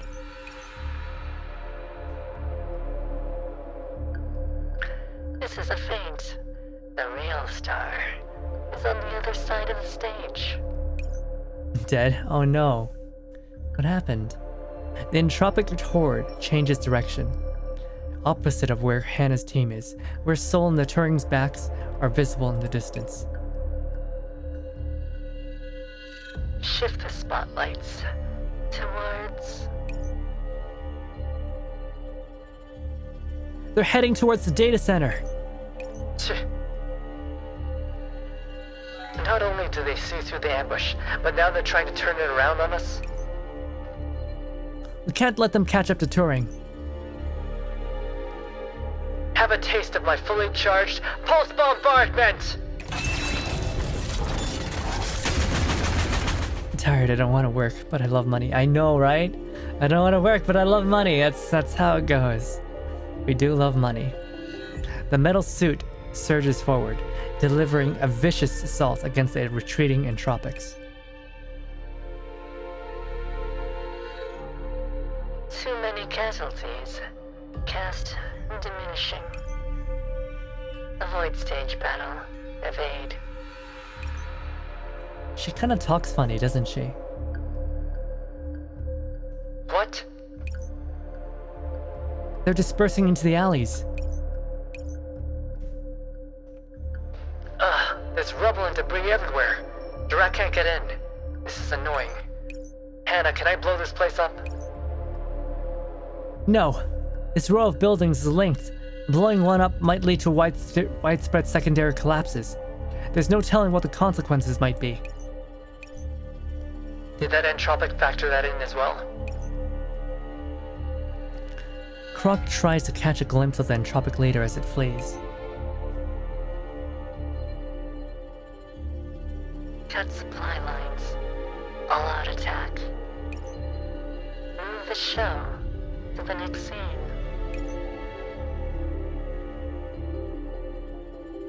Damn it! Croc watches as the enemy slithers away into the narrow gaps between the rubble, ultimately vanishing from sight. Hannah begins pursuing the entropics, but Croc blocks her path with Dirac before she can go more than a few steps. Croc, let me go! Turing and the others are in danger. Let me through! Hannah kicks Dirac's hand effortlessly, but the sturdy metal won't give way. Don't be rash, Hannah. You can't beat them up without a metal suit backing you.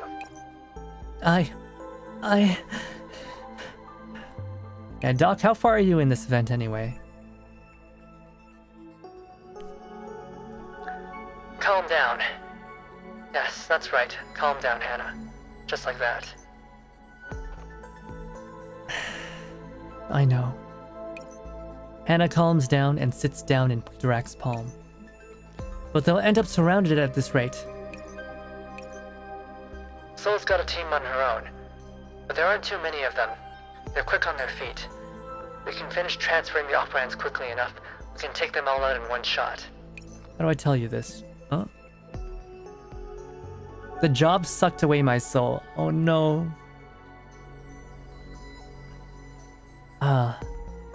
I can see that, yeah. I mean, we've all had that one job that's just been terrible. Certainly I too have had that one job that has made me second guess even the things that I like to do. I'm too tired to play. Understandable. The Entropics know the layout of the sector inside out. They saw through the plan just from the direction we were moving in, and they even took the collapse of the buildings into consideration. Any idea what this is all about? I'm not sure. No outsider should know the Rosum sector's layout this well. Could it be from before it was created? But there's nothing we can do about it at this point. All we can do is trust Soul and Turing's abilities. Rather, we should hurry up and... Yes, we should hurry up and finish our work at the cannon platform. The sooner we can free up some hands, the sooner we can back them up. Why does everyone keep stealing my blinds? Is the professor the only one who has mastered the secret of not being interrupted by other people? I want to finish all those clotheslines too. Oh my god, she's sulking! Croc, let's go. Croc? I know, but before that... Croc taps her screen and brings up the comms interface. Let's inform the professor first. Yeah, she wants to say all the cool lines, but everyone keeps cutting her off and saying them before her. Professor, we're on the way to the cannon control terminal. We spotted something that looks like an entropic leader along the way. Sending it to you now.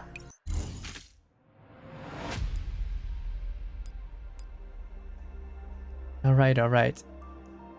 And I think, let's see, it was 1, 2, 3, 4, 5, 6, 7, 8, 9, 10, 11, 12, 13, 14, 15, 16, 17. How much did we do today? We did 1, 2, 3, 4, 5, 6, 7, 8, 9, 10, 11, 12, 13, 14. Okay. I think we're going to end it off here. As far as the story goes anyway. Let's do a little bit of Snake. Hey Frankie, you remember Snake? Like these days everyone plays Slither.io, but back in the day, before mobile games from smartphones, this was the only type of game you could play on a cell phone. Before smartphones became a thing, this is what people played when they were bored. Snake! Snake! Snake! But yeah, this really does make me reminisce back in the days when everyone had a Nokia. Your indestructible Nokia.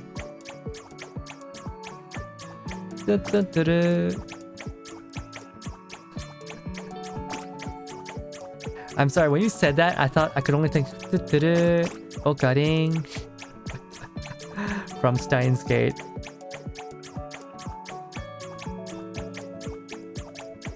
Oh, did you mean up?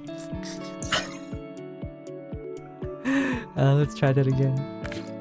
Did you mean ding, bump, bump, bump, bump, bump, bump, bump, bump.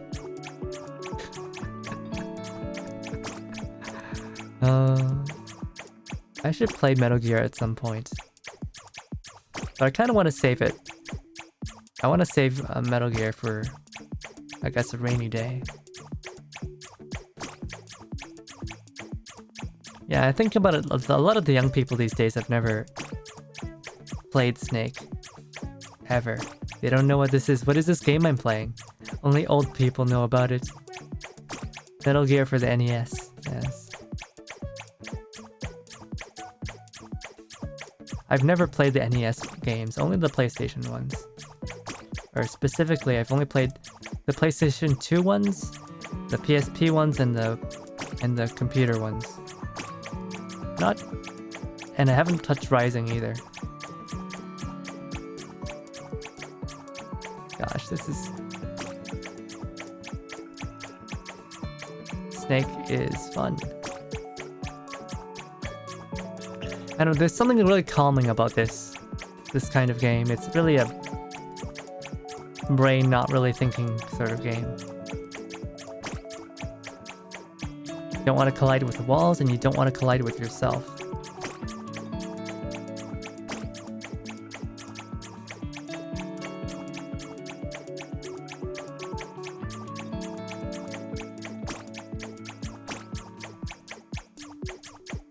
Oh.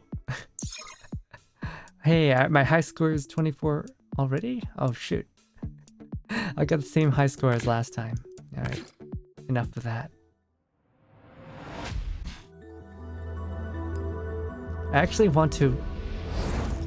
Wait. アイドルライブの王座を手にするにはこれだけの努力じゃ足りない。え、この目標ですか？あなたが言ったんでしょ。王座を目指せと。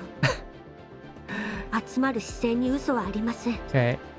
あなたに命じられなくとも She's a little bit 私は confused. 勝ちます。 She's a little bit confused. Let's look, there's nothing else I can do here. Actually, I want to read... Not プ you. ロデューサー。機体の表面に You. 大量の水とエタノール系物質を検知。仕事終わりのほど美味しいもんはねえな。I like this guy a lot. He's really cool. He's got a little mascot too. ビールやお風呂の泡のように心地よいです。Just like... Don't you find it really... I just find it really amusing that this basically combat droid who has a very limited very limited sense of self is... I think they repurposed him for like a nerf field because he was a combat prototype for a next generation droid, but then they're like, yeah, we got rid of him. Why don't we put him in a nerf field? He's got a little mascot. And for some reason, he really likes beer. 低レベル携帯モードに低レベルビールやお風呂の泡のように心地よいです。 Actually, I want to read his backstory. What are you? What are you? What are you, Uranus? Voice actor Kenichi Hoshino. Let's see. OBJ 9420 was a military product developed by the Svarog Heavy Industries. In 2048, so he's really old. He's like 10 years older than all of our other dolls, at least. The aim of its design was to replace the existing exoskeletal dolls, whose performance was outdated, as a mainstay of national militaries. On top of its base frame, the OBJ-9420 used quick takedown armor plating, head-mounted compound sensors, 4th generation graphene batteries, and other mature technologies. We don't have those yet, do we? Graphene batteries, or the ones we have are like really crappy. Right now, batteries are not running on graphene, they're running on lithium. So yeah, this is the future, man. The future. Other mature technologies. So 4th generation graphene batteries are already mature in the year 2048.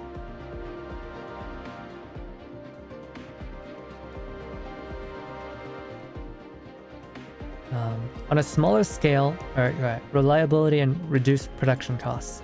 On a smaller scale, the development team chose to incorporate a simple damage repair system, anti-laser coating, visualized fire control HUDs, and other new technologies.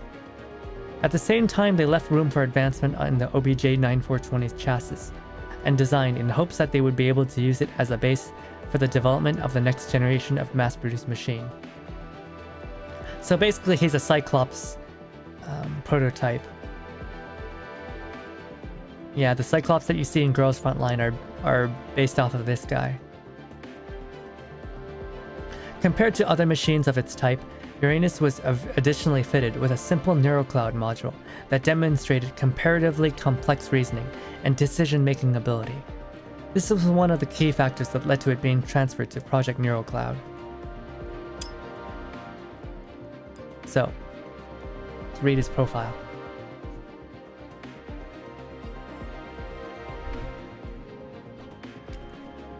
Uranus's, or rather, Object 9420's development cycle was not as interesting or as troubled as those of other dolls.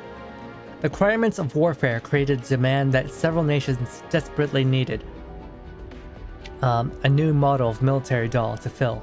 Svarog Heavy Industries, being a veteran arms concern, seized the opportunity and quickly drew up plans for dozens of prototype machines which would enter selection trials. As a unit with the most desirable balance of mechanical performance, reliability, and unit cost, the OBJ-9420 quickly won the selection trials and entered limited mass production. Uranus is the fourth prototype of the OBJ-9420 line. Compared to units 1 to 3, which were more like technology demonstrators, it was more comprehensively equipped, and it was also regarded as a template for the mass-produced model. What makes Uranus special is the fact that it possesses a simple NeuroCloud module from a certain discarded doll. Fancy name for overloot sentient loot box. Is there this kind of robot in Overwatch? I didn't know that. And the most he reminds me of is Pathfinder from Apex. I haven't played Overwatch, so I don't know what the Overwatch characters are like. Initially, the module required a separate external power supply, which was fragile, easily damaged, and gained poor user feedback. As a result, the engineers had to revamp Uranus's power supply systems and move the NeuroCloud module's power supply inside the chassis. After acquiring an independent NeuroCloud, Uranus demonstrated cognitive abilities on the level of an 8 to 10-year-old during live testing. It could describe landscapes, human features, and the smell of food and drinks in comparatively complex language. For example, a mixed scent reminiscent of raspberry, old oak barrels, and butter. However, it could not describe the taste or texture of drinks because it had no mouth. It had no mouth. Why would you do this? You make a robot, you make him like food, but you don't let him to eat. You don't let him eat. Overwatch has a robot monk and turret robot. He looks like the turret robot head, but his head. He looks like the turret robot, but his head is a loot box. Is this what Overwatch loot boxes look like? Early in its service, Uranus was obviously not distinguishable from other Object 9420s. It was painted in dark green for use in swamps, used camouflage netting, and incorporated dirt and leaves during field combat trials, and it was issued an ordinary set of equipment, matching the international basic standard for general use. That was until a chance accident resulted in Uranus making a complete change, both inside and out. During a live battle trial, Uranus demonstrated fighting power that vastly surpassed that of an older generation doll, single-handedly destroying 7 older units. Being a prototype unit, Uranus's EMP hardening systems were not fully developed, and after being briefly incapacitated from an EMP weapon, it was critically damaged by the enemy. After this, Uranus's chassis was repaired, but it never again took part in live combat trials, and due to the destruction of elements from its original core, engineers installed a civilian doll's NeuroCloud into it. Oh, so it has a civilian doll's neural cloud. After this, Uranus underwent a tremendous personality. Oh! So it doesn't have a simple... It doesn't have a simple neural cloud. It has a civilian's neural cloud. So it might actually have a really robust neural cloud, and it's pretending. After this, Uranus underwent a tremendous personality shift. It no longer carried out orders coldly, efficiently, and without question. Instead, it would choose to slack off at times, shirking work or palming it off to others before spending half the day in sleep mode inside the break room. It would also take action on its own initiative to entertain itself. According to one of the engineers, perhaps he's more like a person now, but he's no longer a combat doll. Due to a lack of parts following Uranus's overhaul, the damaged parts of his body were cobbled together from what could be found on short notice, and some of them were even painted in bright colors. At the same time, its weaponry was changed out for non-lethal models.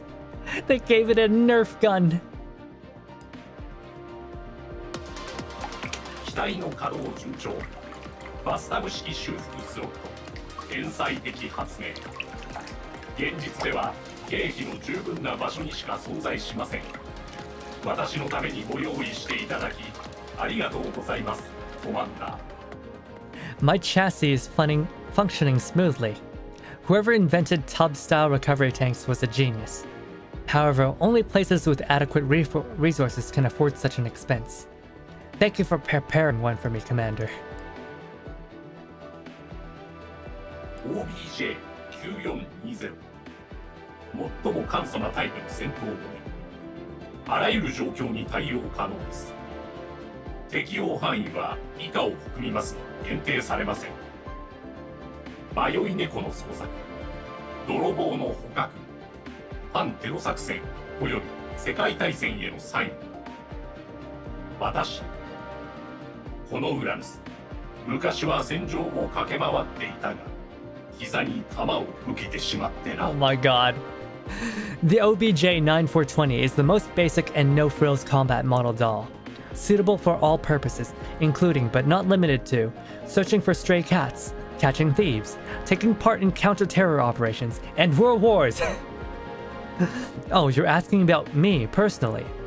I, Uranus, was once deployed to the real battlefields, but then I took a bullet to the knee. It took a bullet to the knee. Oh my gosh, I didn't think we'd see Skyrim references here. So yeah, his model participated in World War III. I guess I didn't realize. I thought World War III was before 2048.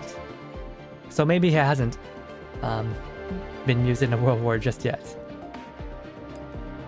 After being withdrawn from combat trials, Uranus was no longer surrounded by the hail and bullets and machine oil, but craft beer, old-school electronica, with a pounding beat and a Walkguy music player made in 1985. He's got a Walkman. That he picked up from a dumpster somewhere. How did you find a Walkman in a dumpster in 2048? How did you find a 60-year-old Walkman somewhere in a dumpster? What the heck? I couldn't even... I think even these days it's hard to find one of those old Walkmans. Uranus directly connected the Walkguy to his own power supply to ensure he could keep listening to it when both on and off duty. Despite not having a mouth, Uranus is obsessed with alcoholic drinks. The chef at the research center once reported a ridiculous and surreal sight. Uranus dancing and gesturing in front of the cafeteria's fridge with several empty beer cans by his feet. Their contents were pooled on the ground. When queried about this incident, Uranus stated that he was very happy with the sampling, the fragrance of the beer, with his atmospheric and olfactory sensors.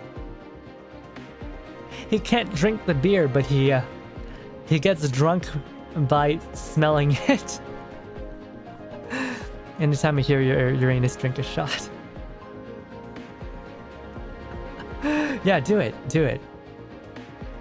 Uranus also has a fairly unique taste in music, enough to surprise the most eclectic music fans. His playlist includes a saxophone, electric guitar, and keyboard remix of an English spy thriller theme song. He likes 007. A folk song from 1927 which sang of freedom, rights, punishment, and peace. I wonder what that song is. Plenty of acid house and psychedelic song from 90s Berlin and Prague nightclubs, as well as Eurobeat. He's into Eurobeats. Gas, gas, gas, gotta step on the gas tonight. Contrary to their name, most ALA 淡い爆酒 Bro, you're already drunk. 字面との解釈が No, 不一 don't get too drunk. 琥珀色褐色さらには夏目色の個体が数多く存在ブレンドや醸成方法によってさまざまな要望やフレーバーを実現可能この私ウラヌスお気に入りは野いちごの生クリーム風味検索結果によればミルクフォームを加えたジュースの味に似ているんだとかしかし私には味覚モジュールが搭載されておりません残念ですコマンダー私のために味わっていただけますか He's so charming. Contrary to their name, most pale ales are actually amber, brown, or even red in color. Isn't that strange?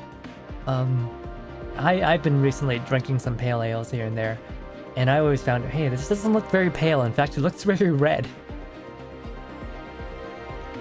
Their looks and smells vary depending on how they were brewed and formulated.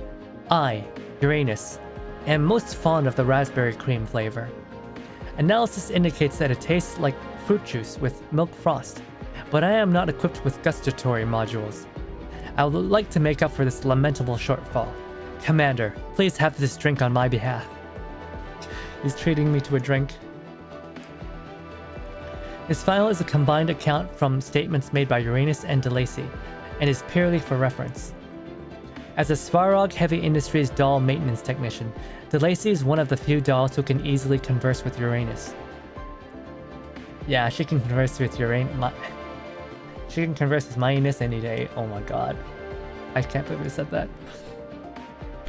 During the first few weeks in Project NeuroCloud, Uranus spent all of his time in DeLacy's repair bay, undergoing comprehensive checkup and maintenance work, spending 70% of his time soaking in a tub, or to be precise, undergoing immersion-type maintenance in a repair tank. Such top-grade facilities were typically only available to very wealthy organizations, and thus very rare. While he was in the research center, Uranus had to go through a grueling application process, and then wait in line for an extremely long time before he could enjoy one such session. According to DeLacy, Uranus would typically turn on his walk guide before entering the repair tank, playing songs like The Man Who Sold the World. The Man Who Sold the World? Oh my gosh. He's Metal Gear or Lizard Eater. Lizard Eater. Oh man. Or like Nuclear, or in this case it wouldn't be nuclear, it would be Collapse. After that, he would slowly dip his head into the recovery nanofluid. After entering the repair tank, his neurocloud would calm down for a while, and then exhibit unusual fluctuations, which were highly similar to those of neuroclouds from recently produced dolls. Perhaps, his neurocloud isn't as simple and crude as it appears. If the environment permits, I would love to study him. Perhaps I might find something new. From DeLacy's maintenance diary. Yeah, he's playing songs like The Man Who Sold the World. I was actually doing some research on The Man Who Sold the World, and particularly there's this one performance by Nirvana. The singer was Kurt Cobain, right? And it was this live performance called Unplugged, MTV's Unplugged. And he had this really cool looking guitar. It was an acoustic guitar, right? But it actually had three electric guitar pickups in there. And it produced an electric guitar sound. It didn't sound like an acoustic guitar, and it was a recording of, you know, The Man Who Sold the World, and it was fantastic. It was just amazing. I think I was looking into it, and apparently it's one of the most famous moments in I guess music recording history. That guitar actually went on sale a couple of years ago and sold for $6 million. $6 million. And it's a very unique looking guitar. Actually, I want to show it to you guys. Let me pull it up. It's Kurt Cobain's DE18 or D18E. Apparently it was like an extremely rare guitar. Like these days it's extremely rare, but even when Kurt Cobain bought it, it was already extremely rare.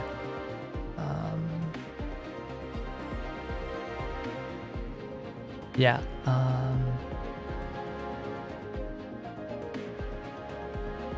Let me see if I can find a photo of it. Yeah, here it is. Let's save that. Put that here. Let's pull it up.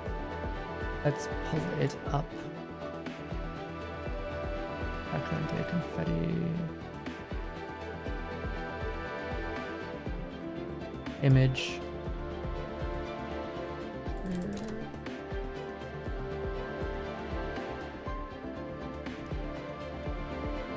What the? It didn't save. Oh my gosh, it didn't save as a PNG. I hate it when it does that. I hate when it does that.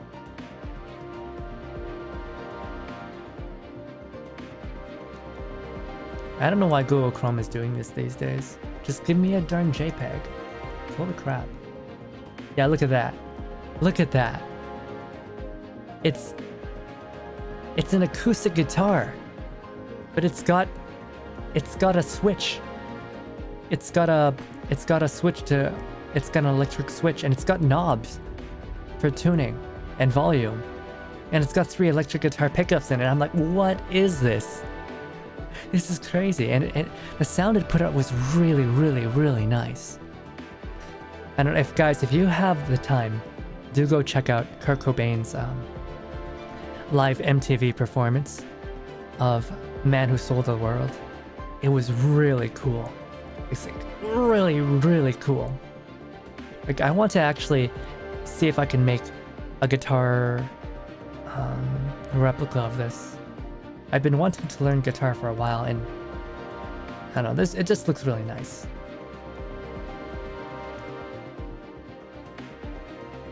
All right, here's the next. Well, this is a long one.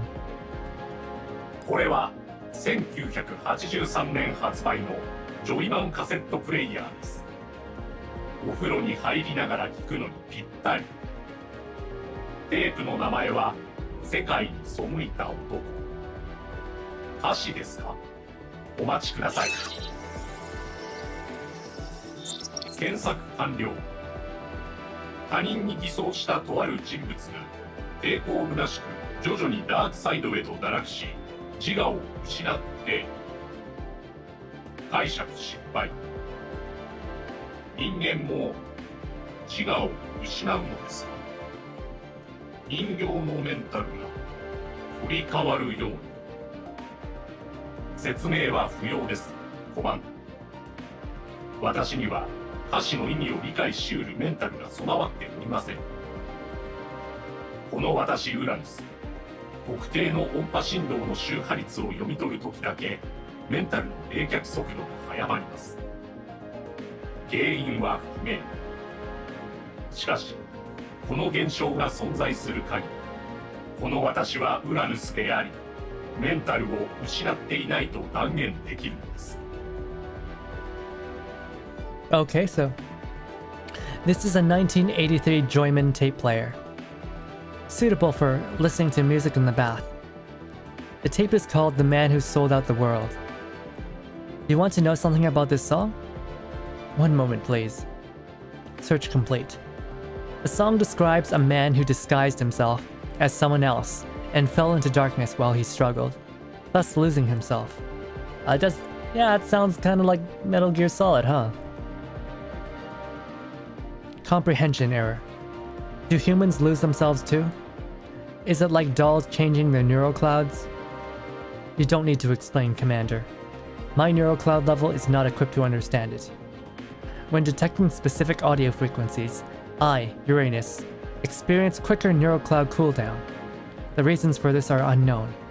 But so long as this phenomenon can be reproduced, then I, still Uranus, will not have lost my neural cloud. I think that maybe the civilian doll that they put in him might have been a musician doll. That might be why he has such a fondness for music. Specifically,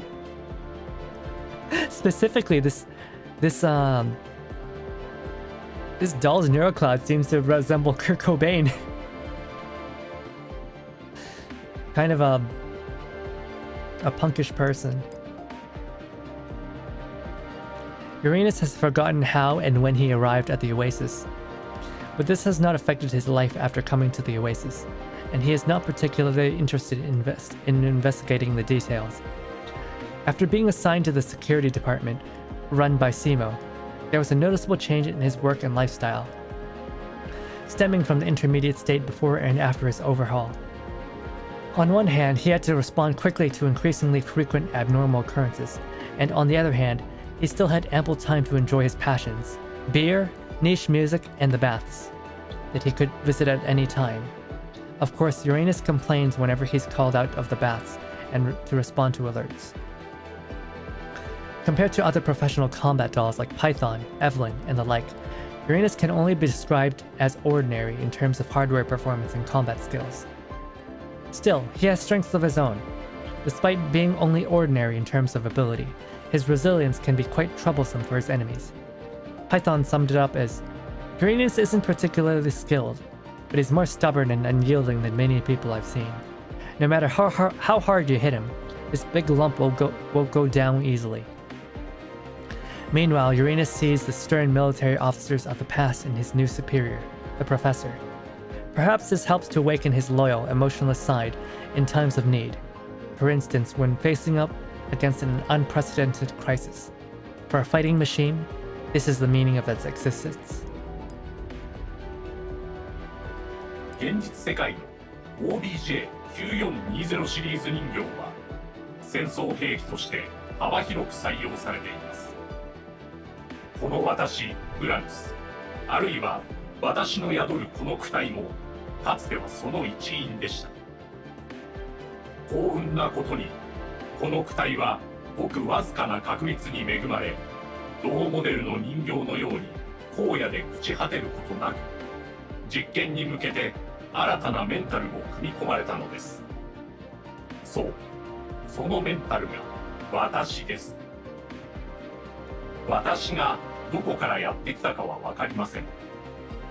コマンダーは全面的な検索をご所望ですか？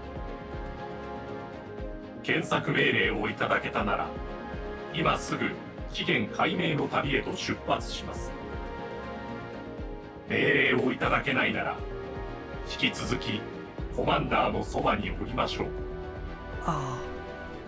バスタブ式修復スロット、LA、そしてコマンダー。Oh my この3 gosh. つさえあれば、このウラヌス、今ある自我を決して疑いはしません。Oh my gosh, he's such a bro. The OBJ9420 series of doll is a combat machine that is widely used in the real world. I, Uranus, or rather the body that I now inhabit, was once one of them. Fortunately, by the slimmest of chances, it did not end up like the other dolls of its type, rusting away in the wilderness. Rather, it was given a new neural cloud and used for experimental purposes. That neural cloud would be me.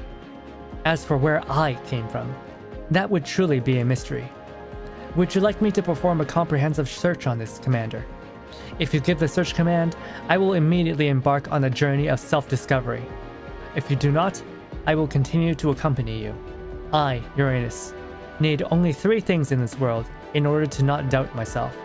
Those would be tub-style repair vats, Pale Ale, and you, Commander. My gosh, such a bro. He's so cute. Oh my gosh. He's so cute, he's so cute. Yeah.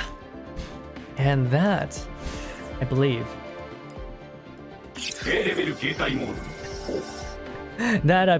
is the end of this stream. Thank you everyone for coming today. Thank you, Dank. Thank you, Frisky Frankie. Thank you, Optidog. Thank you, Haru. Thank you, Kala Duamatra. Thank you, Armored Neko. Thank you, Poke. And thank you, Zach Matthews. Today was a very fun stream. Thank you, Frankie. Frankie. Today was a very fun stream. I probably won't continue this event until next Saturday. Tuesday and Thursday, I'll do more Sekiro. I might do Sekiro tomorrow as well, and that will be on my Twitch channel. You can find my Twitch channel in the description or in my About page. But anyways, thank you all for coming, and I hope you all have a wonderful rest of the day. Otsuhaku, Otsuraven, Otsukringe, Otsu goodbye. Goodbye, everybody.